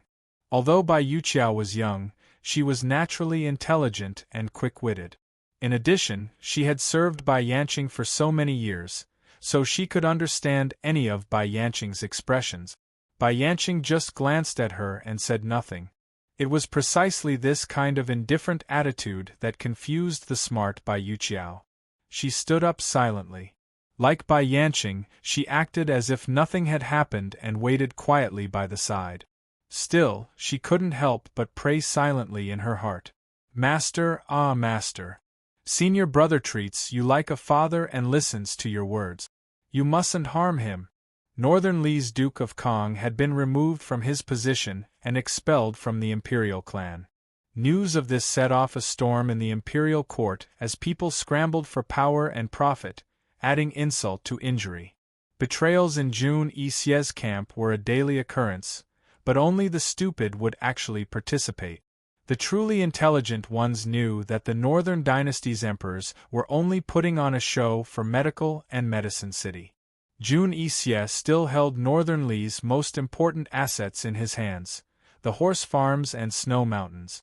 Long Feiyi and Han Yunxi had taken over Medicine City and caused a storm in Northern Li's imperial court. All of Cloud Realm Continent's powers were talking about this with great relish. Even Tianan City and Western Liang City were paying close attention. In Tianan City, Long Tianma had wanted more than once to personally head south and invite the Duke of Qin to join forces against Western Liang and Western Zhou. Unfortunately, General Mu and Mu Qingwu both objected. Your Majesty, the Duke of Qin won't come, Mu Qingwu was certain. Even if he doesn't want to come, we have to find a way to make him come. Long Tianma was clearly irritable. Now that he's even taken over Medicine City, all of Cloud Realm Continent's southern regions are under his control. If we don't invite him now, then when? General Mu finally broke into a cold laugh. Your Majesty, if the Duke of Qin wanted to come, he would have done so long ago. Why wait until you invited him? As this old official sees it, Your Majesty should keep an eye on Western Liang instead of worrying about the Duke of Qin. I heard that Empress Chu's belly is already 3 months old. Using Chu Qingga's belly to deal with the Chu clan was much easier than targeting the Duke of Qin. Hearing General Mu's reminder, Long Tianma's restless heart finally calmed down. Emperor Tianhui's illness had long been beyond cure. As long as Chu Qingga didn't give birth to a prince, the Chu clan would have no chance at all. As for the adult princes in Western Liang, Long Tianma didn't care about them at all. Long Tianma looked at General Mu seriously and murmured, "Zhen knows what to do." It was unclear what Long Tianma was planning, but Emperor Tianhui's illness was getting worse by the day in Tianliang City. Meanwhile, Chu Qingga's baby was already 3 months old. As soon as she found out she was pregnant, Chu Qingga's first thought was to kill the father, but Chu Tianyin stopped her. No matter whether she was pregnant with a boy or a girl, the child would definitely be a boy. Chu Tianyin had already prepared everything. Even so, Emperor Tianhui couldn't die, because there were still 4 other imperial princes in Western Liang. All of them coveted the throne and wanted Emperor Tianhui's life even more than Chu Tianyin. If Emperor Tianhui died before Chu Qingga's child was born, then there was no way the throne would fall to his unborn child. Thus, Chu Qingga not only had to think of ways to stabilize Emperor Tianhui's condition, but also guard against the 4 imperial princes' schemes.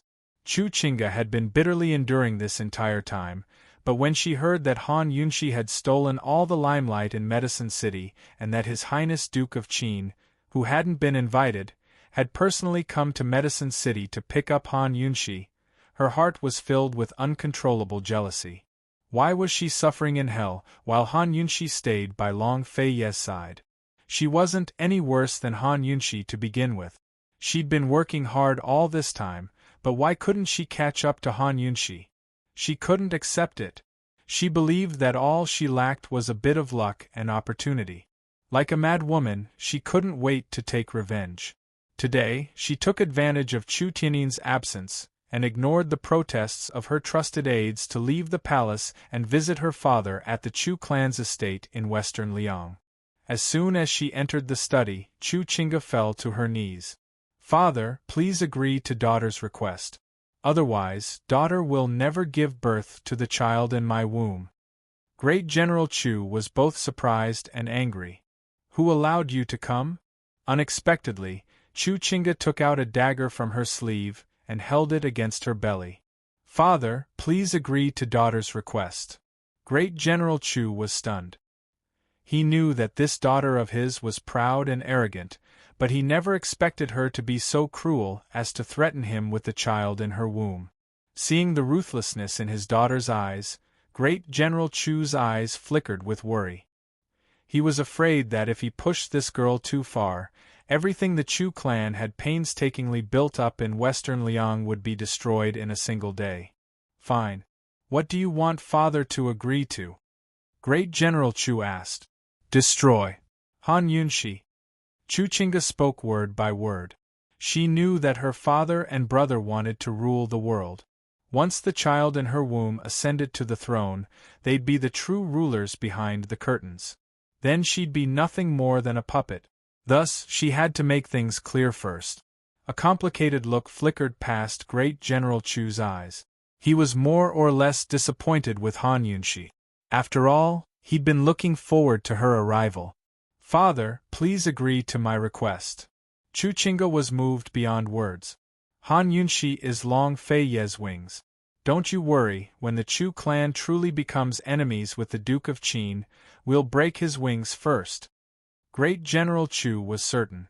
"I want everything related to Han Yunshi to be under my control." Chu Qingga made her demands clear. "You!" Great General Chu was furious. You're simply making trouble. Chu Chinga didn't speak. Instead, her dagger pierced through her clothes. Alarmed, Great General Chu immediately rushed over, but Chu Chinga only grew more ruthless. I agree to your request. Great General Chu practically roared, afraid that he'd be too late. Forgive daughter for being disrespectful, but daughter hopes father can swear an oath, Chu Chinga said seriously. Great General Chu was about to suspect that his daughter had lost her mind, but he had no choice but to comply. The only thing he rejoiced in was that this damned girl hadn't asked him to swear not to kill Long Feiyi. He had long known of her feelings for the Duke of Qin. With her father's promise, Chu Chinga was finally satisfied. She walked out of the courtyard and looked up at the blue skies of West Liang, one hand stroking her slightly protruding belly. She told herself to endure a little longer. 7 more months and it'll all be over. Far away in South Ning City, Han Yunshi had no idea that hatred was growing in the distance. She'd been busy at Pill Fiend Pharmacy dealing with medicinal ingredients and was in a good mood. After fainting last time, she hadn't dared to rush into the poison storage space. Instead, she'd rested enough to enter 2 or 3 times to make sure everything was going smoothly. Finally, she set her sights on Lil Thing. Today, Lil Thing was curled up like a cat sleeping by Gu Beiyue's side. Han Yunshi had to search for half a day before she found it. She walked over and pretended to be careless as she picked up Lil Thing in her arms. Lil Thing opened one eye and saw that it was Mama Yunshi. It immediately looked around with both eyes and saw that Batty Long wasn't around. Finally, it relaxed and snuggled up in Mama Yunshi's arms for a while before curling up into a ball and falling asleep.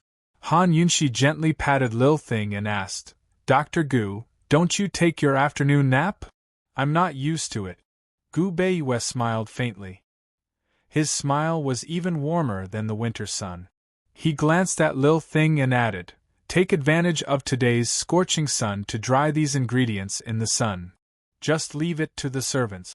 You're the head doctor, yet you're doing it yourself? Han Yunshi smiled. These ingredients are precious, so I don't feel at ease, Gu Beiyue said seriously. Han Yunshi was fretting over an excuse to leave, so she quickly said, Then I won't disturb you any longer. As soon as Han Yunshi left, Lil Thing immediately woke up. It stared at Gu Beiyue, its shifty eyes darting around. It was obvious that it didn't want to be separated from the gentleman. Still, it didn't refuse Mama Yunshi's embrace. Ever since Papa Long and Mama Yunshi had gotten back together, it hadn't slept in her arms again. Only when the gentleman's thin figure was out of sight did Lil Thing obediently go back to sleep. Neither Lil Thing nor Han Yunshi knew that Gu Beiyue's figure had vanished into thin air as soon as they left. By the time Gu Beiyue reappeared, he had followed Han Yunshi to the Duke of Qin's leisurely cloud pavilion. He stood outside the window and took in everything inside, but Han Yunshi was completely oblivious to his presence. Chapter 548. Han Yunshi hugged Lil Thing as she sat in the study, taking a few deep breaths before slowly closing her eyes. The detox system couldn't take in living things like this, so she used the poison storage space instead.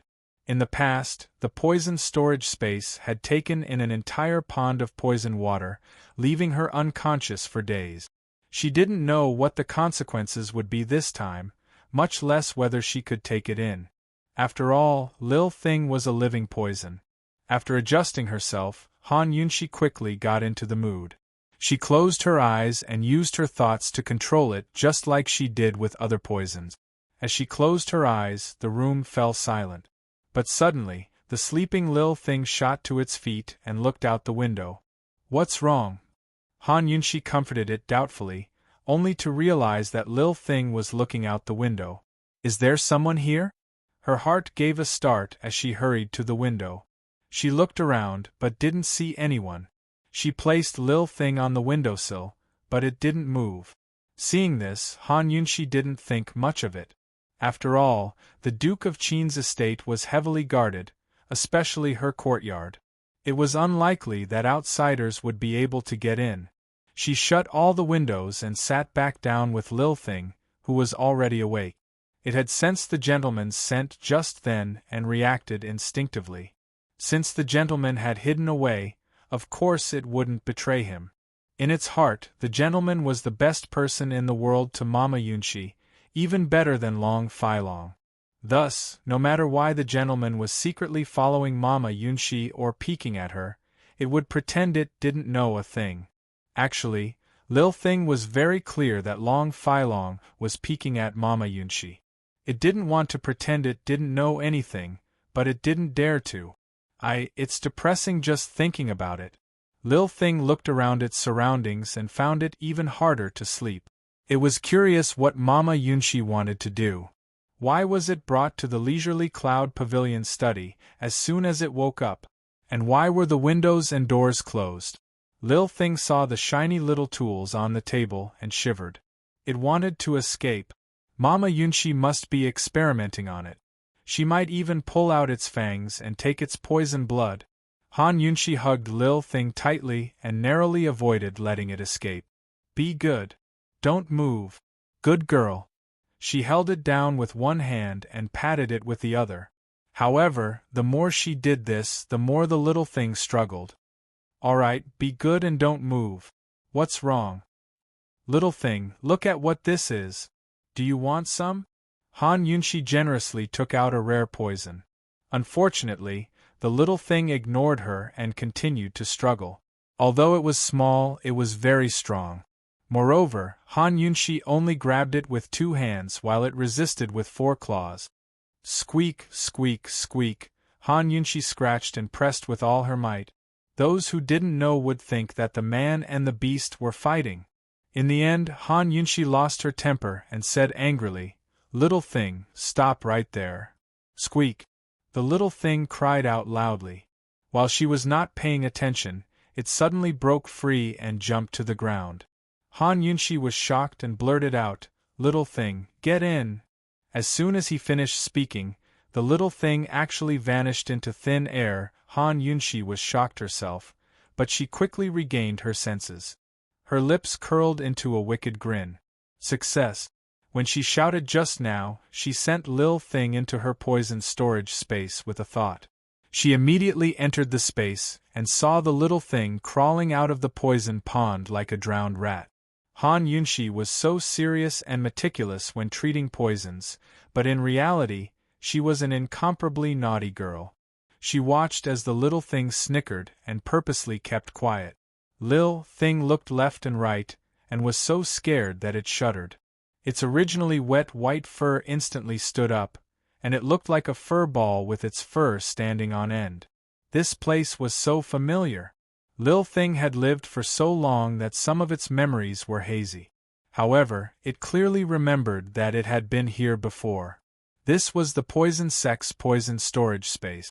Not every poison sect disciple could cultivate such a space in their minds, but some were lucky enough to be born with such a treasure. All they needed to do was find a way to open it. Of course, whether it was a space cultivated through hard work or born with it, the chances of it appearing were very small. Even if some people were born with it, they'd never be able to open it in their entire lives, much less know of its existence. Lil Thing had lived for so long, but this was only its second time here. The first time had been so long ago that it had even forgotten who it belonged to. Now it finally understood why Mama Yunshi could take out so many good things from her little medical pouch for it to eat. So there was a hidden universe behind the scenes. Lil Thing looked around before suddenly closing its eyes. It did its best to communicate with Mama Yunshi through its consciousness, but it couldn't find her no matter how hard it tried. It looked like Mama Yunshi's space had just been opened and needed to be upgraded. Although it was a little disappointed, Lil Thing still held on to hope. It believed that one day it could enter the poison storage space and communicate with Mama Yunshi through its consciousness. Then it could tell her many, many secrets. For example, its gentleman had always liked Mama Yunshi, or that Baddie Long had done all sorts of bad things behind Mama Yunshi's back, or that goo was actually a poison goo human just like itself, undying and indestructible. Would there be such a day? Would it be far off? Lil Thing didn't know. Seeing that there was no one else around, Lil Thing's round, black eyes turned shifty. It looked around again to make sure Mama Yunshi wasn't around before plunging headfirst into the poison pond. Han Yunshi was puzzled at first. Was Lil Thing trying to commit suicide by jumping into the water? But soon enough, she realized what was going on. Lil Thing, get up here. Right now. Han Yunshi shouted as she rushed over, but it was already too late. In a flash, the water level in the pond had dropped significantly. The water of 10,000 poisons was far more delicious than any other poison in this space. How could Lil Thing miss out? It wasn't clear whether Lil Thing was too engrossed in drinking or just pretending not to hear, but it didn't come out even after Han Yunshi shouted 2 or 3 times. Han Yunshi was quick-witted enough to make Lil Thing fly out of the pond and land on the ground. Right now, Lil Thing was completely drunk. It stuck out its round belly and burped before collapsing head first onto the ground and fainting.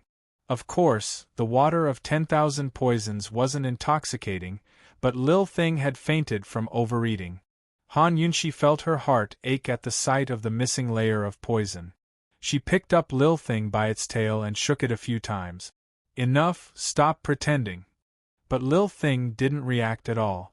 Could it be that it ate too much poison at once and needed strength to digest it slowly? So, it was actually recovering its body? Lil Thing's teeth contained the poison of the poison beast, one of the 9 great poisons that could counter perplexing butterfly illusion. Han Yunshi hesitated for a moment before carrying Lil Thing to the edge of the pond and casually tossing it in.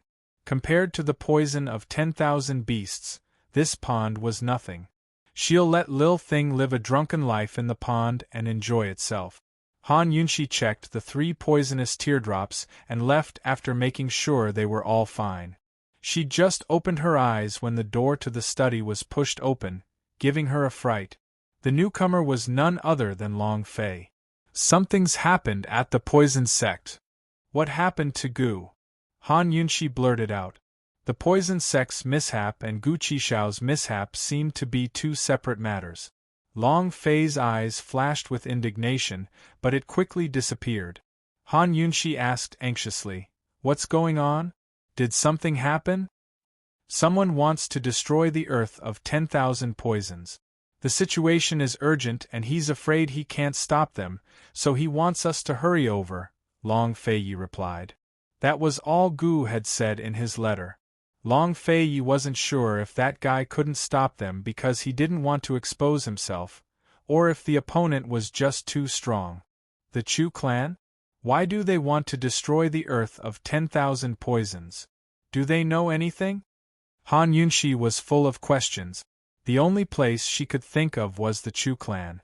Last time, they'd met the Chu siblings and Duanmu Bei in the underground palace of the poison grounds. He didn't say, "Pack up and we'll head out immediately." Long Fei didn't make any guesses, but he'd kept an eye on the Chu clan for a long time. If it really was the Chu clan this time, he didn't mind stirring up trouble in Western Zhou. The Chu clan was so powerful in Western Liang that they must have forgotten about the existence of Western Zhou's imperial family. Long Fei and Han Yunshi didn't delay. After packing up and handing over a few things, they set out that very afternoon. Han Yunshi didn't tell Mu Ling about this, so Mu Ling worked diligently in her pharmacy while humming a little tune. She had no idea that her Qi brother was in grave danger. Han Yunshi and Long Fei were in a hurry, so they couldn't take a carriage. They only knew how to ride horses. As soon as Han Yunshi left the back door, she saw that Chu Shifeng had prepared 3 horses. Long Fei and she each had one, while Chu Shifeng had just the right amount. As Long Fei mounted his horse, she prepared to do the same, but a white figure suddenly flew down from the roof and landed on the horse's back. The figure turned back with a slight smile, his otherworldly aura stunning the world. Unfortunately, the world collapsed as soon as he opened his mouth. "Sister-in-law, if you don't go over now, my big brother's going to get angry," Tang Li chuckled. This horse was his. Han Yunshi didn't have time to banter with Tang Li. She looked back at Long Fei Yi and saw that Long Fei Ye's saddle was for 2 people. She obediently walked over. Long Fei Ye's face was expressionless. He didn't say a word as he pulled Han Yunxi up, but as soon as she steadied herself, his large hands circled around her waist. So tight, so tight. Long Fei's actions were both punishment and protection, because as soon as he lashed out with the whip, the horse shot out like an arrow from a bow and began to gallop. It was so fast that Chu Shifeng and Tang Li couldn't catch up. They could only follow in silence and prepare a few more horses to keep them from dying of exhaustion. It would take at least half a month to get from South Ning City to the Poison Sect's forbidden grounds in Medicine City. Would they make it in time to help Gu? Just who did Gu run into at the Poison Sect's forbidden grounds? What happened? 3 days after Long Fei Yi and Han Yunxi left, Gu Beiwei used the excuse of going to a branch store to leave the main branch in South Ning. Where was he going?